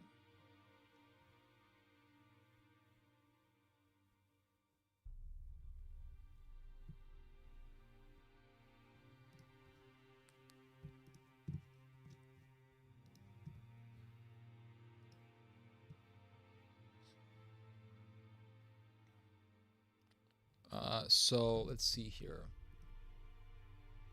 I'll be right back, guys. I need to get a drink of water. My mouth is very dry and I have no more water.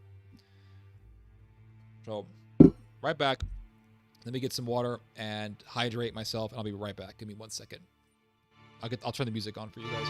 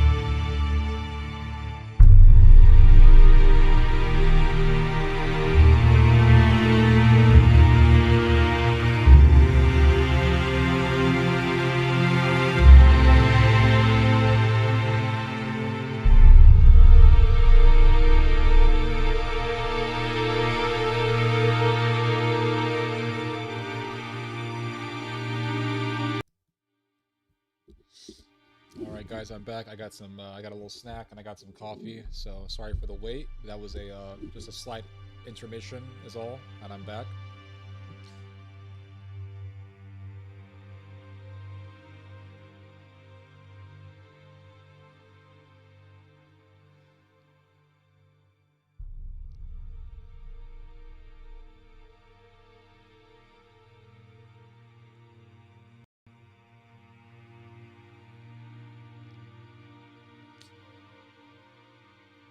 Gonna need some mods. Let me see here.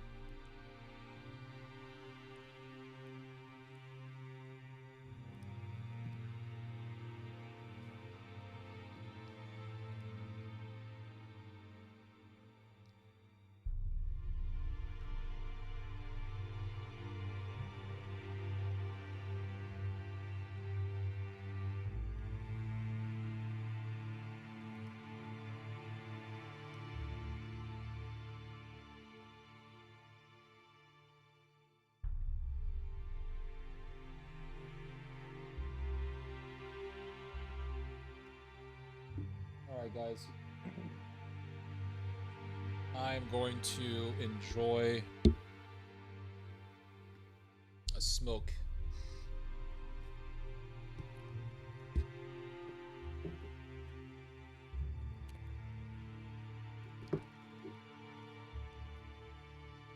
And then we will resume. Because we still have some more stuff to talk about.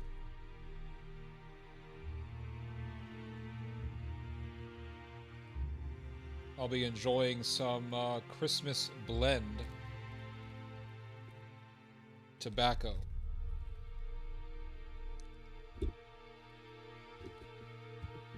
Where is my lighter? I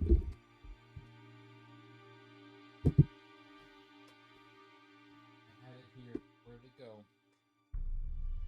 There it is.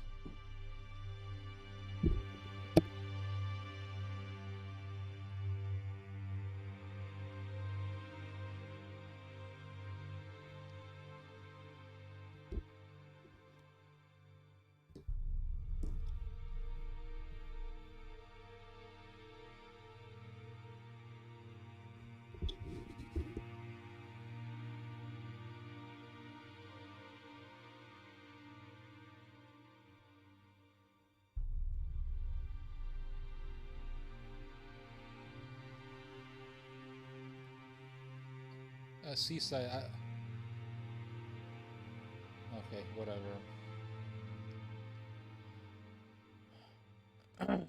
Theo smokes.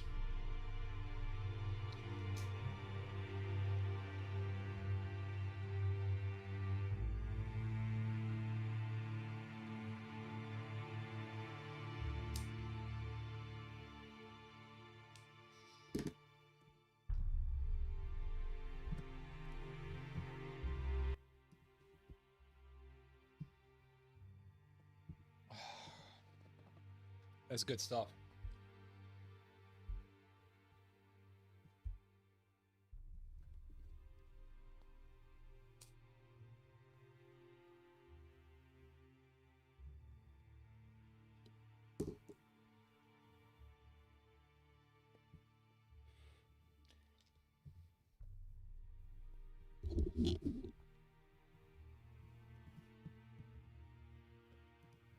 All right. Let's get back to it. We got some more articles to go through. We got more ground to cover, guys. Got my belly full, my mouth is hydrated, and my mind is refreshed by Christmas blend tobacco, which was sent to me by Mr. Sweet, so I thank you for that, Mr. Sweet. It was a great Christmas gift.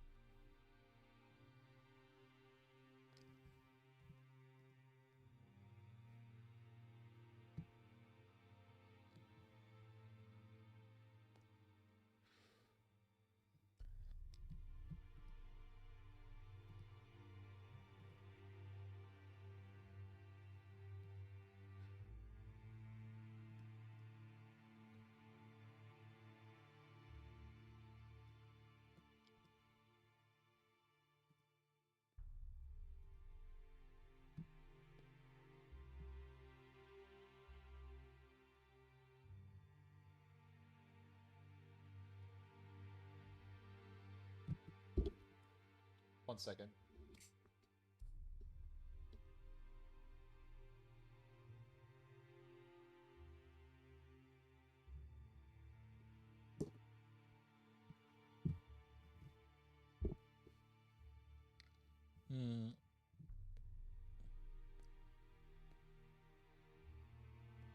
Solo streams are nice. I like when your dad, when you stream with your dad. Well, I asked him to come on. I'll see if he wants to come on next time. Something is up for your mic, bro. It sounds like you were talking right into it, like it's peaking. Really? Guys, let me know if you hear anything weird coming out of the mic.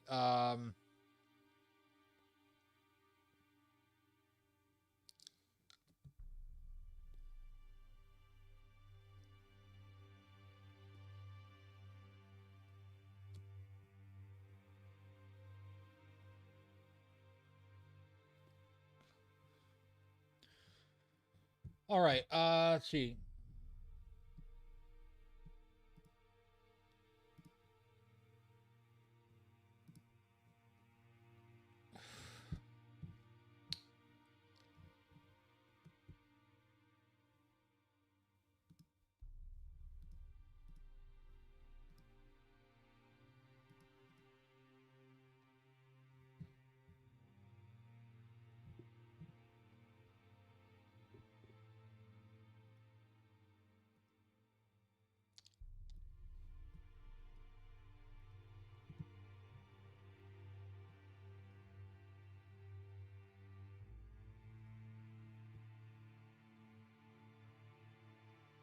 So there's something I want to show you guys here.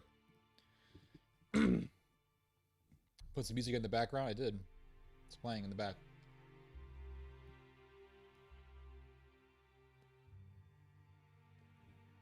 So, what does Turkey plan to do in Iran if the Ayatollah is overthrown? Well, just recently, the Turkish government stated that if the Ayatollah is overthrown, that Turkey will create a buffer zone within Iran on the Iranian-Turkish border. So Turkey already has plans to militarily enter Iran in the case of the Ayatollah being overthrown. Just like after Bashar al-Assad was driven out of Syria, Turkey further expanded militarily into Syria. So the Turks are already planning on creating a buffer zone within Iran near the Iranian-Turkish border. And the Turkish government is saying, well, the reason why we want to do this is because if the Ayatollah is overthrown, then we want to prevent a massive wave of Iranian refugees from entering Turkey. That's the pretext. That's the pretext that they are presenting to us. But the real reason is to militarily expand and to widen Turkish power in the Middle East. Because what is the region of Iran that borders with Turkey? What's the name of the region? The name of the region of Iran that borders with Turkey is Western Azerbaijan.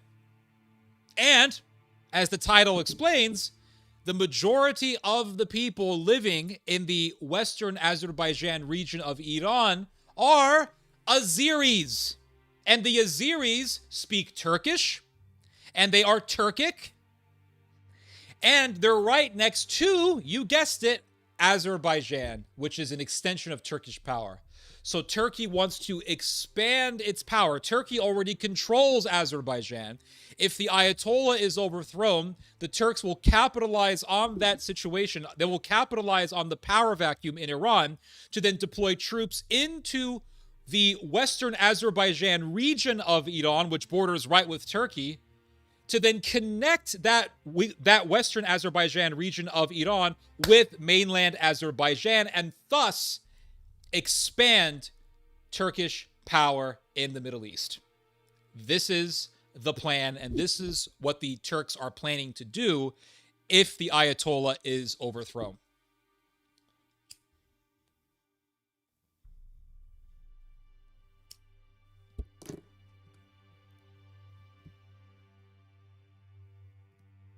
So I'll show you guys this article here.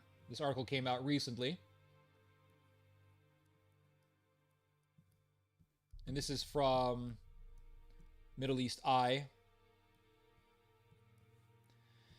And it says here, Turkey is planning to establish a buffer zone on the Iranian side of the border if a worst-case scenario unfolds and the government in Tehran collapses, Middle East Eye understands.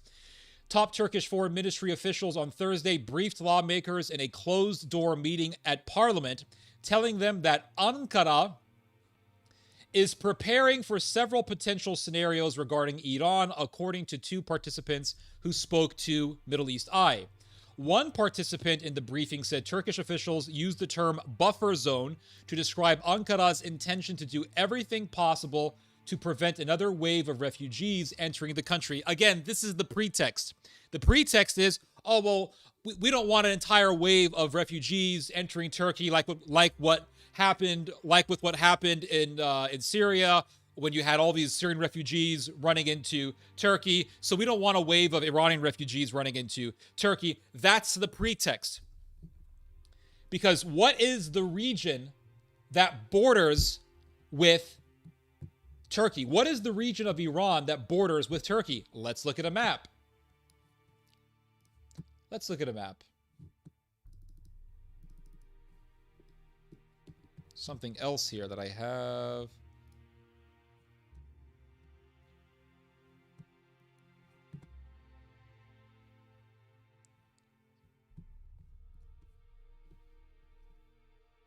Turkey, Iran map.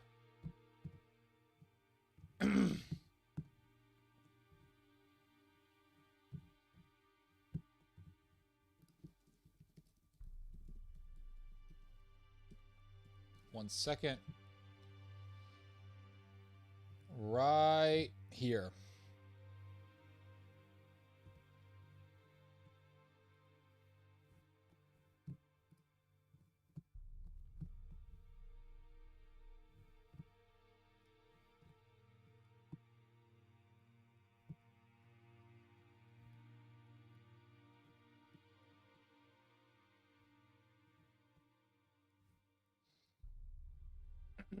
So if you look at a map here, you'll see Iran, Turkey. This region right here, northern Iran, this is Western Azerbaijan. That's what this is. Western Azerbaijan. And it borders with mainland Azerbaijan. And the majority of the people living here are ethnic Azeris who speak Turkish, who are Turkic. They are a Turkic people. They have more, ethnicity-wise, they have more connection to people in Azerbaijan than Iranians. And so they have an ethnic affinity and a linguistic affinity with Turkey. If the Ayatollah is overthrown, the Turks can capitalize on the power vacuum, put troops in the region of Iran that borders with Turkey, put troops in Western or West Azerbaijan, and then say, well, we're going to protect the Azeris here, and this is a part of Azerbaijan, etc., etc. And you will have a continuation of Turkish power from Turkey into Western Azerbaijan / Northern Iran into Azerbaijan. Do you see what the Turks are planning on doing? You can see it quite clearly. Let's look at a map of Central Asia. And this really is, in the grand scheme of things,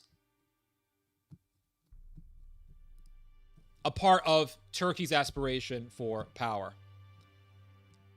Give me a map that actually works, please, for the love of God.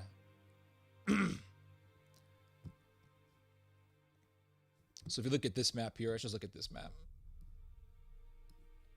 Or maybe we can get a better map. Hold on. Here's a better map. So here we have, I'll make myself a little bit smaller. There we go. Here we have Turkey, Iran. Here is Western Azerbaijan, which borders right with Turkey. If the Ayatollah is overthrown, Turkey can then capitalize on the power vacuum, deploy troops into Western Azerbaijan / northern Iran. And from there, Turkey can say, well, you see, we're going to protect the Azeris. This is originally Azeri territory anyway, so it should be a part of Azerbaijan. And Turkey wants to then expand itself from Turkey into Western Azerbaijan / northern Iran into mainland Azerbaijan. And so if Turkey can entrench itself enough into Iran and deepen its ties with Iran, it'll have, like I said, direct access into Central Asia. And from here, it can enter northern Iran / Western Azerbaijan and then say, okay, we now have this Turkish extension from northern Iran into Azerbaijan, from Azerbaijan across the Caspian Sea into Central Asia, which is the Turkic region, which borders with Russia and China. Here you have endless resources. You have oil, natural gas, you have uranium. And Turkey can then further establish its dream, its aspiration of a pan-Turkic confederacy. And so Turkey can say, okay, well, we have this part of Iran. This is a part of the Turkic world. We have Azerbaijan here. Then from here, we go across the Caspian Sea. And then here we have the whole Turkic world. And so right here, you have this massive Turkic bloc consisting of northern Iran, Azerbaijan, Central Asia, and Turkey. And if Turkey can fully or entrench itself enough in Iran, with the Ayatollah now gone, Turkey can then say, well, we have now fully direct access by land into Iran, and from there into Central Asia. Unfettered access into Central Asia, thus enabling the Turks to establish its dream of a pan-Turkic union, a pan-Turkic confederacy led by Ankara. So the Turks are already planning on what they want to do in the case of the toppling of the Ayatollah government. You have a power vacuum. Turkey puts troops right here.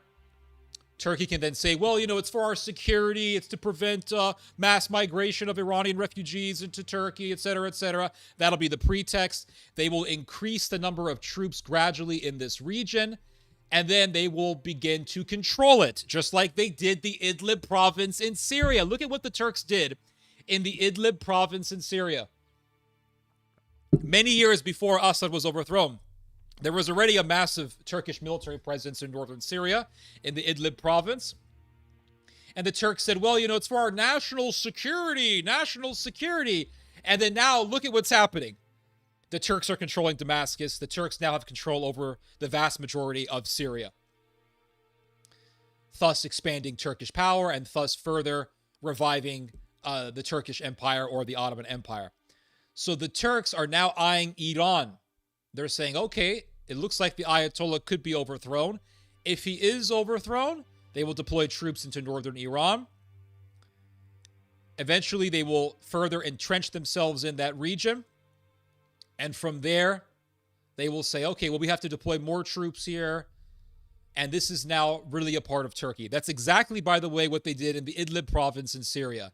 The Turks began to force the people of the Idlib province to use Turkish currency. If you wanted to open a business in the Idlib province, you needed permission from Ankara. You needed a special permission from the Turkish government. The currency that was used in the Idlib province was the Turkish currency. Schools in the Idlib province were ran by the Turkish government. It became an extension of Turkey. The Idlib province did. It became an extension of Turkey. And now look at what's happening. Look at what's happening. The Turks are now just controlling Syria. So if the Turks put troops in northern Iran, they're going to say, well, actually, this is really Western Azerbaijan. It's a part of Azerbaijan. Therefore, it's a part of Turkey because the Azeris are Turks. So it's really an extension of Turkish power.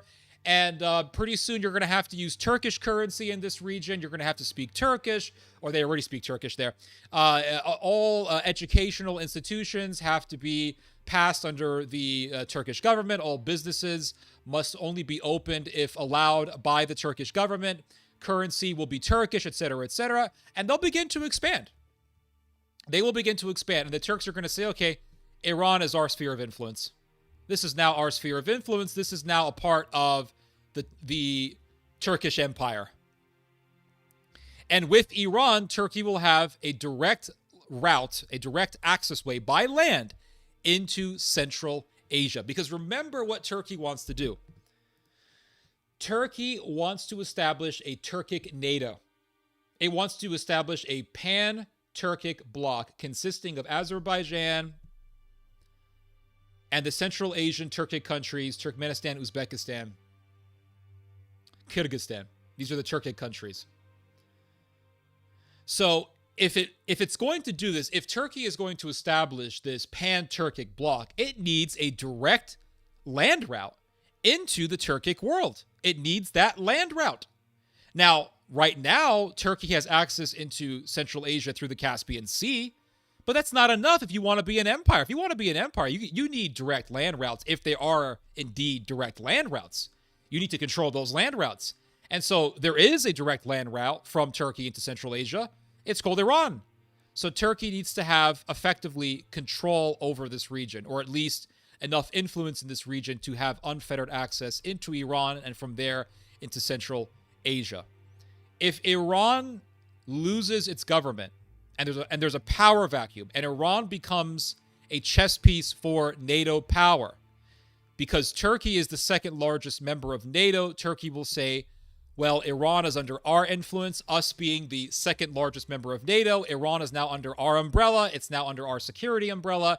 It's under our sphere of influence. And yes, effectively, technically, actually, it's a part of NATO. But it being now not a part, but it being aligned with NATO means that it is under Turkish influence. And so under the guise of being under NATO, Turkey will pull Iran to be under its influence, its sphere of influence. And from there, Turkey will have a direct land route into Central Asia, thereby fully enabling the Turks, or further enabling the Turks, to establish a pan-Turkic confederacy consisting of Turkey, Azerbaijan, and Central Asia.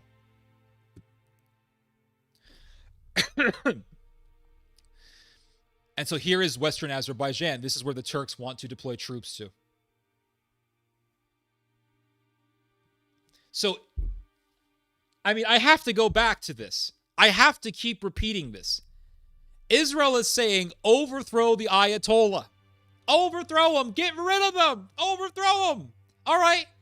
Overthrow the Ayatollah, Israel. I dare you. You want to see the end of Israel? All you anti-Israel people? All you people who hate Israel, you watch, I don't know, Democracy Now!, you love Norman Finkelstein, you love Hamas, whatever. All of you anti-Israel people need to start begging America to overthrow the Ayatollah. Beg America to overthrow the Ayatollah. Start becoming neocons, damn it. Start becoming neocons. Start saying, no, overthrow the Ayatollah, overthrow that government. Because if you overthrow the Ayatollah, you will have effectively the same effect that took place when Bashar al-Assad was overthrown. Turkey got more powerful and further entrenched itself in that country. If you overthrow the Ayatollah, Turkey is going to enter and Turkey is going to become more powerful. And look at them. This is why geography is so important. Look at this map. Look, here's Turkey, Iran, Central Asia. From Uzbekistan, you go to Turkmenistan. From there, you're in Iran. From there, you're in Turkey. It's a direct line, my friends. Direct chain from Uzbekistan to Turkey. If Turkey entrenches itself enough in Iran, Turkey will have a direct route, a direct chain linking itself to Central Asia. It'll become a massive power. Massive power.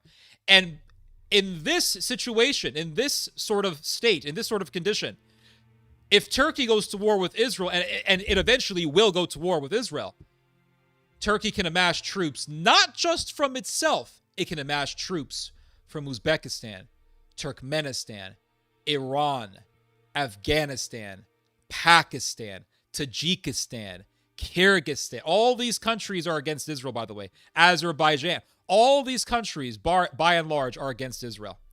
So we need warriors. We need mujahideen. We need ghazis. We need warriors for Islam to fight against the Israeli infidels. Well, now Israel isn't just facing a Turkish military, which is big enough, which is pretty massive enough. Israel is now facing the fact that Turkey can tap into the manpower of Iran. From Iran, you go right into Iraq, into Jordan, into Syria. Boom, you're in Israel. If Turkey needs more manpower, it can tap into the fighting power of Turkmenistan, Uzbekistan. It can get people from Tajikistan, Kyrgyzstan, Afghanistan. It'll have sway and influence over all of these countries.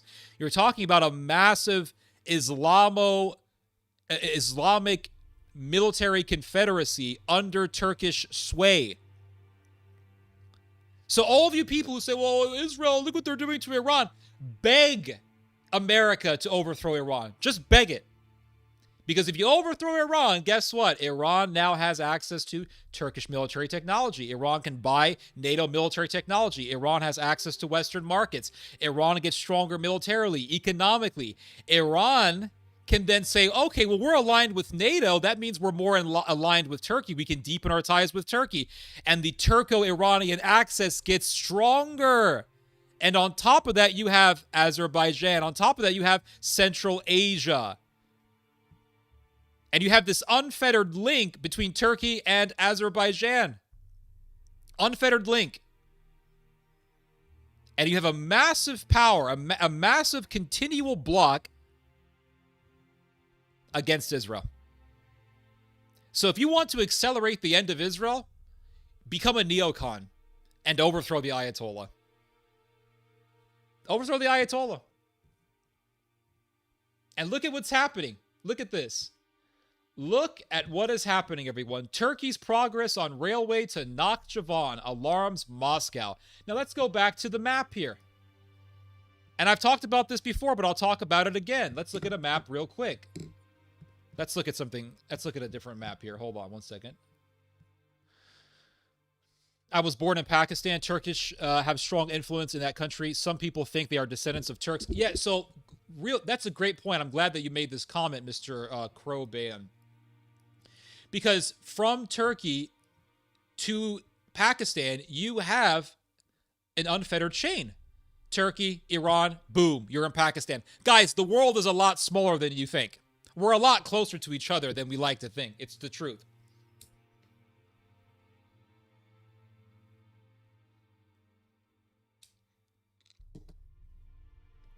Pakistan is a nuclear-armed country. So Pakistan already has a massive population. It has over 100 million people, 123 million people, something like that. It's got a pretty big population. It has a big military. It also has nuclear weapons. It also has access into the Arabian Sea, which means that with a Turco-Pakistani alliance, Turkey has access into the Arabian Sea through Pakistan, which means if Israel wants to enter the Arabian Sea through the Red Sea, it may just have to face Pakistani maritime authorities, and Pakistan will be able to limit Israel's freedom of movement in the Arabian Sea. So again, the further isolation of Israel, in this case through a Turco-Pakistani alliance. Pakistan, like I've already said, is a nuclear-armed country, which means in a serious conflict, Turkey could use Pakistan to seriously hit Israel. And when it comes to Israel, all it takes is one nuke. Literally, all it takes is one nuke, and Israel is devastated. So, I mean, it's just, you can really read the writing on the wall, and the writing says Israel is fucked. Now, let's talk a little bit about Turkey's aspirations for a corridor between itself and Azerbaijan. So let's look at a map here. Here we go. I prefer. Is there a better map than this shit? This is such a garbage map. There we go. Much better. All right. So let's look at this map here. You know what? No, this map is garbage. Let me find a better map. Hold up.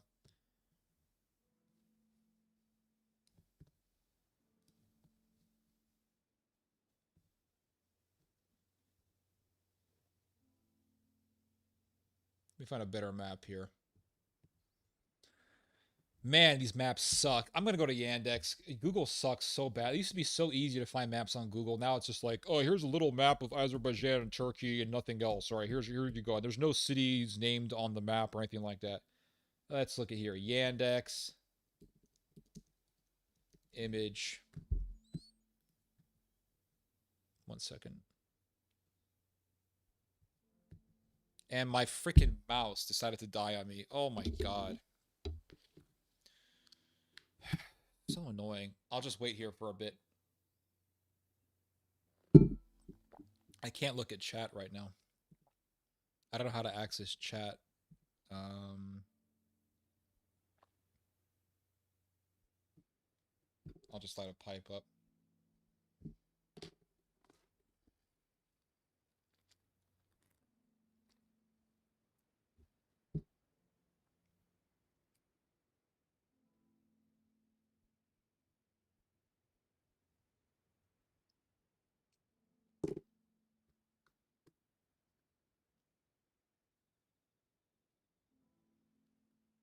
Yeah.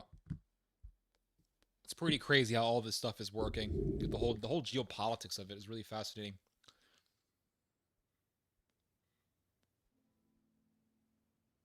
Got the Elden Ring music playing.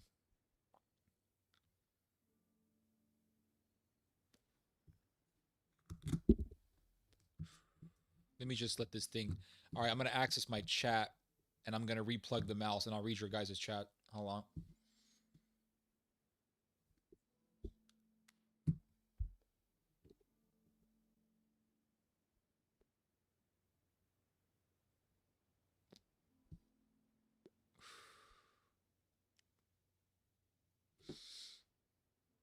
How are you, Theo? I'm doing good. You know what else is fascinating, Theodore? That some people just really don't understand how algorithm works. Hmm.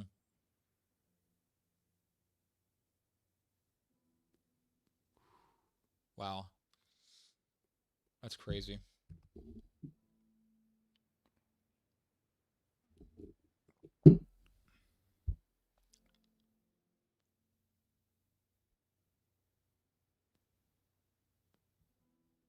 Because Armenia has a border with Azerbaijan and Turkey.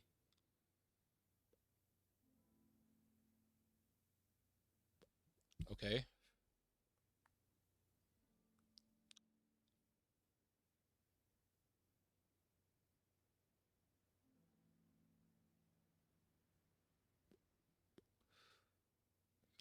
And now things getting better and countries started to open their borders to one another. Did you hear about Trump saying he's going to deregulate Canadian aircraft? Yeah, I heard about that. I don't give a shit about Canada. No matter what happens, Canada will always be America's bitch. Hmm. I mean, I should never say always, but Canada is just a weak. It's a weak ass country. Neo Ottomanism is real. Yep. Very dangerous. Yep, it is.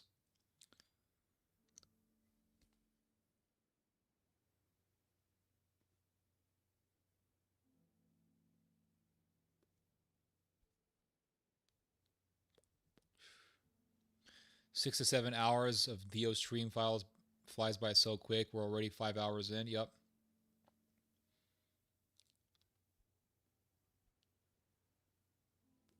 Trump is trying to save his arse. From who?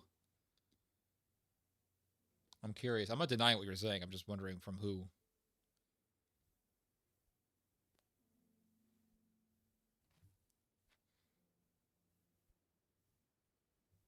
I just joined. Theodore Paul was a. So why do you follow him?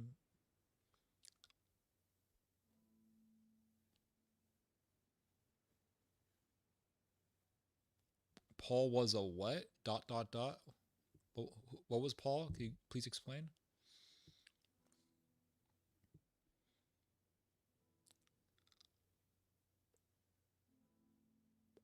Native Americans are referred to as Indians because when Columbus and others came to the Americas, they believed they were India. All right.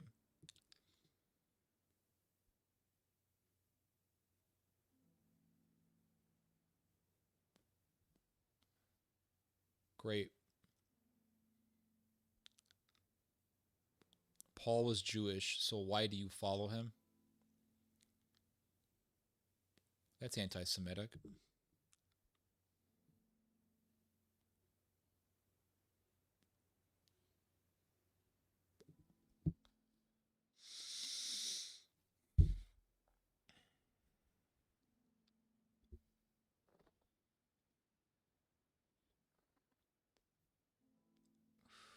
Clearly anti Semitic.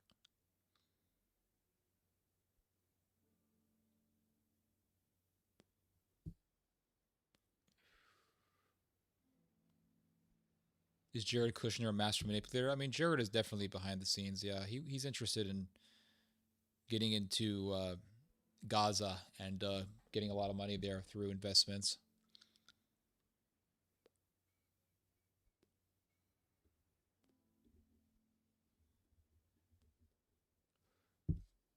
What country do you think Trump attacks next?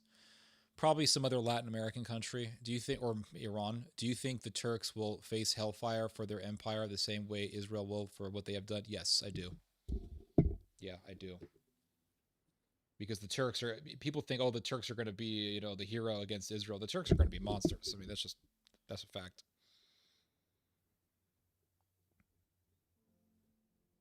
It's also dangerous that ancient Chimeria, where we call Crimea, is under occupation of Swedish originated Rus people. Well, the reason why I say it's dangerous is because of just the history. I mean, if you look at the history of the Ottoman Empire, I mean, it was like filled with genocide and mass murder and all sorts of stuff.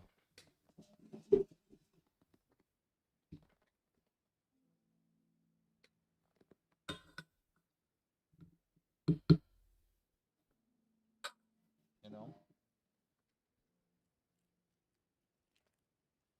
we'll talk more about that in a little bit.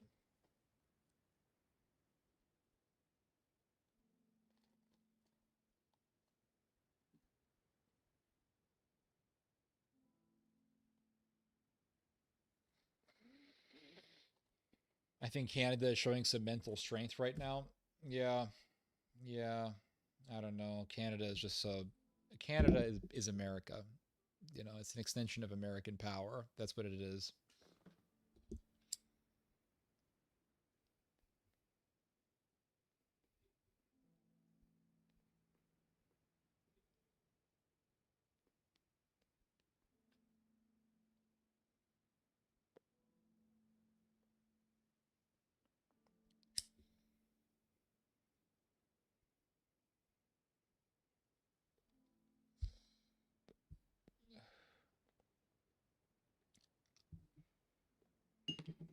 I think my battery is ready.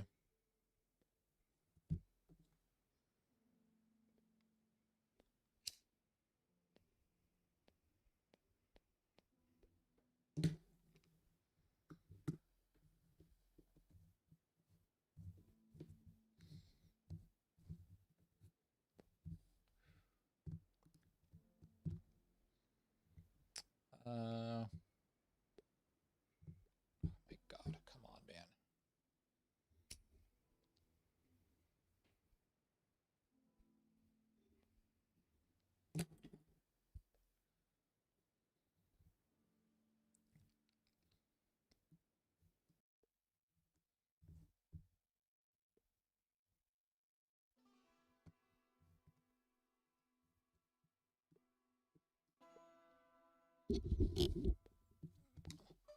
What is this damn thing's problem?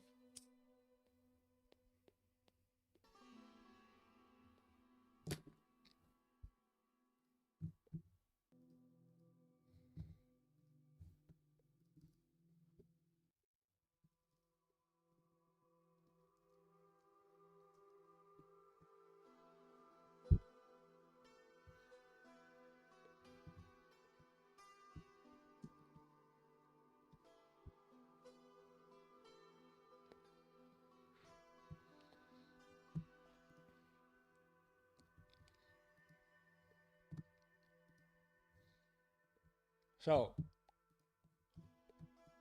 here is Turkey. Here is a map of Turkey and Central Asia.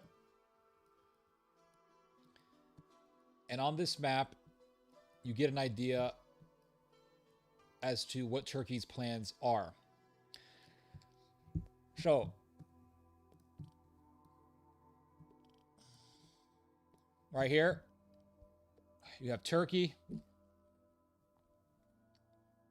And then you have Nakhchivan, which is really an extension of Azerbaijan. You have Armenia, Azerbaijan, Caspian Sea. Here you have Central Asia, Kazakhstan, Uzbekistan, Turkmenistan. You have the whole Turkic world right here. Then you have Iran right here, Caspian Sea. Now, Turkey wants to build a corridor that goes from itself into Nakhchivan, which is Azerbaijan, through the Armenian southern Syunik region, which is right here, this narrow strip of land right here, through Iran into Azerbaijan, and from there into the Caspian Sea, and from there into Central Asia, thus giving Turkey direct access by the sea into Central Asia.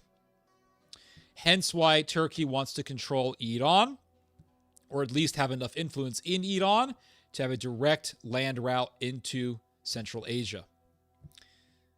So Turkey is going to have this corridor.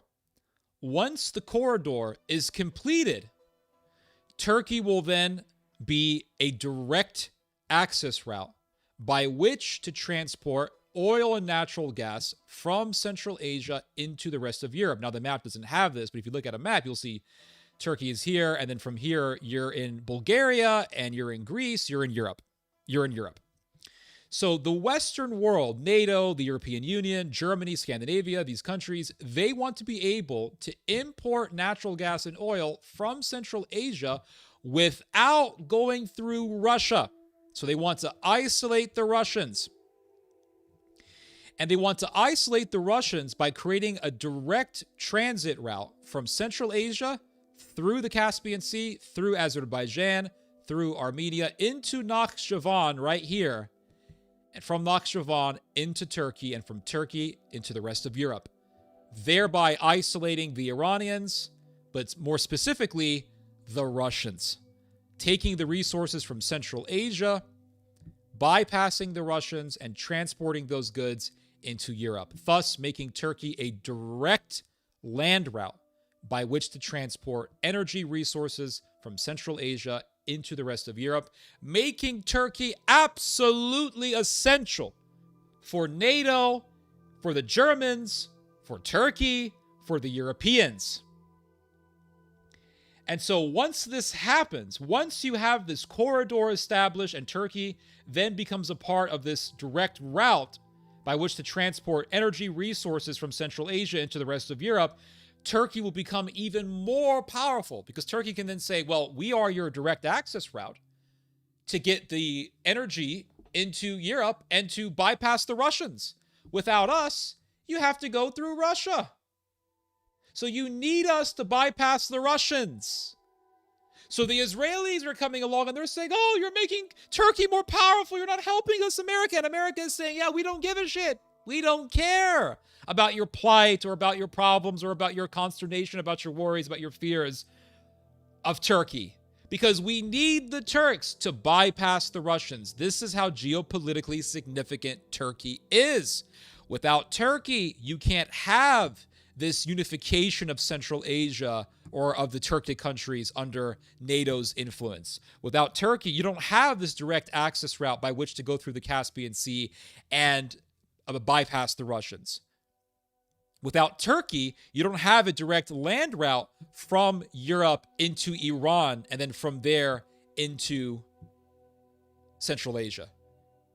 Now, you could go through Ukraine, but that would mean going through Russia, and NATO doesn't want to do this. They want to have a complete, unfettered access route from Europe to Turkey and from there into Central Asia, where they can tap into unlimited resources, oil, natural gas, uranium.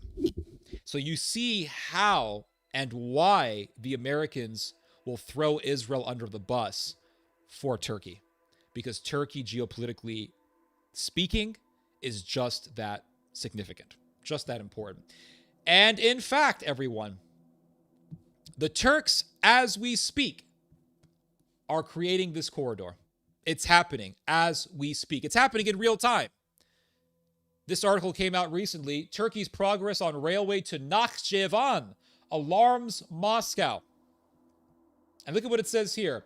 Ankara broke ground for the construction of a new 224-kilometer, 140-mile rail link from Kars to the border of the Azerbaijan enclave of Nakhchivan, following the August 2025 U.S. brokered agreement between Armenia and Azerbaijan. So let's go back to our map real quick. Let me real quick get another map. Armenia, Azerbaijan map.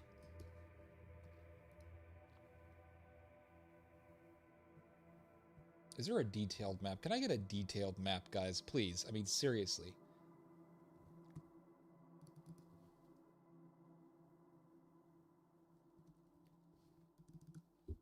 Kars, Azerbaijan map. All right. All right, this is pretty good. So here's a pretty detailed map. Here, the Turks are working on a railway system that goes from Kars, which is right here. Here's Kars. It's in northeastern Turkey. Kars to Nakhchivan. So from Kars to Nakhchivan. Here's Nakhchivan. So here's Nakhchivan. Here's Turkey. Nakhchivan, which is just a continuation of Azerbaijan. Nakhchivan. And from Nakhchivan, they want to build a corridor connecting Nakhchivan to mainland Azerbaijan, which is right here. So they want to, right now, they're working on a corridor that's going to go from Kars. They're working on a railway that's going to go from Kars into Nakhchivan, deepening the connection between Azerbaijan and Turkey. From Nakhchivan, they want to build a corridor. Now, remember what Donald Trump did last year. The Azeris and the Armenians were in a war. A war over what? They were in a war over a region right here called Nagorno-Karabakh. Now, historically, this was Armenian territory, but internationally speaking, the international consensus is that this region belongs to Azerbaijan. So America takes advantage of this and says, okay, we're going to back Azerbaijan. Turkey backs Azerbaijan against the Armenians to take this swath of territory known as Nagorno-Karabakh. And the Azeris win. Now, the Israelis also backed the Azerbaijanis to crush the Armenians in Nagorno-Karabakh. Why? Because Armenia is an ally of Iran. And so to weaken Iran's influence in the Caucasus, Israel backs Azerbaijan to crush an Iranian ally in the South Caucasus. Because Armenia is a very important ally for the Iranians. Because look, here's Iran right here. I don't know if you guys can see this. But here is Iran right here. And so Armenia is Iran's direct land route into Georgia, and then from there into the Black Sea. So Armenia is very important to keep Iran not completely isolated. But by crushing the Armenians, what the hell? Sorry. What happened? Why is it all blurry? Okay, whatever. To crush... One second, guys. This is just pissing me off to no point. This is pissing me off to no end. Just bring this back real quick. Much better. So, to weaken the Iranians, Israel backed Azerbaijan against Armenia in the war that began in 2020. Trump brokers a ceasefire or a peace deal between Azerbaijan and Armenia, And Armenia is the loser in this whole situation. Armenia is the weakest faction in this whole situation, in this whole conflict. Turkey is a massive power in this conflict. Israel is a winner in this conflict to a certain extent. Iran is a loser because Iran had to watch its ally being defeated, thus weakening its position in the South Caucasus. And Azerbaijan, with Turkey, was amongst the winners. So Trump tells Armenia, you have to now allow us to build a corridor right here called the Zangezur corridor. You see this? I don't know if you guys can see that, and make sure you guys can see this. Yeah. Right here. So here's Iran. Here's Armenia. NATO wants to build a corridor right here, right on the Armenian-Iranian border, to weaken the Iranians, to isolate the Iranians, because in this case, you would have a NATO-controlled corridor, really, effectively, a Turkish-controlled corridor, right smack on the Armenian-Turkish border. And then, so, Turkey wants to build a railway from Kars into Nakhchivan, and then from Nakhchivan through the corridor into Azerbaijan, thus giving Turkey an unhindered chain from itself into Central Asia, which is right here. Now, there is a region of Armenia called Syunik, which is this region right here. This southern narrow region of Armenia is called Syunik, the Syunik province. The Syunik province connects with Azerbaijan over here. And remember, and I'll have to look up a different map to give you guys a more detailed visual of this. But remember, the Turks took this region recently. The Turks took this region. So by taking this region, the Turks can now build a railway system from Nakhchivan through Syunik. They don't have to worry about going through Armenian territory here, because right now, thanks to Israel and the United States and Turkey, this region is now Azeri. So now they can go from Nakhchivan through Syunik right into Azerbaijan without worrying about going through an Armenian-controlled Nagorno-Karabakh. And so the whole purpose of this route is to make Turkey more powerful. Going back to this map here, you guys can see pretty clearly. I don't have to make it smaller. I'll just move myself a little bit here. So looking at this map here, you know what? Let me make it a little bit smaller, just so that you guys can have a more clear visual as to what I'm talking about. All right. All right, here we go. So by having this railway system, Turkey can then access Nakhchivan, and then building a further railway system through Armenia's Syunik region, which is right here, into Azerbaijan. Turkey then has direct access into the Caspian Sea, which is very important. From there, Turkey can access Central Asia. And Turkey can then further promote its idea of a pan-Turkic union, because Turkey can say, listen, look, we defeated the Armenians. And when Turkey, through Azerbaijan, defeated Armenia, pro-Turkish sentiment in these Central Asian countries grew. It did. And anti-Russian sentiment grew alongside with it. Because Russia and Turkey are both vying over who's going to have influence over Central Asia. Is it going to be Russia? Is it going to be Turkey? That's what the rivalry is over in this case. So Turkey defeated Armenia in the war that began in 2020. America intervened and said, okay, Armenia, Azerbaijan, stop killing each other. Armenia, you have to give up your border to NATO. The little border with Iran, that's got to go. We can't allow Iran to have a border with you guys and have this access way into Armenia where it can access Georgia and from there access the Black Sea. We want to isolate the Iranians. So Armenia, we're going to build a little corridor here. That's going to empower the Turks. The Turks right now are working on a railway system into Nakhchivan and from there into the Caspian Sea and into Central Asia. So with this completed, the Turks can then say, well, you see, we have this direct access into the Caspian Sea. Now it's much easier to formulate and to create this pan-Turkic union under Ankara, under Turkey. Let's do it.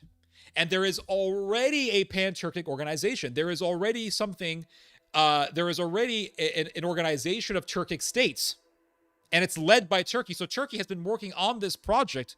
Turkey has been working on this aspiration for many years. Now, if Turkey can then expand into Iran in the form of a military presence in northwestern Iran and in the form of influence over Tehran, then Turkey has a direct land route into Central Asia. So right now, it's working on creating a maritime route through the Caspian Sea into Central Asia.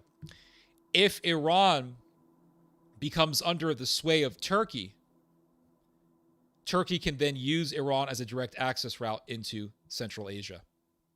NATO will support this in this case because it would mean the empowerment of the second largest member of NATO, and that is Turkey. If the Ayatollah is overthrown, NATO would support this even more. NATO would say, no, we need this. We need this Turco-Iranian axis by which to take the Central Asian states away from any sort of Russian influence and put these countries under NATO/Turkish sway, under NATO/Turkish influence. And so what you will have is a massive pan-Turkic bloc led by Ankara, and this will be formed greatly in part due to direct access through the Caspian Sea from this region, Nakhchivan, and also direct access into Central Asia through Iran. So let's go back to this article here. So this is why it's so important to focus on this stuff. So it says here, the project is scheduled to be completed before 2030. So before 2030, they want to have this railway connecting Turkey with Nakhchivan completed. The route could displace Baku-Tehran-Kars as the primary east-west rail line through the South Caucasus. So the Baku-Tehran... So here's Kars. So Baku is here. Let me make sure you guys can see this. Hold up. Oh, you guys can't fully see that. So Baku. So right now, they already have a trade route from Baku to Tehran. So Baku to Tehran, the capital of Iran, and then from Tehran into Kars, which is in northeastern Turkey. NATO wants to get rid of it. They don't want Iran to have any sort of say-so in the commercial dealings with Europe. They don't want to allow Iran to have any sort of economic leverage. So they want to isolate the Iranians. Well, how do you do that? You cut Tehran off. Here's Tehran. Yeah, here's Tehran. You cut Tehran off, and you simply make a trade route from the Central Asian countries through the Caspian to the capital city of Azerbaijan, Baku, from there through Armenia's Sunik province into Nakhchivan, from there directly into Turkey, thus isolating the Iranians. That's the plan. Now, if the Ayatollah is overthrown and Iran becomes aligned with the West, then Turkey will have this direct access, thereby in turn NATO would have this direct access into Central Asia through Iran, and they could even further isolate the Russians by cutting Russia off from its ally on its underbelly, which is Iran. I hope I'm making sense. So let's go back to this article here. So it says here that the route could displace Baku-Tehran-Kars as the primary east-west rail line through the South Caucasus. It would present a geopolitical challenge to Russia, Armenia, Georgia, and Iran by dramatically expanding Turkey's links with Azerbaijan, Yerevan, Tbilisi, and Tehran. Turkey's progress in the construction of the rail line, along with the work that Baku has done in Azerbaijan proper and the Nakhchivan enclave, mean that Russia and Iranian concerns are growing into alarm. Moscow and Tehran worry about losing influence, and Yerevan and Tbilisi are concerned about how to make the best of the new situation. In other words, Armenia is terrified of being exterminated. Armenia is terrified of being invaded by Turkey, because let's go back to the map. Geography has everything to do with this, or at least plays a massive role in how we learn about this whole thing. Here is little Armenia. Now, Nakhchivan, let's look at something real quick here. Hold on. Real quick. Nagorno-Karabakh, Armenia, Azerbaijan map. Real quick. Here's the region that Turkey took away from Armenia. This region right here, the yellow, that's Nagorno-Karabakh. That was dominated by the Armenians for decades. The Azeris, with the help of the Turks, really Turkey through Azerbaijan, and with the help of the United States and Israel, defeated Armenia in Nagorno-Karabakh. Now here is the Syunik province right here. Here's Syunik.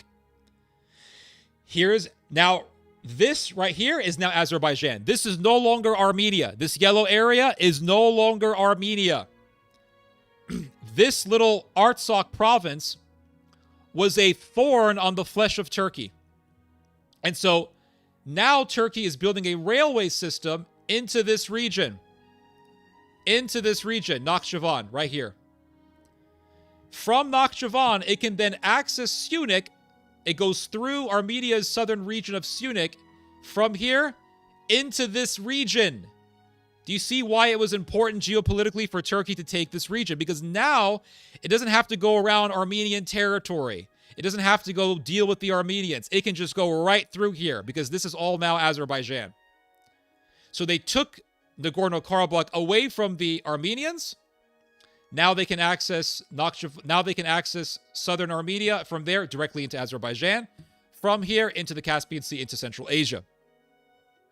Now Armenia is no longer seriously significant, because Armenia is a poor, weak country that was easily defeated by Turkey and Azerbaijan in this region. So what's stopping Turkey from fully taking over Armenia? What's stopping Turkey from doing that? Turkey definitely has the capacity to do this. So Turkey eventually is going to say, listen, let's go back to the map. We want direct access to the Caspian Sea. Now, we have access into Azerbaijan because of Nakhchivan right here, but you got this thing called Armenia, which is kind of annoying. We don't want to have to go through Armenia. So why not just take it over? Make Armenia entirely Turkish territory, just like it was in the Ottoman Empire days. Or actually, it was under the, well, not really. It was actually under the Russian Empire, but the Russians got rid of it, and the Turks tried to invade it, and they failed. But the Turks, for a long time, have wanted, a very long time. They don't talk about this, but this is a fact. The Turks, for a very long time, have wanted to control Armenia.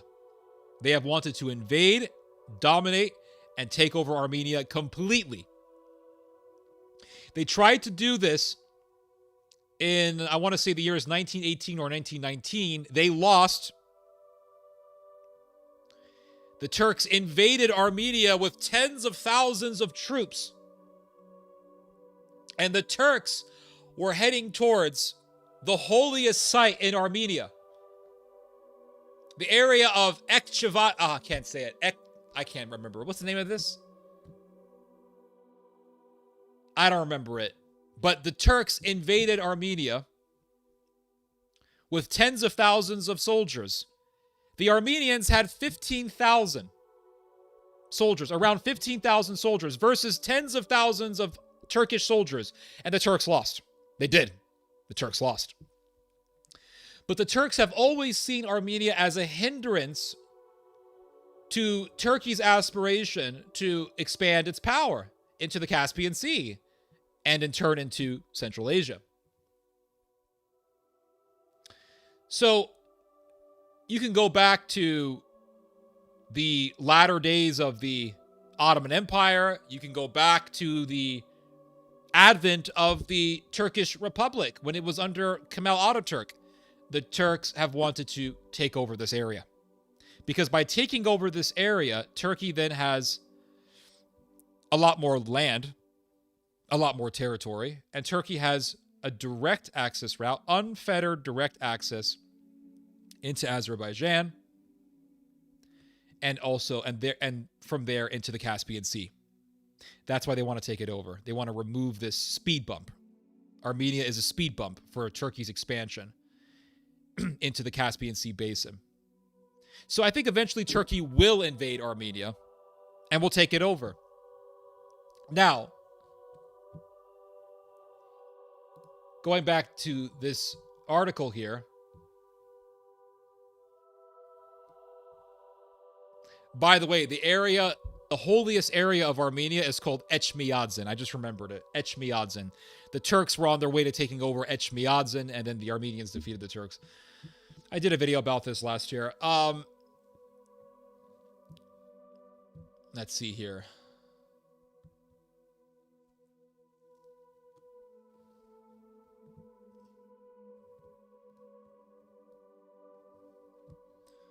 So it says here, Turkey's progress in the construction of the rail line, along with the work that Baku has done in Azerbaijan proper and in the Nakhchivan enclave.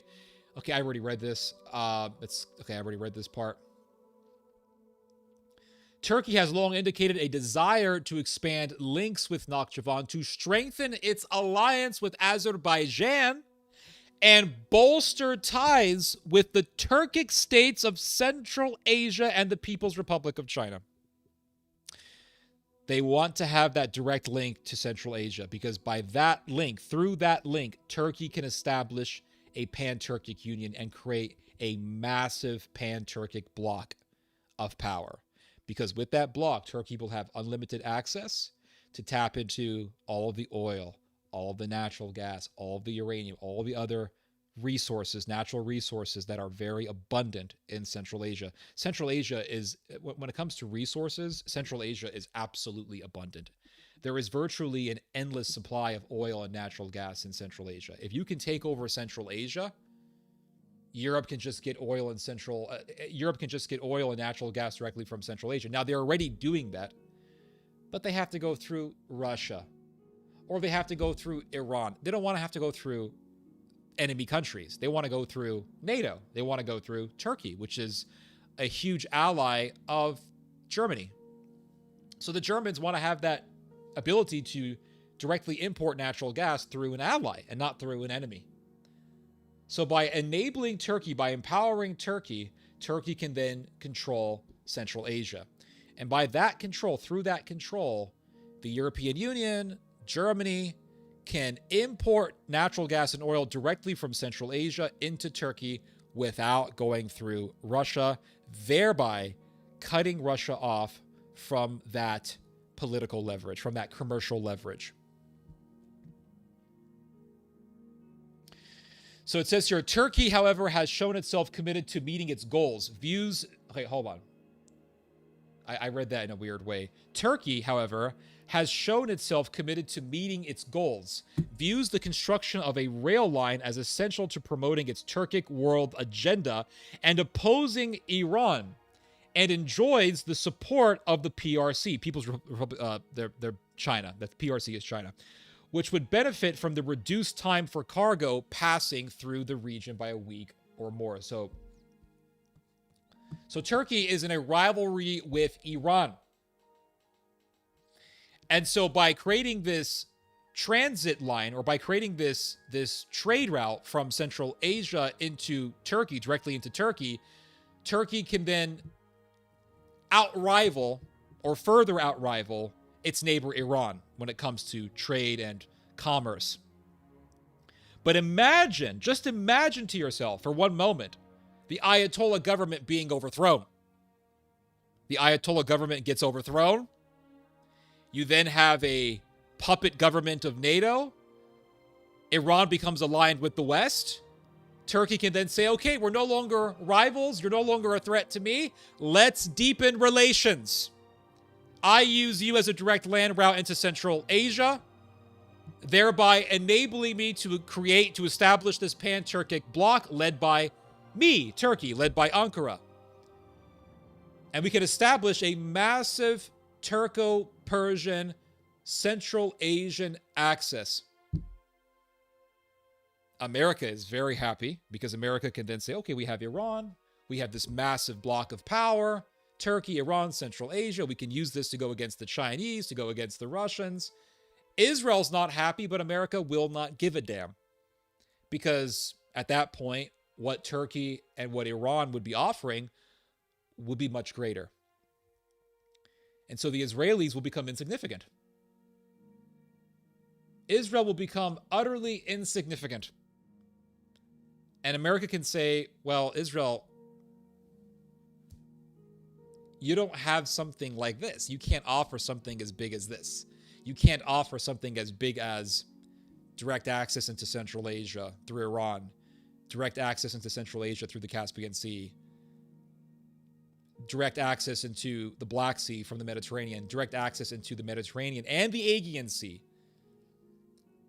through the Dardanelles, all of which are controlled by Turkey. You don't have that. So what you are looking at is the further rendering of Israel as something insignificant, and the rise of Turkey as a global power.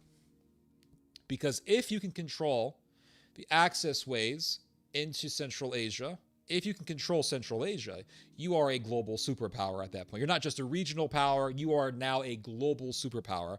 And Turkey, by this point, would upgrade itself from being a regional superpower in the Middle East and in the South Caucasus to being a global superpower and an empire at that point. At that point, you're looking at Turkey as an empire. So it says here, Azerbaijan has been working for more than 5 years to rebuild and modernize its rail line from Baku to the border of Armenia's Syunik Oblast. The Syunik Oblast, guys. What is the Syunik Oblast? Let's go back to the map. This right here. This is Syunik. This is Syunik. The southernmost region of Armenia is Syunik. Turkey wants to be able to go through Syunik. How does it do that? It has to go through Nakhchivan, go through a corridor, through Syunik, and then from there into Azerbaijan.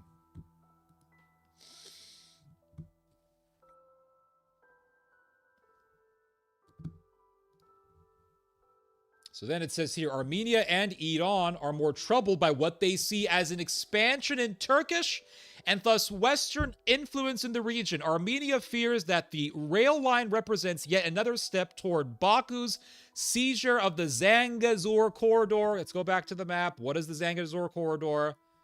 This is the Zangezur corridor right here. The border between Iran and Armenia. On the Armenian side, you have the Zangezur corridor. NATO wants to take it over. Turkey wants to take it over, to isolate the Iranians from Armenia and to take over Armenia. So from here, Turkey can access Nakhchivan, from Nakhchivan through the Zangezur corridor into Azerbaijan.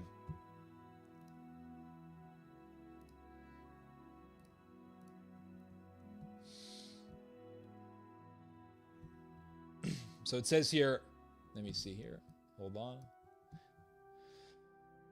Iran is concerned that the new route opens the way for the West to put more pressure on Tehran and would kill off plans for an alternative east-west route through Iran. Moscow is the most alarmed by the Turkish construction effort. It sees the corridor as representing the expansion of U.S. influence in the South Caucasus, reducing Moscow's ability to keep rail lines open to Iran. The Kremlin believes the route eliminates one of the last levers the Russian government has in Armenia, given the problems with Russian rail, which has controlled Armenia's railways since 2008, but is currently in a fragile position. So Russia has railways in Armenia. Armenia is an ally of Russia. Russia has rail lines within Armenia. Russia also uses Iran as a major transit point to get commerce through Azerbaijan into Russia. So by creating this direct passageway, this direct trade route from Central Asia through the Caspian into Azerbaijan, into Armenia, back to Azerbaijan, which is really Nakhchivan at this point, and into Turkey, the Russians are cut off and the Iranians are cut off. That's the plan. And this is what concerns the Ayatollah government and the Russian government.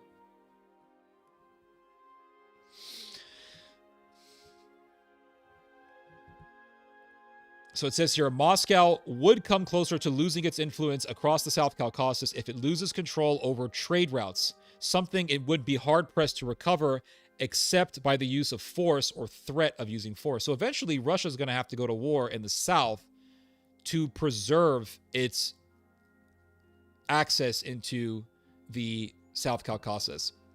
Now, Turkey sees Armenia as a massive obstacle because, as I've said, Turkey wants a direct access directly into the Caspian Sea, but it has to go through Armenia. Armenia is an enemy of Turkey. It's not an ally. It's an enemy. Turkey doesn't want to have to go through an enemy because it doesn't want to give Armenia any sort of geopolitical leverage, any sort of commercial leverage. So it doesn't want to have to go through Armenia. So what does Turkey want to do? Turkey wants to take over Armenia and force Armenia to become a Turkish territory. How do I know this? Well, take a look at this.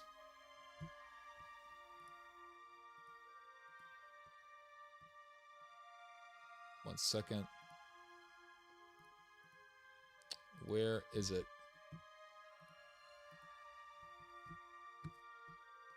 Take a look at this, guys.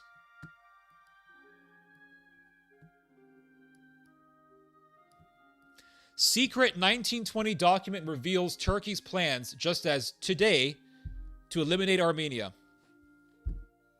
So back in 1920, the Turkish government under Kemal Ataturk made plans to invade Armenia. And so if this is what Kemal Ataturk wanted, it proves two things. It proves that the policy of the Ottoman Empire to invade Armenia didn't stop with the end of the Ottoman Empire. It continued on with Ataturk. Secondly, because Kemalism is so influential and because Kemal Ataturk is worshipped by Turkey, the national god of Turkey is Kemal Ataturk. They worship him. There is a cult of Kemal Ataturk. And so thus, if Ataturk wanted to invade Armenia, it is very clear and very obvious that Turkey wants to do the same thing today. That the policy, that the vision, that the aspiration, the plan continues on. It didn't stop. Because by invading Armenia, Turkey will no longer have this speed bump. It will have unfettered access directly into Azerbaijan, from there into the Caspian Sea, and then from there into Central Asia. You see? So it says here, now look at this. In recent months, there have been several references to an important book in Armenian published by Turkologist Dr. Ruben Safrastian in Yerevan in 2019. And so this historian, this Armenian historian, Ruben Safrastian, he found a document from Kemal Ataturk ordering, or at least planning, the invasion of Armenia. And so here is the order from Kemal Ataturk. And this is what he said, quote, "As soon as Armenia becomes stronger, it will naturally try to fulfill the obligation imposed on it by the Treaty of Severus to sever out ties with the East, and will also, together with the Greeks, undermine our life and progress." So the Turks see the Greeks and the Armenians as both enemies. They see the Greeks as an enemy because the Greeks hinder Turkey's expansion further into the Aegean and also into the Mediterranean Sea, because you have Greek islands on the Aegean Sea. And then also, they see the Armenians as an enemy because Armenia is a hindrance to Turkey's aspiration to having an unfettered access route directly into Azerbaijan and thus into the Caspian Sea basin.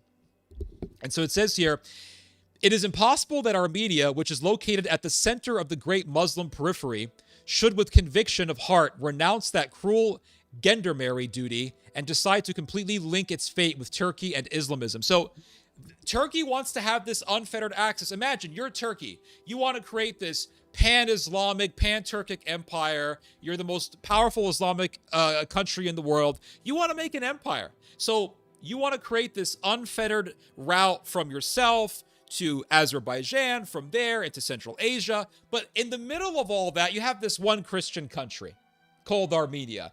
And you guys aren't friends. So if you try to go through Armenia, well, then you have to play diplomacy, and you have to ask the Armenian government for, you have to ask the Armenian government what it wants, and then you have to make a negotiation with them, and you have to act as if Armenia has importance. You have to treat Armenia with respect and importance. Maybe Armenia will ask for transit fees. Maybe Armenia will say, okay, well, Turkey, if you want to transport your goods through our country, you have to pay us some money. It's only right, because if you want to maintain diplomacy with us, hey, you have to pay us money. If you don't, then that's not going to be diplomatic, and you're not going to be respecting our territorial integrity. And so Turkey then has to treat Armenia with diplomacy.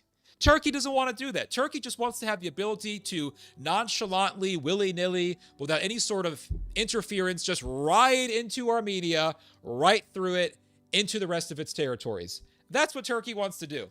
It can't do that if it's respecting the autonomy and the territorial integrity of Armenia. So Turkey then just wants to invade it. And this is very clear in this order from the Ataturk government. So the order from the Ataturk government goes on to say, for this reason, it is absolutely necessary that Armenia be politically and physically eliminated from the middle. So if it's good for Ataturk, all right, this is the mentality of the Turks. If it's good for Ataturk, it's good for me. I'm not saying that for me. I think Ataturk was a monster. I think Ataturk was a murderer. Go read about what Ataturk did to the Greeks of Smyrna after World War I. Go read about it. The Greeks of Smyrna were butchered by the thousands, raped, butchered, decapitated, the whole thing. Go read about it. Ataturk was evil. Look at his face. Look at his eyes. The guy was a demon.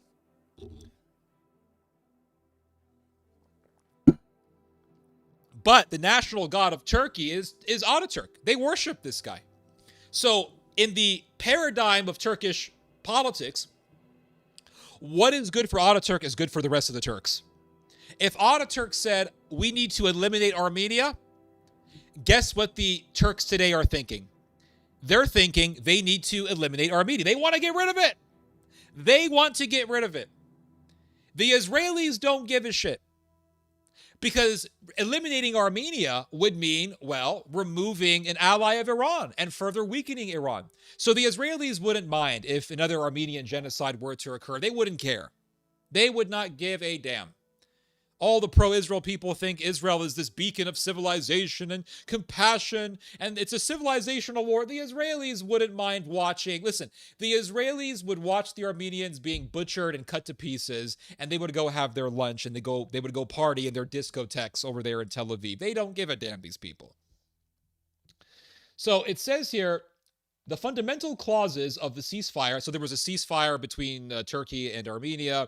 And it says here, the fundamental clauses of the ceasefire conveyed to the Armenians should be aimed not at withdrawing from Armenia, but at misleading the Armenians and appearing to be peace-loving towards Europe. So Ataturk is saying, we got to play this game. We have to pretend to be peaceful to the Europeans, pretend to be peaceful to the Armenians, and then when our opportunity comes, when the occasion arises, we strike. That's exactly what happened in 2020. 2020 happened. Everybody was talking about COVID. Everybody was staying at home, wearing masks, whatever. Americans were arguing about vaccines. Boom, Turkey hits Nagorno-Karabakh. Has Azerbaijan hit Nagorno-Karabakh, takes over Nagorno-Karabakh. During 2022, Turkey was still involved in Nagorno-Karabakh. They knew the Russians weren't going to get involved because Russia was bogged down in Ukraine. And the Turks also understand that Azerbaijan borders with Russia, and it also, Azerbaijan is in between Russia and Iran.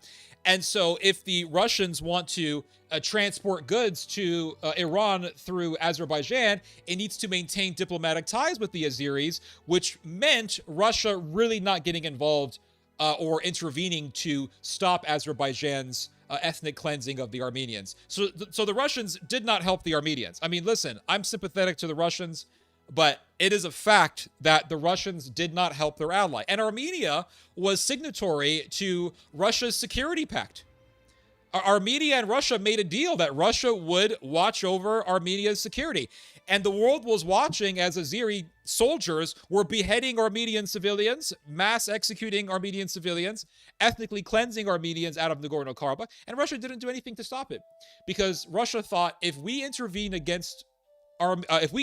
for the sake of the Armenians against the Azeris, we may lose Azerbaijan as a strategic partner, and that might make it difficult for us to get our commerce through Azerbaijan to get into Iran. So the Russians didn't want to jeopardize that. So that's what happened. So the Turks under Kemal Ataturk were saying, hey, let's have peace with the Armenians until we don't have to have peace with the Armenians. And we saw that in real time in 2020 and also 2022, 2023. So it says here, okay, so the order goes on to say, at present, it is absolutely necessary to demobilize the Armenian army and confiscate its weapons. So they want to completely demilitarize Armenia, get rid of its weapons, get rid of its ability to defend itself, make Armenia completely defenseless, make Armenia completely susceptible to being invaded, thus giving no chance of restoring its military structure. Under the pretext of keeping the railways, hold on. Look at this. Under the pretext of keeping the railways under control and protecting the rights of the Muslim population, it is necessary to establish our military control over the entire territory of Armenia and thus keep in our hands all the roads connecting Turkey with Azerbaijan. Let's go back to the map. So Turkey wants to create a railway from Kars, which is in northeastern Turkey, into Nakhchivan, and from there through Armenia, and then from there into mainland Azerbaijan. So they're going to have a railway system. Turkey is going to have a railway system from itself through Armenia into Azerbaijan. So Kemal Ataturk is saying, under the pretext of protecting our railway lines in Armenia, we need to invade Armenia and completely destroy it as an independent territory. That would mean resuming from where the Turks left off back in the Armenian genocide during the First World War. So they're going to have a railway system. The Turks are going to say, oh, we have a railway line through Armenia. The Armenians are aggressive against our fellow Turks, the Azeris. We need to protect our people and protect our railway line. And the Turks could then use that as a pretext to invade mainland Armenia. Do you know what Turkey calls Armenia? Do you know what Azerbaijan calls Armenia? They call it Western Azerbaijan. Yeah. Azerbaijan doesn't call Armenia Armenia like we do. Azerbaijan calls Armenia Western Azerbaijan. Western Azerbaijan. They don't even see it as Armenia. They just see the whole damn thing as Azerbaijan. So they're going to say, well, this was all originally Azeri territory anyway. The Christians took it over. They're going to make up some sort of pseudo-history. And they're going to use that to justify taking over Armenia. And they're going to say, it's all now Azerbaijan. Turkey now has unfettered access through Azerbaijan into Central Asia through the Caspian Sea. What else is Western Azerbaijan? This region of Iran is called Western Azerbaijan. That's the name of the region. West Azerbaijan is the name of this region right here that borders with Turkey. Turkey has already stated, if the Ayatollah is overthrown in Tehran, we're going to put troops right here. We're going to put troops right here. And so if the Turks put troops here, if they expand into West Azerbaijan in Iran, and they take over this region here, roughly this region here, Turkey can then say, okay, now this is our territory right here. West Azerbaijan of Iran is our territory. We can then expand. We can then have unfettered access through the West Azerbaijani region of Iran into Nakhchivan, through Armenia into mainland Azerbaijan, from there into the Caspian Sea basin, right there. From there into the rest of it, from there into Central Asia. Turkey can then say, we got this direct access route. This is our region right here in Iran. From here, we have our direct access into Central Asia, going back to this map here, not this one, this map here. Turkey can then say, okay, we have now our direct access route into Iran, from there into Central Asia. If we take out Armenia completely, we have direct access without having to worry about diplomatic protocols with the Armenians. We can just go right into Azerbaijan, into the Caspian Sea basin, from there into Central Asia. And this whole thing will be a massive block of power right here from around Central Asia, Iran, the South Caucasus region here, and Turkey. This whole thing. And then, don't forget, Turkey borders with... Can you guys see this? Hold up. Turkey borders with Iraq and Syria. Turkey already controls Syria. So the whole empire of Istanbul will be here. Syria, Turkey, South Caucasus region, Iran, Central Asia, Afghanistan, Pakistan. This whole region could one day be under the sway of Turkish power. I mean, this is the goal. And at that point, Turkey will be, like I've said, a global power, major global power. So let's go back to... did I miss it? Where did it go? Where did it go? Here it is.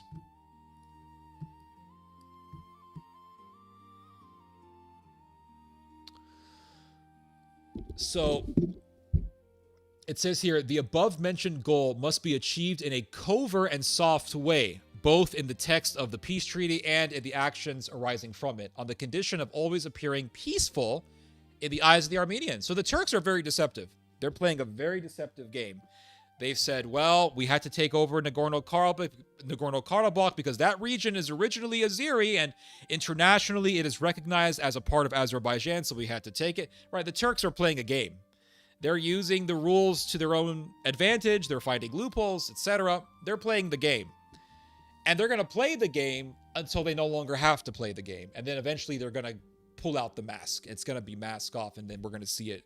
We're going to see Turkey in its true boss form, so to speak. So it says here, it is necessary to prepare the ground for a continuous intervention under the pretext of protecting the rights of the Muslim minority remaining on the other side of the border in Armenia. This is exactly what the Turks did in 2020. They said the Turks in Nagorno-Karabakh, they're under Armenian occupation. We have to go save them. And they went into Nagorno-Karabakh, and they, through the Azeris, ethnically cleansed the Armenians out of that region. Clauses should be included in the agreement that would ensure the seizure of weapons from the enemy, Armenia, and the disarmament of its army as soon as possible. Special efforts should be made to arm the Turks of the region, step by step, and to create national armed forces. They will connect the East and the West and make Azerbaijan an independent Turkish state. So this was the plan of Ataturk, which means this is the plan of Turkey today, which means we can expect for the Turkish invasion of Armenia. That's what's going to happen in the future. That's in the books. Now, the Armenians, Sorry, not the Armenians. The Iranians are trying to counter this Turkish plan of having a railway line from Turkey through Armenia into Azerbaijan. And they're doing this in conjunction with China because the Iranians and the Chinese are major allies. And look at what it says here. This is very interesting. It says here, in 2025, Iran's Ministry of Roads and Urban Development announced plans to construct 9 transit railway corridors with a total length of 17,000 kilometers at an estimated cost exceeding 10 billion USD. Upon completion, Iran's rail network is expected to handle up to 60 million tons of cargo annually. Several of these projects, including the 200-kilometer Marand-Chesme-Soraya Railway, are aligned with the Southern Railway Corridor. So the Iranians want to build a new railway system known as the Marand-Chesme-Soraya Railway. It'll be a railway system connecting these 3 regions within northern Iran. Which part of northern Iran, you may ask? It is the West Azerbaijan region of Iran. The very region that Turkey wants to deploy troops into. The very region of Iran that Turkey wants to take over, Iran is planning on building a railway system within it to counter Turkey's/NATO's plan to build a railway system, cutting off the Iranians and cutting off the Russians. So I actually looked up these 3 regions. They're kind of hard to find, but I want to see, I found a map of Iran, and then I put the dots. I put dots on where these 3 regions are, and let me see if I can show it to you guys real quick.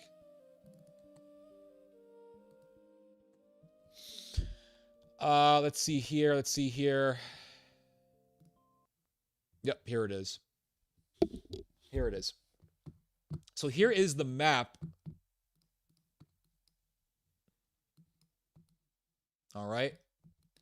This is where Iran wants to build a railway system.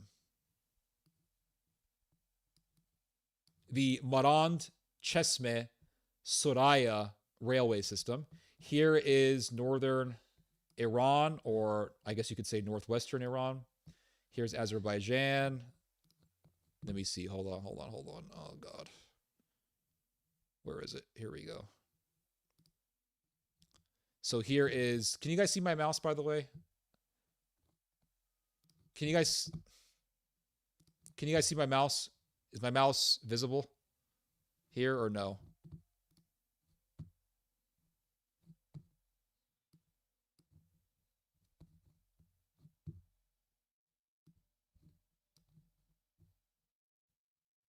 Okay, yeah, it's visible. All right, cool.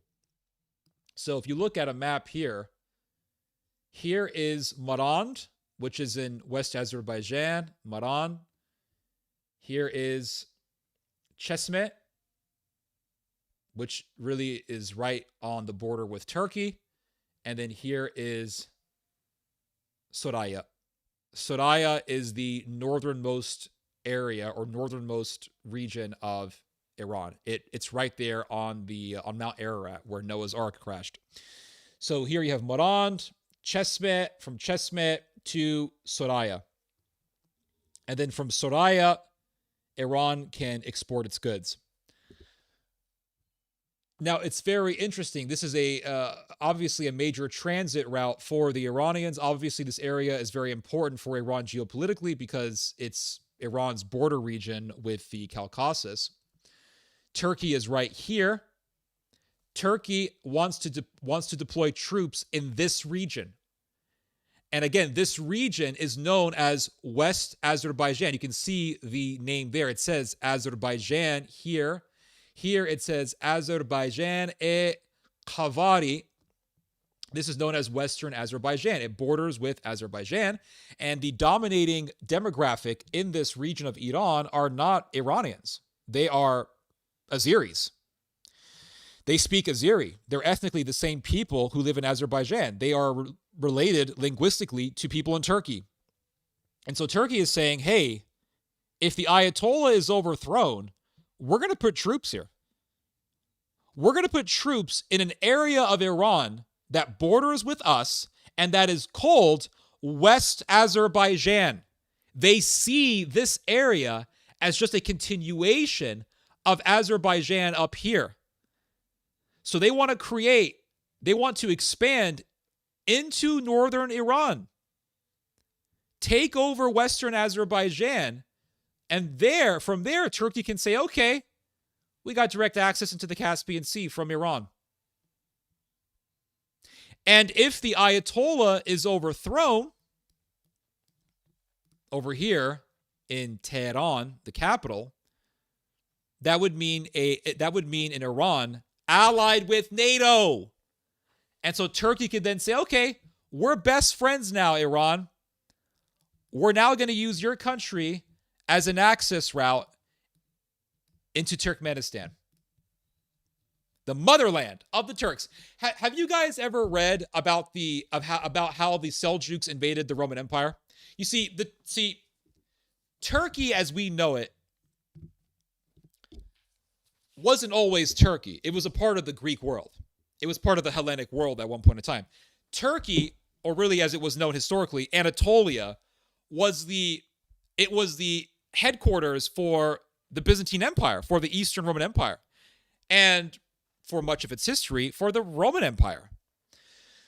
And the original inhabitants of Anatolia were Greeks and other Indo-Europeans. Well, the Turks invaded what is known as Turkey today. They invaded Anatolia. The people who were living in Turkey were not Turks. They didn't speak Turkish. They spoke Greek. And before that region was Hellenized, you had various different types of Indo-European peoples. You had Hittites, you had Lydians, you had Trojans, and you had various kingdoms within Anatolia. The Hittite Empire dominated Anatolia at one point in time. But eventually that area became completely Hellenized, and it became the headquarters for the Byzantine Empire, or the Roman Empire, or the eastern half of the Roman Empire, depending on which point of history you are referring to. And the Turks came. Mongolian Turkic people came from this area over here. They invaded Iran. They took over all of Iran. And then from there, they just entered Turkey. They entered Iraq. They entered Syria. And they took over the Roman Empire eventually. So that's how it happened. It's a very interesting history, guys. It's a very interesting history. But this is the plan of the Turks. The plan of the Turks is to control, going back to this map, northwestern Iran. Take over the very important transit route within northwestern Iran. In this case, the Marand, Chesma, Soraya transit route. And then Turkey would totally control that area.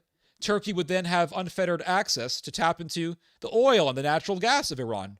We're talking about some serious land grabbing here. Turkey would then control this land route and could then use it to further strengthen its commercial capacity and really strengthen Turkey as a regional power. So, I mean, we're looking at the dawn of the Turkish Empire, the Neo-Turkish Empire. And the Turks are making their plan very clear. They're saying, listen, if the Ayatollah is overthrown, we're going to deploy troops into Iran. The Turks are saying this. We're going to deploy troops into Iran. We're going to create a buffer zone. And they're saying, well, we want to prevent a wave of Iranian migrants from entering Turkey. That's the pretext. The real goal is the same goal that Turkey had when it sent troops into the Idlib province. It's to take territory and to expand Turkey's control.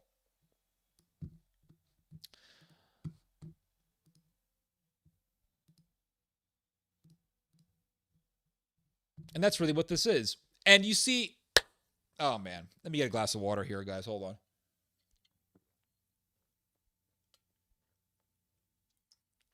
on. All of these Israel worshipers, let me get a smoke real quick.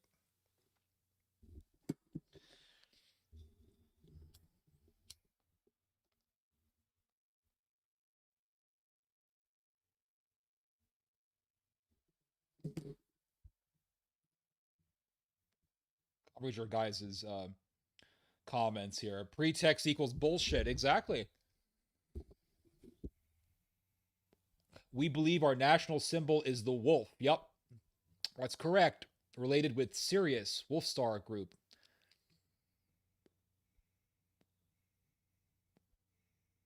Turkey is definitely a military power. It is a military power, but it wants to be a global power.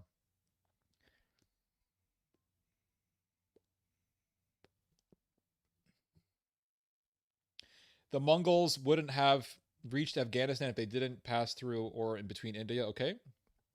Tengri, yes, the great blue sky god. The original Turkic god was Tengri. Yep, that's correct.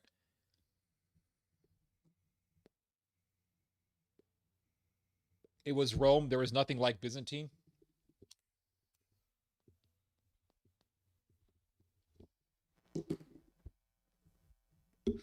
Byzantium was the capital of the Roman Empire at one point in time.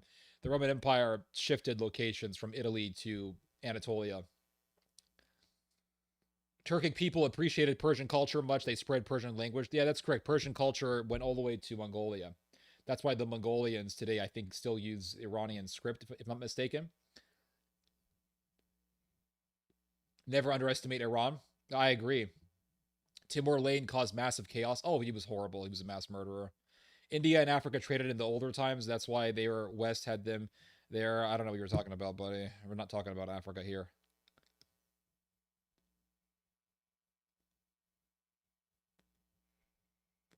The Mughals were also Turkic people who came from Afghanistan. Yeah, they were Mongolians. Hello, Sophia. Let's see here. That's how they got to Africa. I don't know what you're talking about, dude. We're not talking about Africa.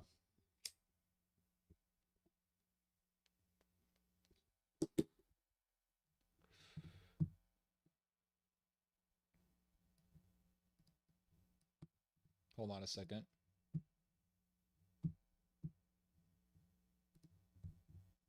Is my music even playing? The music is off. Why is that? Oh, I think I know why. Hold on.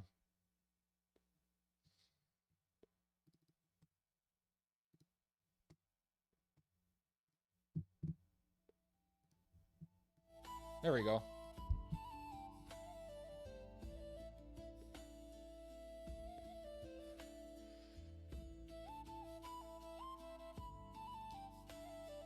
And a whole lot of comments about nothing that I had to say.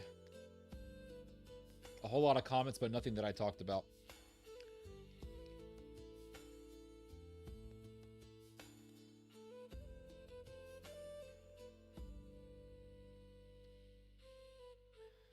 Theo, I don't understand. On one hand, you are telling Turks captured Karabakh, which was UN recognized Azerbaijan land capture with Russians from Azeri Turks. And the other hand, yes.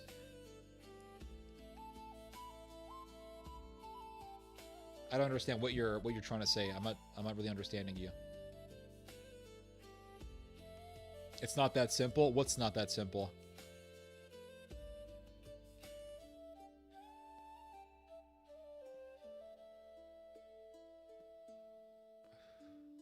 Dude, Mr. Turko Turuk, Mr. Turuk, I saw a video of an elderly Armenian being beheaded. So I don't know how you justify that. Always love these streams, deep dives. Yeah, same here, man. That's why I love doing them. And I'm glad you like them, sir. I'm really glad that you do. I appreciate that. Thank you.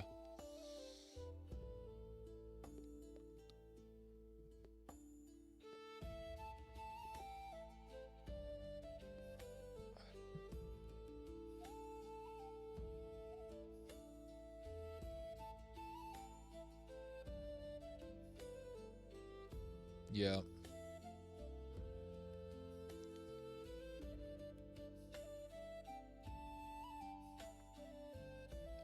See ya, Mr. Defiance.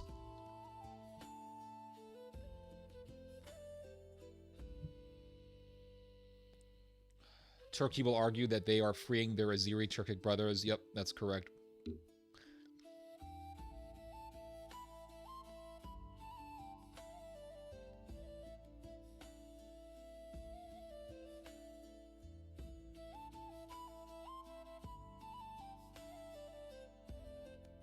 First timer here, 5 hour stream. Yep.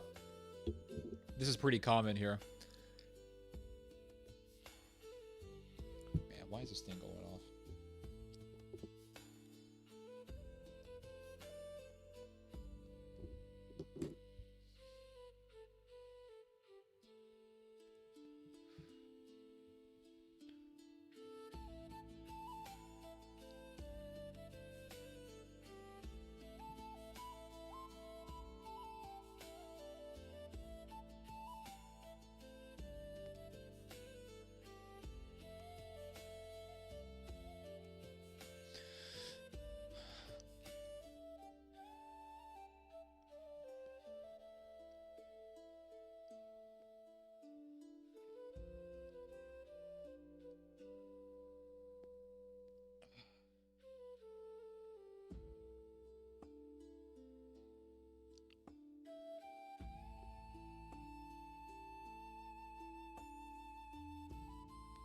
You know what's amazing? Is you have these pro-Israel fanatics who will sit there and say, Israel will never be defeated.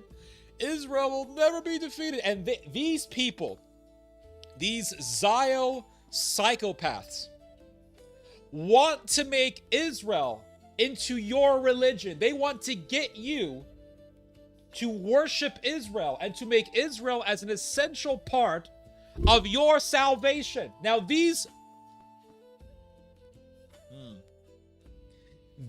Zios, these Zio Christians will sit there and say, no, we don't worship Israel. We don't worship Israel. We worship the God of the Bible. That's it. We worship the God of the Bible. But yet, when you tell them, listen, I don't support Israel. I think Israel is doing very evil things. I think Israel is murderous. I think Israel has done a genocide, is doing a genocide. Israeli soldiers have done some very, very reprehensible, very demonic and sinister things to people like, I don't know, sodomizing Palestinians. I read a story recently about how these Israeli soldiers, I'm not joking, you can look this up.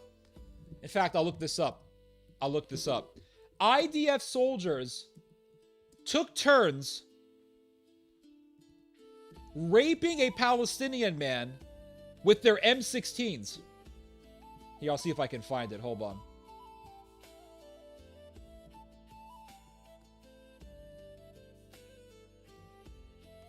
Look at this. Here it is. Wikipedia has an article talking about this. Look at this. Look at this evil.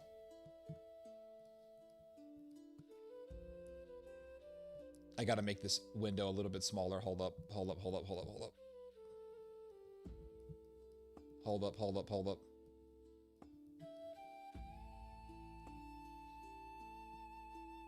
Here we go. A little bit smaller.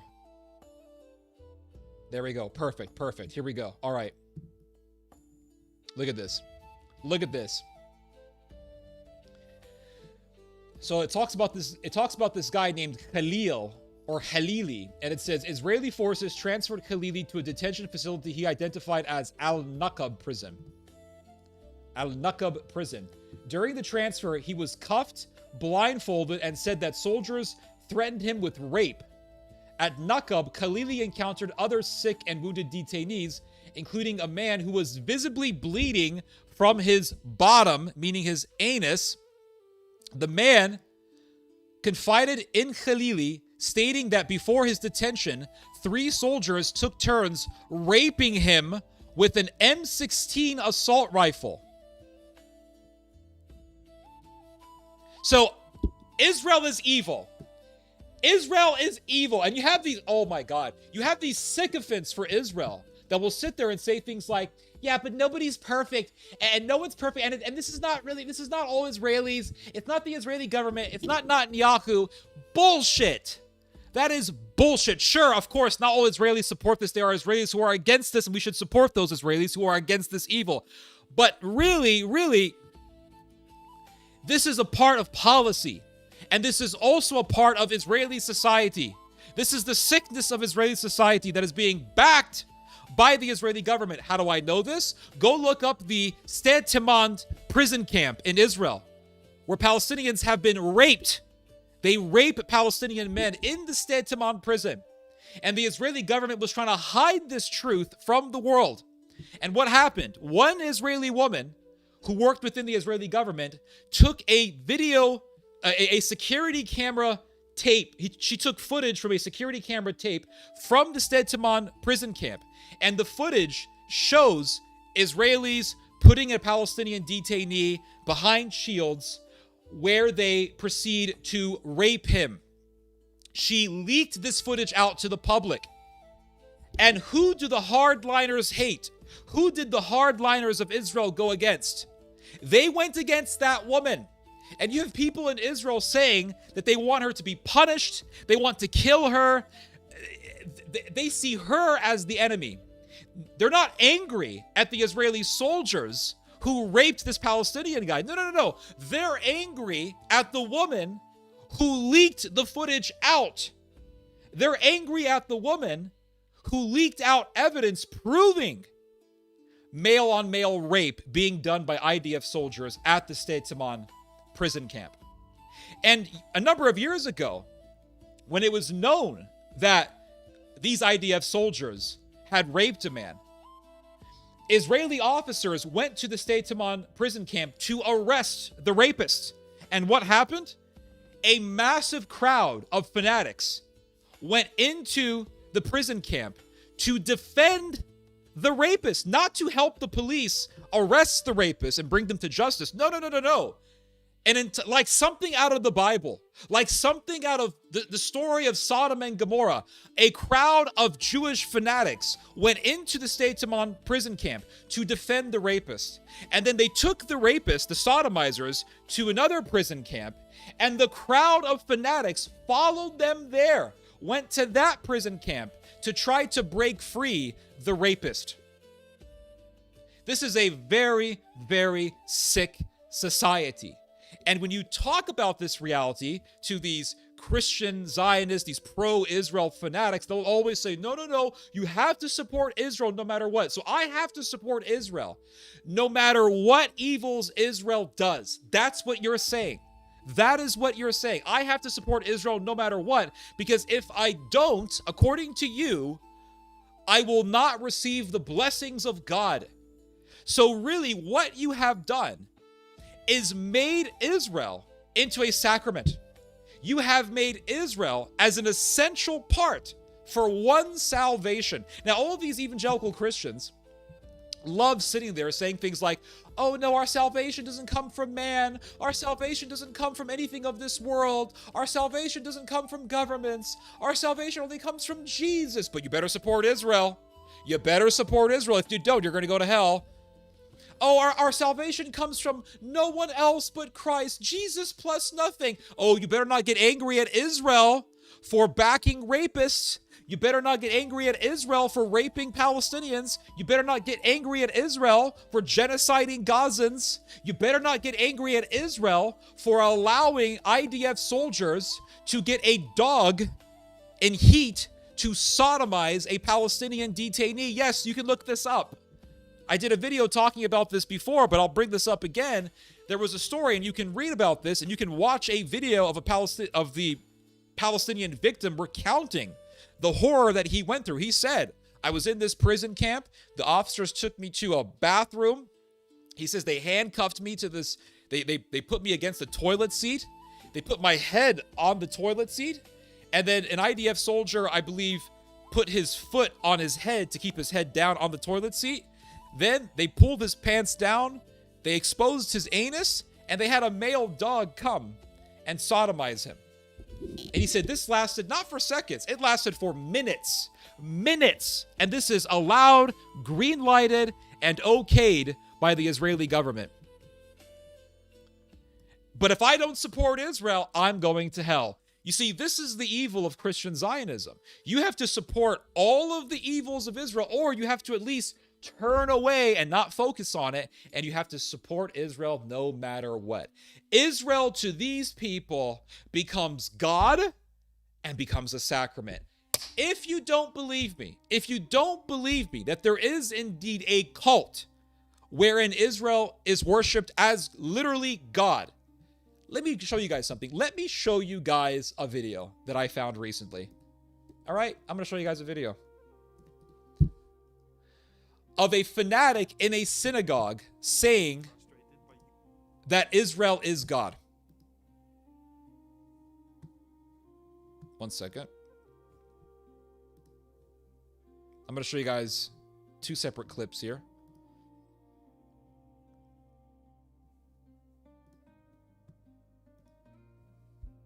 We're going to watch this. Hold up. We're going to watch this. All right. I'm going to show you the first clip. I'll probably have to turn off the music. Let's see here. Bookmarks.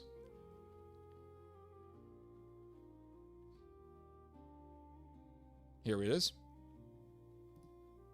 All right, I'm going to show you guys a clip here. Let me turn off my music real quick. I thought that this clip could have been fake.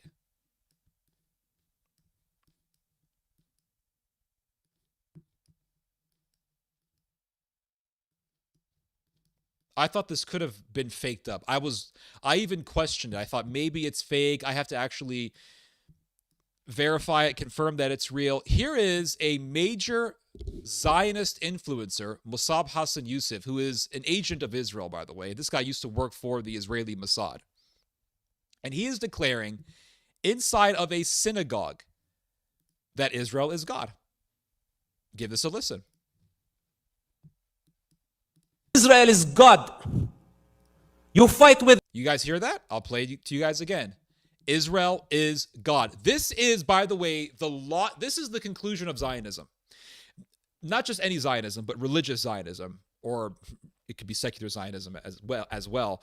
This is the conclusion of Zionism, the cult of Zionism. Israel becomes your God.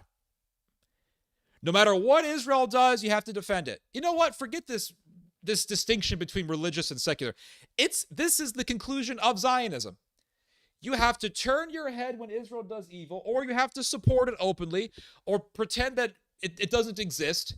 If someone tries to expose Israel, you don't thank the person for exposing Israel. You attack the person exposing Israel. You attack the messenger. If someone questions Israel, if someone says, hey, Israel is doing evil, you attack that person and you deny whatever facts he's presenting. Why? Because Israel is your God. Israel is your God. When you defend something indiscriminately, when you defend something without any bit of questioning, when you defend something with pure obeisance, you worship that thing. That's your God. And he says, Israel is God. I'll play the full clip this time. Here we go. Israel is God. You fight with Israel, you are fighting with the most powerful authority of the universe. And this is at a synagogue, by the way, in Vancouver. I looked up where this event took place. Do I need to say it clearer? Now, you could say, maybe this is AI, maybe this is all faked up. Well, I found the original speech. He says, when you go against Israel, you go against the most powerful force of the universe. So Israel is God, right? The most powerful force in the universe is God, correct? Yes, okay. The most powerful force in the universe is God. So when you say Israel is the most powerful force in the universe, you're saying that Israel is your God. That's what you're saying. And everyone's clapping their hands because they also worship Israel as their God. Their God is not the God of Israel. You have these Zionists who say, no, I worship the God of Israel. They worship Israel. They don't worship the God of Israel. They worship Israel. Israel is their God. They always have to defend Israel. They always have to be apologists for Israel. They always deny what evils Israel does. Israel is their God. It's like when Catholics come along and they defend the Vatican no matter what. Well, if you defend the Vatican no matter what, guess who your God is? It ain't God. It's the Vatican. The Vatican is your God. All right, here now I'm going to watch the beginning part of this video. I've already watched this, so I already know what to expect, but here we go.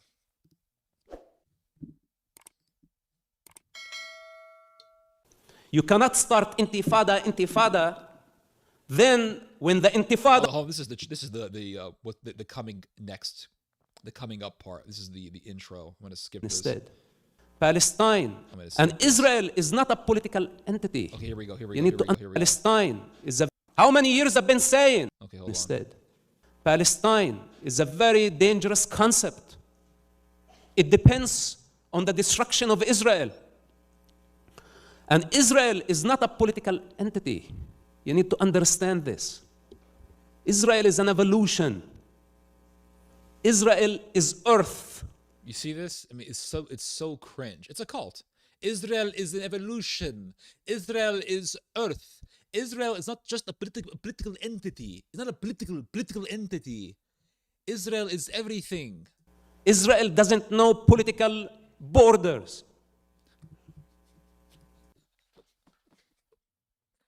Are you sure about that?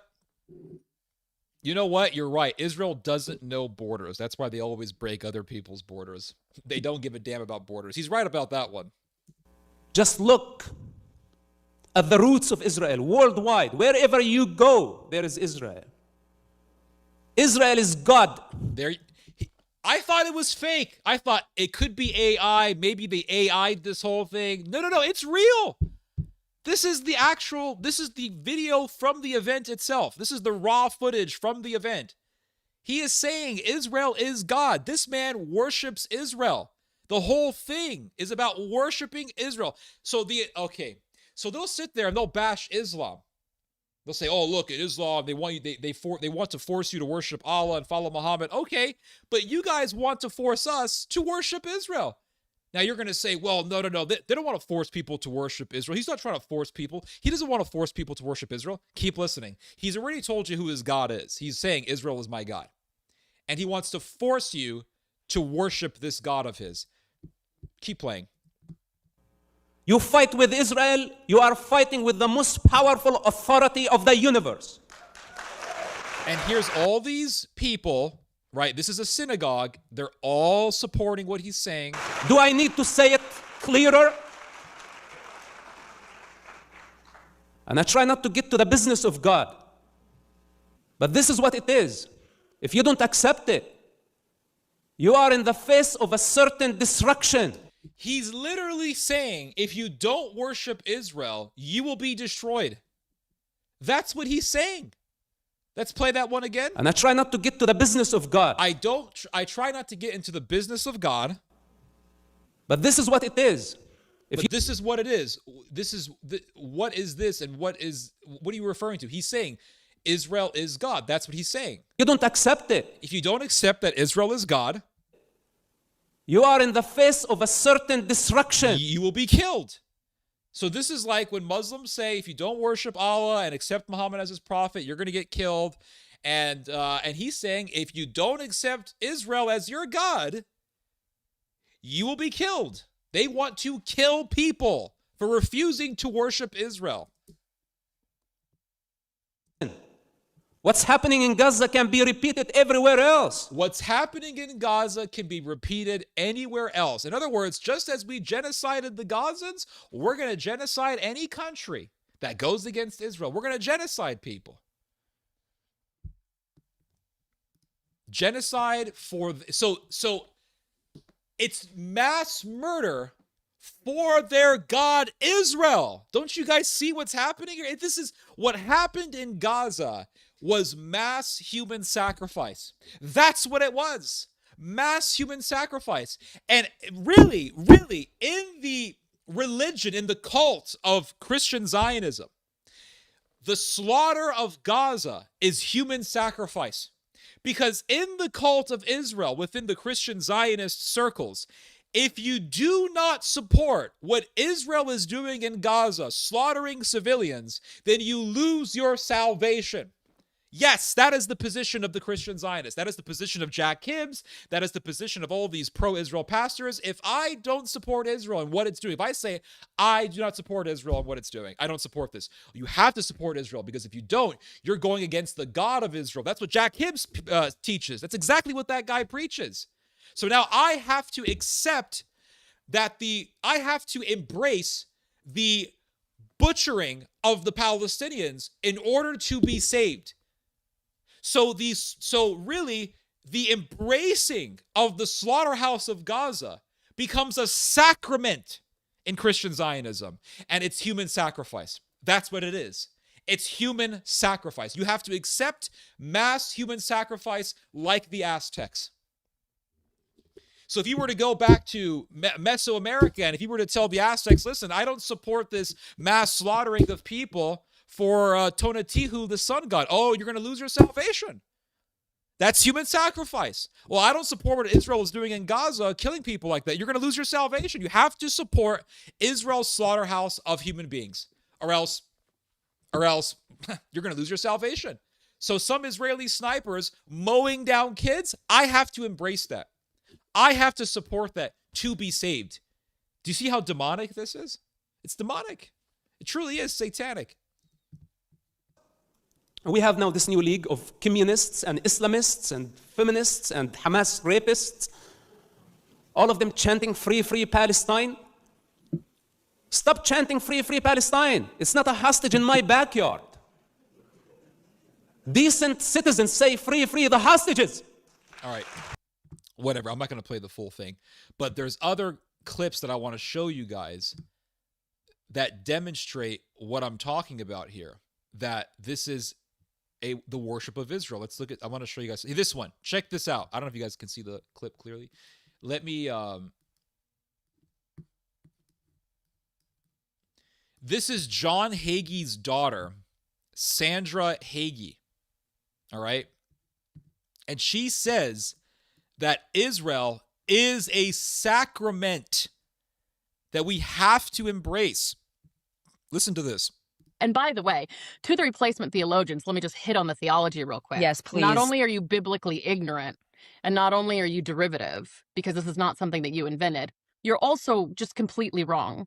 Whether you're looking at the Old Testament or the New Testament, the Bible is extremely clear. Even in the New Testament, Paul says, have I been cast out? I am a Jew from the tribe of Benjamin. Have I been cast out? Certainly not. I want to address this in a little bit, but I'll keep playing the clip. The Bible says in the New Testament, to everybody that claims to be a Christian, the Bible says specifically, salvation is from the Jews. What does that mean? That means without the Jewish people, without... So I have to support Israel to have salvation. That's what she said. I have to support Netanyahu. I have to support the genocide of the Gazans. I have to support Israeli snipers mowing down children. I have to support Israeli soldiers sodomizing Palestinian detainees in order to have salvation. So it's no longer Jesus plus nothing. It's Jesus plus being a supporter of a genocidal Jewish state.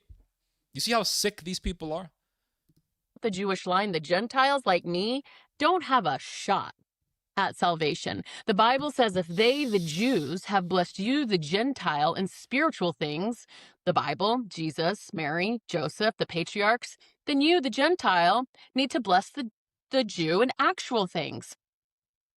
I have to bless the Jew. What does that mean? Does that mean I have to embrace Dennis Prager, who says that the Bible says that men can be just as attracted to boys as they can towards girls? Do I have to support Rabbi Dennis Prager, who says that animated child pornography is not evil? Do I have to support Bill Maher, who spits on everything that I believe in? Do I have to support what's his name, Peter Singer, who's a Jewish atheist who supports bestiality and he supports infanticide? What does that mean? I have to bless the Jew. What does that mean? What bullshit is that? With Israel, standing with the Jewish people, combating anti-Semitism is not political. To the members of Christians United for Israel, this is simply an elemental practice of our faith. It is as sacerdotal as taking... It is as sacerdotal. Listen to this. I don't know. I'm going to say something that's going to get me in trouble. I'm going to stop. Just listen to this. It is as sacerdotal as taking communion. It is as sacerdotal as taking communion. Do you hear that? That means Israel is their Eucharist. We are to pray, we are to read our Bible, and, in addition to a lot of other things, but we also pray for the peace of Jerusalem and do what we can.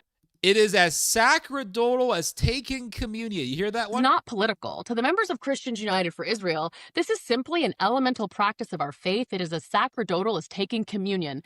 So Israel is their Eucharist. So for decades and decades, these Zionists were bashing Catholics and Orthodox Christians for taking the Eucharist. And they were saying, well, we don't need the Eucharist for salvation. But now they're saying we need to support Israel to have salvation, and that Israel is our Eucharist. She's saying it is sacramental. It's a sacrament. She's saying it's as sacerdotal as taking communion. So they were bashing the Catholics and the Orthodox for all these years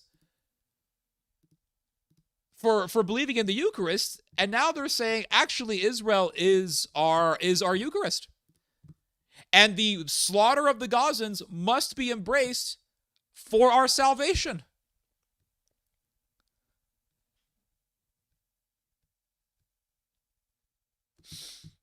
And I just want to address this one issue here, where Paul says, "I'm from the tribe of Benjamin." I just want to read. I want to read the full passage to show that she is totally abusing that verse. She's abusing that one line from Paul. They always quote that one line where Paul says, "I'm from the tribe of Benjamin," but they don't quote what the rest of the passage says, because the rest of the passage actually refutes what they're saying. Here, I'll show you real quick.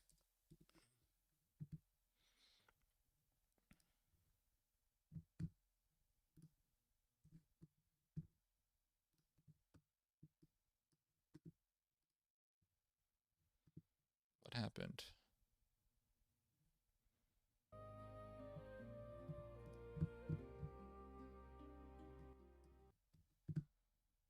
What?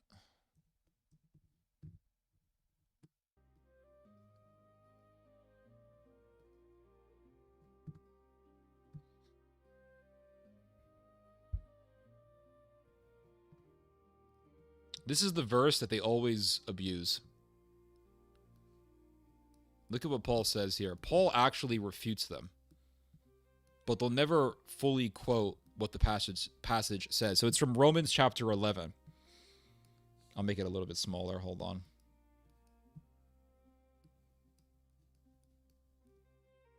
So Paul says here, "I ask then, has God rejected his people? By no means." So they'll say, you see, we have to support Israel, guys, because God has never rejected Israel, so we have to support Israel. We have to support the slaughter of the Gazans. We have to support Netanyahu.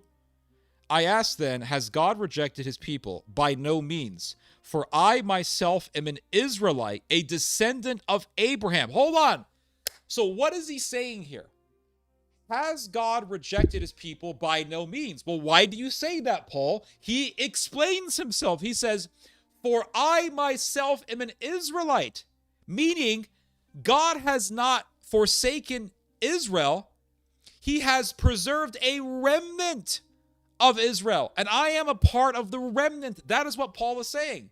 Has God rejected his people? By no means. For, he doesn't say for because he loves everyone in Israel. He loves all of the people of Israel, no matter how evil they are. That's not what he says.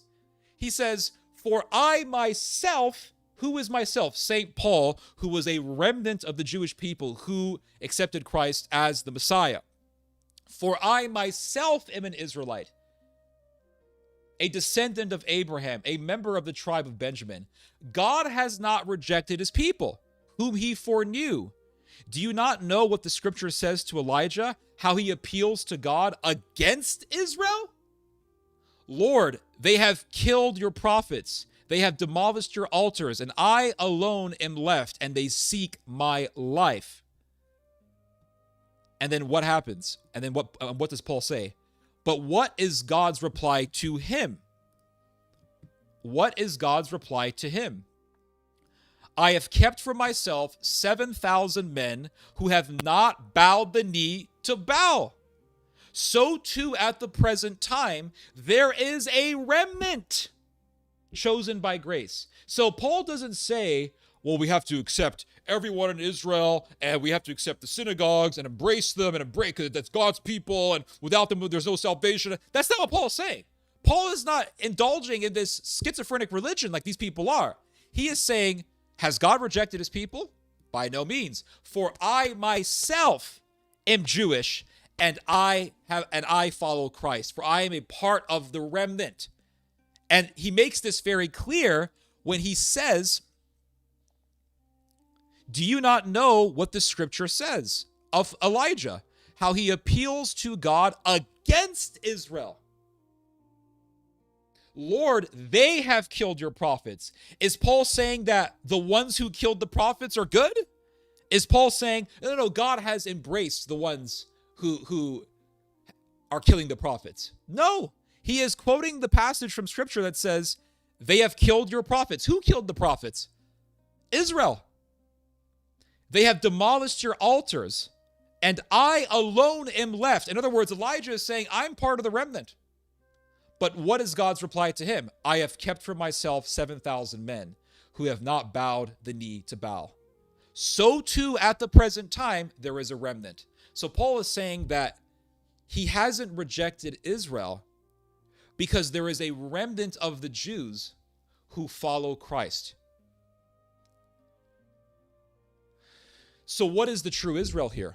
The true Israel in the case of the Jews are the Jews who follow Christ as the Messiah. Not every single Jew, not Netanyahu, not Dennis Prager, not Peter Singer, not Bill Maher, not these psychopaths, not Ben Gvir, not Bezalel Smotrich, not the settlers who spit on Christians.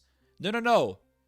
God has not rejected Israel because there is a remnant of Jews who follow Christ. In other words, the true Israel, the Israel that is preserved, are the Jews who follow Christ. The real Israel, in terms of the Jews, are the Jews who follow Christ, not the ones who spit on Christ. That's what Paul is saying. That's exactly what he's saying. He is saying, has God rejected Israel? No. Why? I'm Jewish. I follow Christ. So God has preserved a remnant of the Jews, and that remnant is the true Israel. It's not this schizophrenic worship of the modern day state of Israel. That's what Paul is saying. But this one line in the beginning of chapter 11 of Romans, it just gets abused all the time. And look at what Paul says here.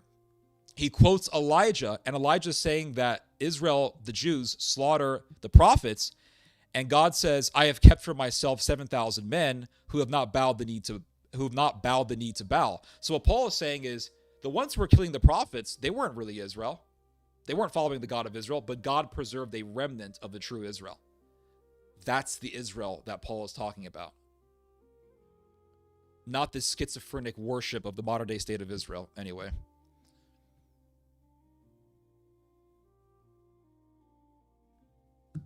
Those are my thoughts on that. How long have I been on stream? Almost 7 hours. Who knew that genocide is a sacrament? Yeah, exactly. Shame. Yup, redeeming your spirit is blessing you, regardless of the will of your flesh. The other guy was son of Hamas. He was probably tortured then in prison. Okay. The cup of their own insanity.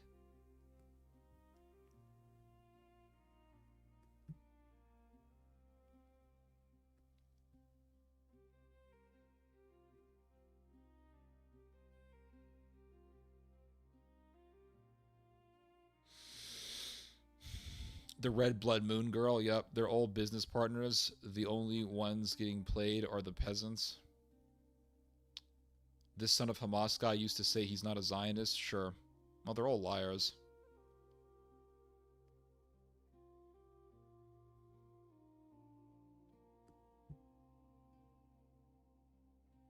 That position is pure heresy, yep.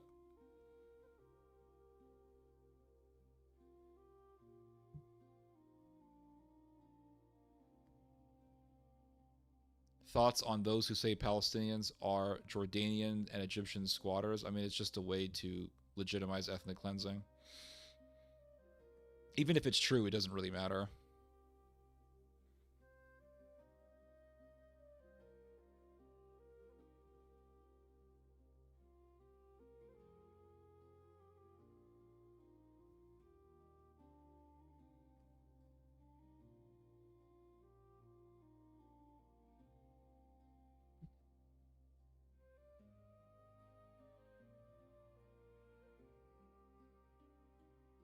This guy went full Zionist. Yep.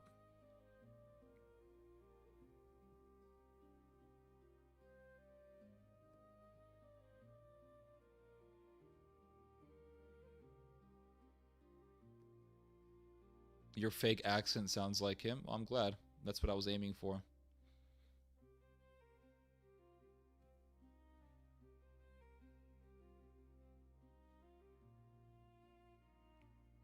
They worship a people. Yep.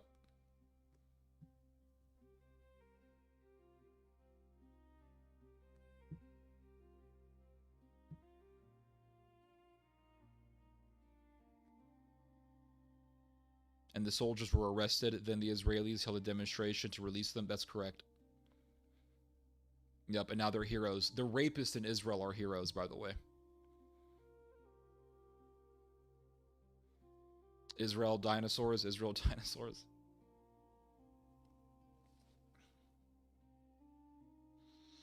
So you understand who Amalek is when they say it? Yep.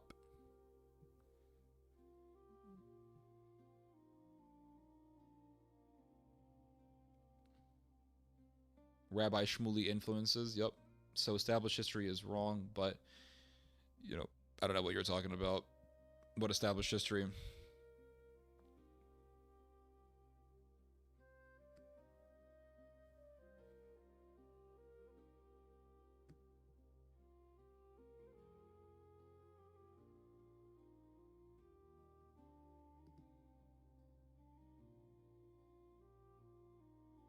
Hubris and pride, what does it come before? Yep.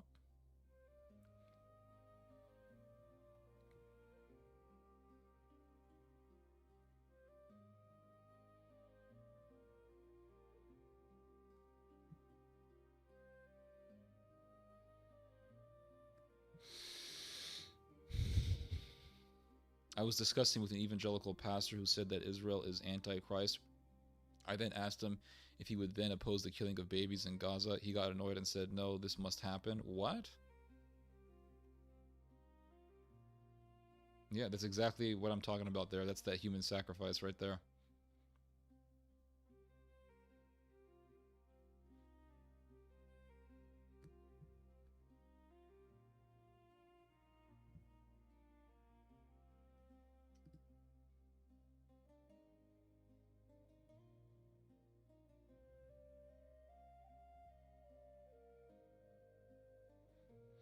Anyway, guys, I think I am done. I have been doing a lot of streaming today, so it's been almost 7 hours. Let me see here.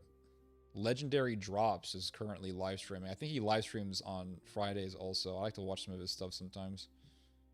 What's he talking about, I wonder? That guy's been streaming for 4 hours. Looks like I started after... Yeah, I started 2 hours or so before Legendary Drops did. And then Maximilian Dude is also live streaming right now. Shit, dude. All the big streamers are streaming right now. People in the news today will say it's an issue of national borders and territories that cause conflict. Okay. People say all sorts of things to justify the most atrocious evils. Great stream, Theo. I appreciate that, Prince Zechariah. I'm glad you liked it.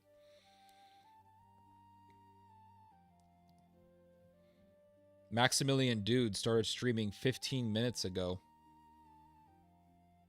That dude streams late. I know he lives in California, so it's 2 hours behind me. So he started streaming at 9 something. And then he'll be streaming until like 3 or 4 in the morning, which is awesome that he gets to do that and get paid for it. I think that's pretty cool. Love your streams. Appreciate it. Seaside Vibes. Thank you for your time. Appreciate that, Clay Davis. Good night, Theodore. Appreciate that, Susan. Read the book of Ecclesiastes. All right. Maximilian Dude. Yep. I watched some of his videos. He's been talking a lot about Resident Evil, but I refuse to watch any videos on Resident Evil 9 because I want to play Resident Evil 9 without any expectations. Or, I mean, I do have some expectations. I did see the initial trailer, but nothing beyond that. But beyond everything that I've seen in the initial trailer, I just don't want to expect much. And I just want to play the game and just sort of immerse myself in it. I'm not going to get the game immediately because I heard that The game is going to be $70, which is kind of crazy. $70 for a game is pretty insane. So I'm going to wait for a while for the game to go down in price. That's probably going to take a year, maybe even more. But I'm going to wait, and I'm not going to watch any videos at all about Resident Evil 9. Streaming is definitely a win for YouTube. Yeah. Yeah, I think streaming is really growing tremendously on YouTube, and that's why a lot of streamers have decided to stream on YouTube alongside streaming on Twitch.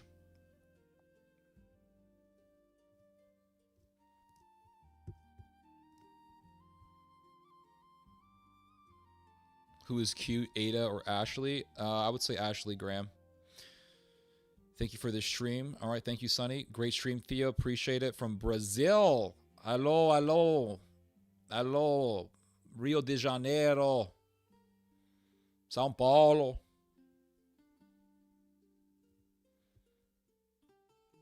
Thank you for another Friday stream. Yeah, appreciate that, sir. Thank you. Pirate the game, is that what you're saying? Yeah, I don't really know how to pirate games, and if I were to pirate a game, it would take so much gigabytes out of my computer, it would just destroy my computer. Watch this, Theo. Whenever you get annoyed, use some of these as clips for people talking to you that don't know nothing. Allow Jewish rabbis to speak for themselves. Tamo junto. Appreciate that, sir. I don't even know what that means, but I appreciate it. Thank you for this stream. Appreciate that, sir. Thank you. Regarding that, Pastor, I was in shock. This is exactly what you told us, Theo. Thank you for making me understand that crazy discussion. Appreciate it, Sonny. Good night, Arbi Bushka. Arbi Bushka. And must simultaneously be subservient to them completely. God bless you, Theo, and thank you for your streams. Makes the Friday the best day. Really appreciate that, Mr. G5. These streams are always the highlight of my week. Always. They are really amazing, and I love doing them. Maybe I'll take one last smoke out of this. I hope I don't get sick.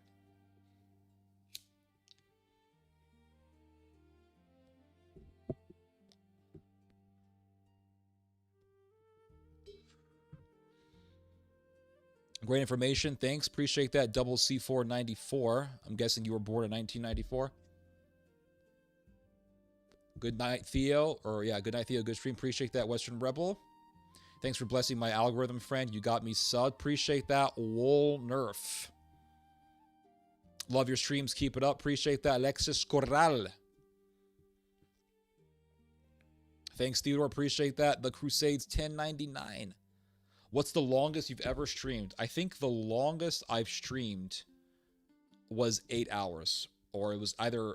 I think it was 7 hours and 58 minutes, which is, it's 8 hours. So that's the longest I've ever streamed. I've never done that again. I've only done that one time. But usually I'll stream for 7 hours.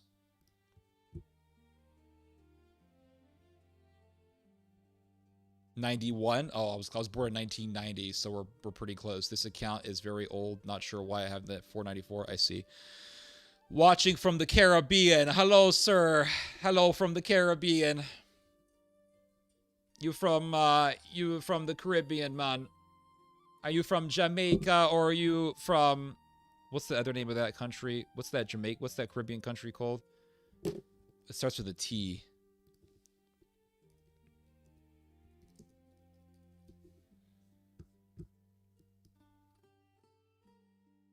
What's the name of that?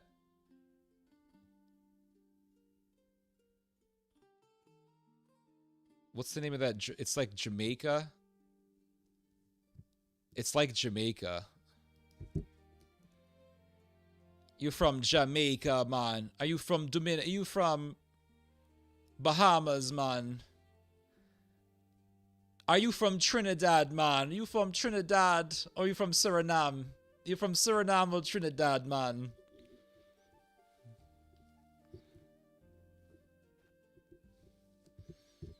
From the Caribbean, man. South of Europe, 1616 AM. Oh, shit. South of Europe. Are you from Serbia? You're from Trinidad. Yeah, Trinidad, man. You're from Saba. Where's that? Saba. What's Saba? Never heard of that before. Is that some... Oh, Saba. I just lit up. That's a country I've never heard of before. Oh my god. So many little countries I've never heard of before. Saba, man. Saba is a Caribbean island and the smallest special municipality of the Netherlands. Ah! This little tiny island under the control of the Netherlands. America's going to take over that one. America's going to take over Saba. And the Netherlands is going to say, stay away from Saba, America. It belongs to us. How many people live in Saba? Is there a capital city in Saba? Oh my god. Look at this. Population, 2,158 people.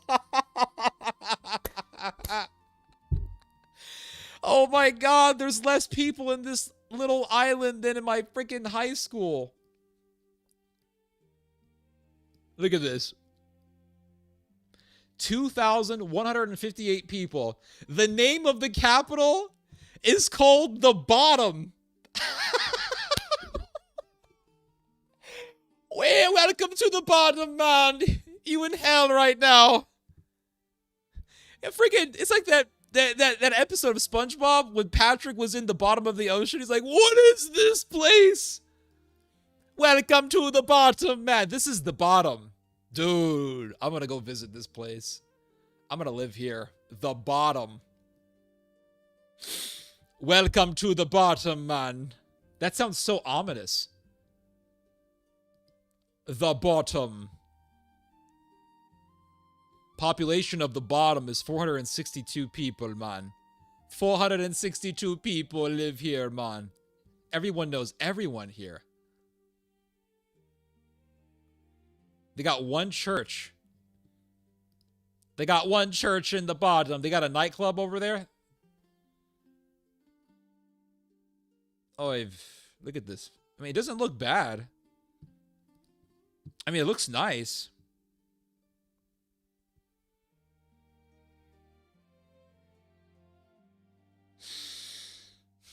Can only go up from here, that's right.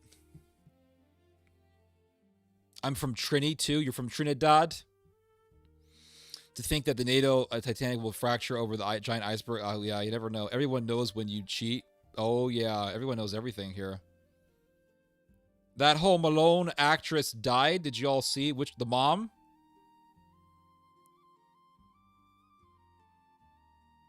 Oh, you're from Serbia. I knew it from the flag. Must be peaceful. Yeah, I'm sure this place is pretty crime-free. If you only have 400 people, I mean, everyone knows everyone. Everyone knows what everyone does. You can't really get away with anything in this place. The Home Alone actress Home Alone actress died.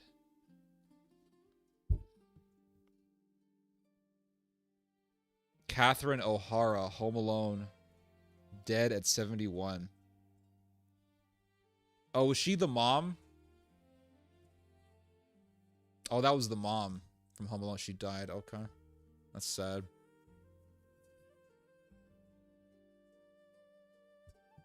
That was a great movie, by the way. I love Home Alone 1 and 2. Great films.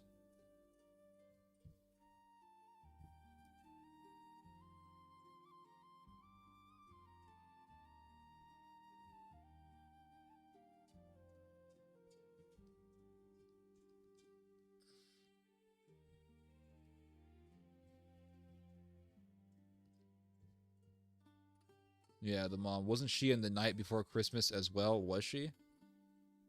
I got a buddy from Trinidad. That's cool. Can you rip on Canada some more? I mean, Canada is just an insignificant country. I don't like Canada. It's just it's an insignificant country. I mean, it's insignificant in the sense that, like, what are you gonna do to America? Like, what are you gonna do? You're gonna go to war with America? Like, what are you gonna? I don't get it. The flag is of the Donetsk People's Republic. Okay, yeah, but the flag is similar to the Serbian flag, though. It has the same colors as the Serbian flag. Serbian flag. Yeah, it has the same colors, but okay, that's cool. That's cool.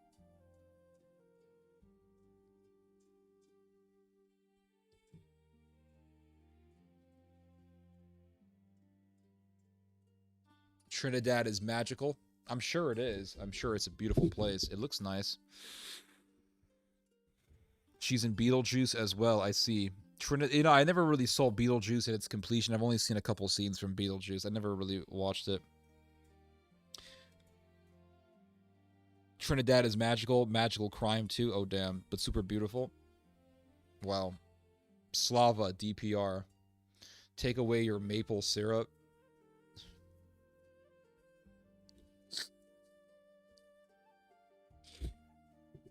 That's awesome.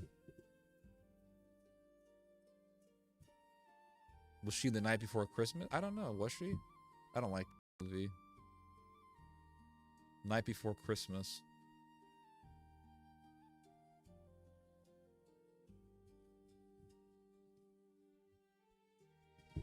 No, I don't think she was. No, I don't see anything about that here.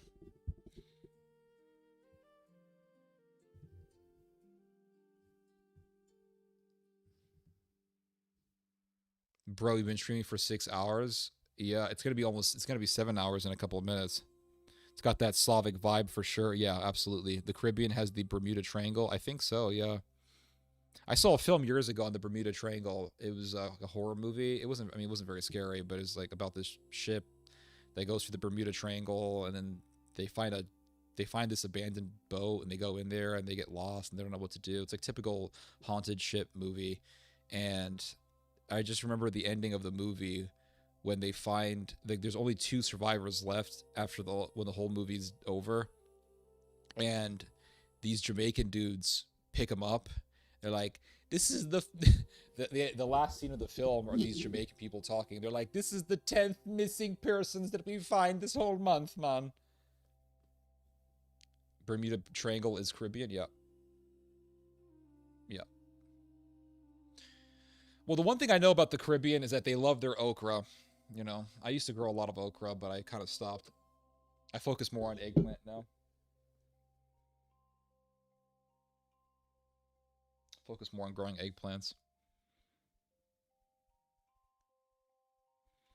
The Donbass has been given pretty much liberation by the Russians. Most of the Donbass is controlled by Russia, and a lot of people in the Donbass region live, I mean, effectively normal lives, from what I understand, and they live as if they're Russian citizens, even though they're not internationally recognized as Russians, but they are, I mean, if you talk to them, I've talked to people from the Donbass, and they'll tell you they're Russians.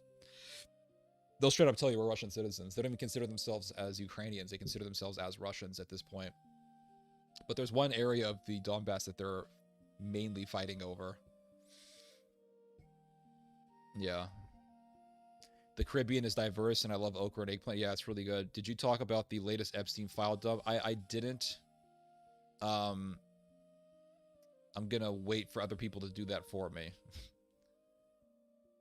We'll be making some baba ganoush tomorrow. Oh, that sounds good. Implicating Trump. What does it say about Trump? Listen, the thing about the Epstein thing is I know it's true, right? I'm not denying it at all.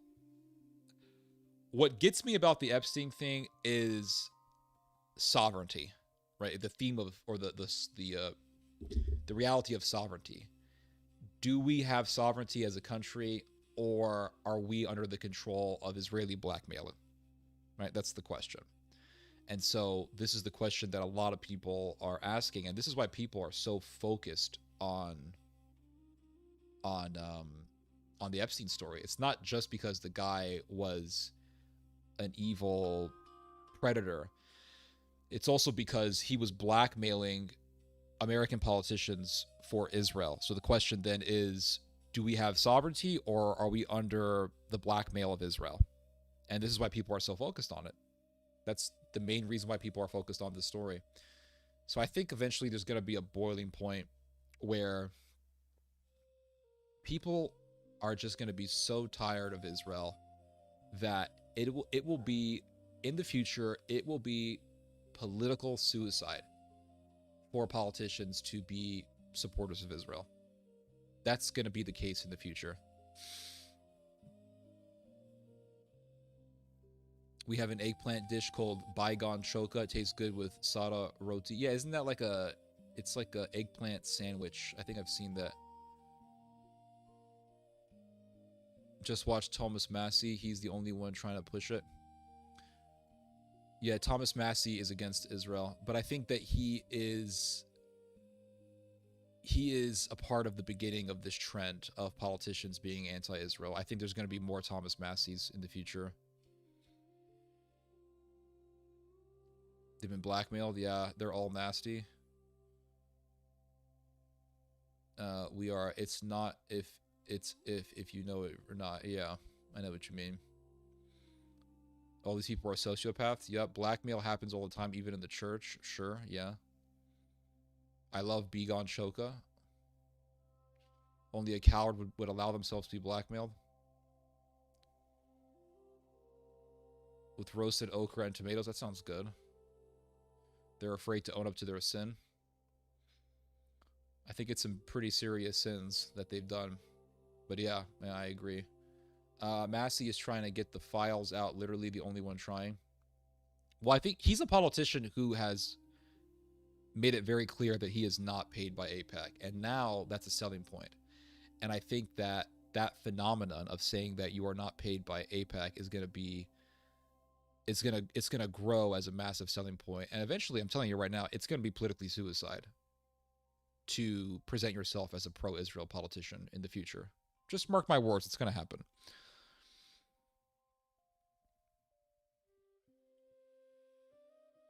Yeah, cowards are not the only ones who get blackmailed. Okay. Is America going to fall apart like Civil War? Possible. I could see that happening. I can also see America going through some very serious turmoils, economic turmoils, to the point where America is going to say, we have to focus on our own problems and we're not going to focus on the world. And that is going to lead to Germany becoming fully independent and becoming the most powerful military force in Europe, and then really just running a pan-European military bloc led by Berlin. And that's going to fully enable the Turks to become solely independent and then fully establish an empire independent of the United States. And then the Americans are going to say, okay, well, we need the Turkish Empire and we need the German Empire to run things. We need the German Empire to run things in Europe, and then we need the Turkish Empire to run things in the Middle East and in Central Asia. Let's see here. That's the whole point. What's the whole point? That's the whole point. Okay, the Caribbean, a beautiful place with a dark history, no pun. Okay, have you heard about the mass graves in Canada? Yeah, I heard about it. And that churches got burned. Yep, I remember that. You can't get blackmailed if you aren't hiding from something. True. Watch that video and you'll understand why it's the whole point. Which video, dude? I don't see a video here. There's no video here. YouTube doesn't really allow you to put links on here for whatever reason. Let's see here. The world has a lot of dark history. Yep, I know. And new politicians will be running for Congress. Greg Stoker and Anthony Aguilar. Allow Jewish rabbis to speak for themselves. I don't know what you're talking about, my dude. Where to find peace in the world? You got to go to the bottom. You got to go to the bottom, man. The bottom is the capital city of, what's the name of that place? Sama? The bottom. Capital city of Saba. Yeah, you got to go to the bottom. That's where you'll find peace. Nothing happens there. Americans don't know about the bottom. Americans don't know that there is a capital city called the Bottom in a little tiny island country called Saba, which has a population of over 2,000 people. Now, don't tell Americans about this place. I'm going to keep this place as a secret.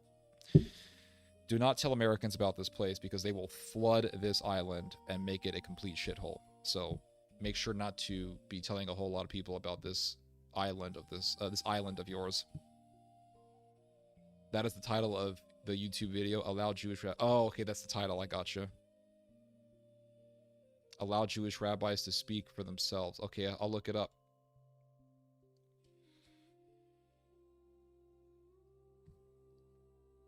Okay, is that a YouTube video? Let me see. Okay, I found the video. All right, I'll check it out. Appreciate it.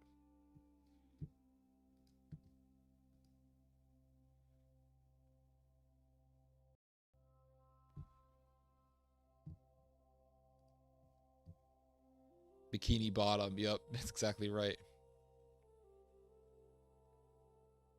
They're building a harbor. Yeah, probably to counter China. 11 minutes in. Okay. Jacob Glowsticks. Yep.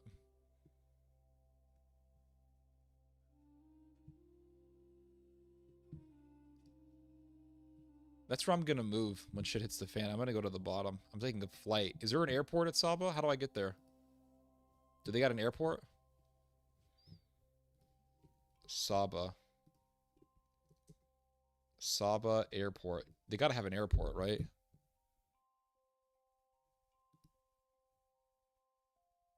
Yeah, they have an airport. Uraswikin Airport. Oh my god, dude. I gotta check out the airport. I wonder if they have a restaurant in there.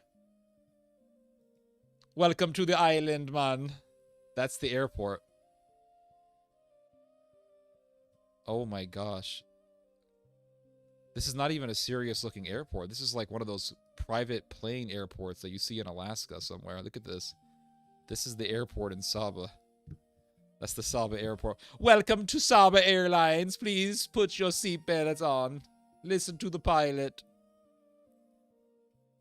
That's the Saba airport. That's the runway. That's the runway, my dudes.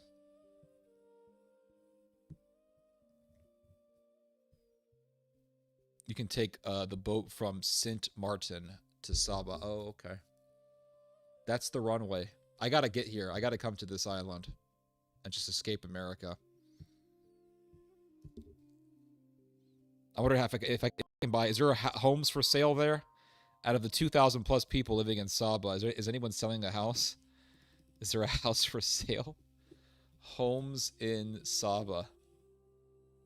Saba Island. Saba Island properties. Oh man, there's places for rent. What's the rent go for? Holy shit. Look at this. I found a $3,444,000 house in Saba? Is this really it?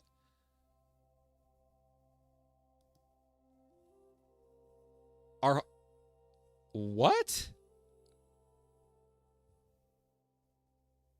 Are homes that expensive in Saba? Look at this.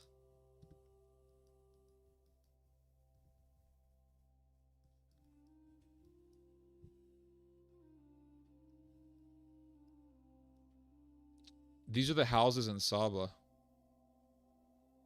$750,000. That's a house in this little island. $3,444,000. This is the cheapest house in Saba. $1,635,000. Man, that's an expensive place to live. No wonder no one's living there. That's the cheapest house right here. $290,000.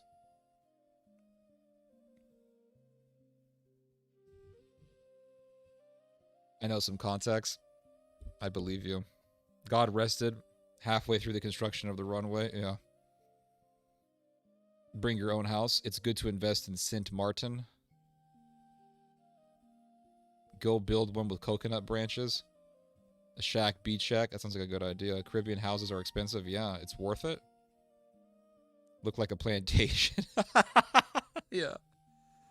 Running a plantation, man. This part of the world is a crazy connection.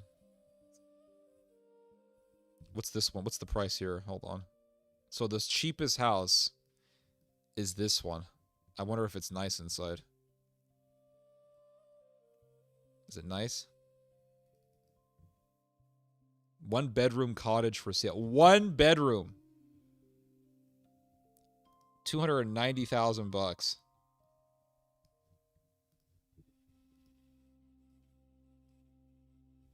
That's all you get. Bam. You get 1 table. That's a robbery. There's your living room. That's your living room. $290,000, man. Take it or leave it. $290,000. There's your kitchen. The guests can sleep outside. Yep. There's your kitchen.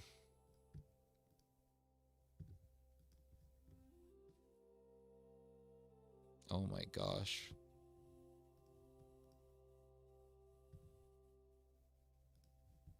You got one bedroom. That's it. This is like something. This is like a boat. You're living in a boat.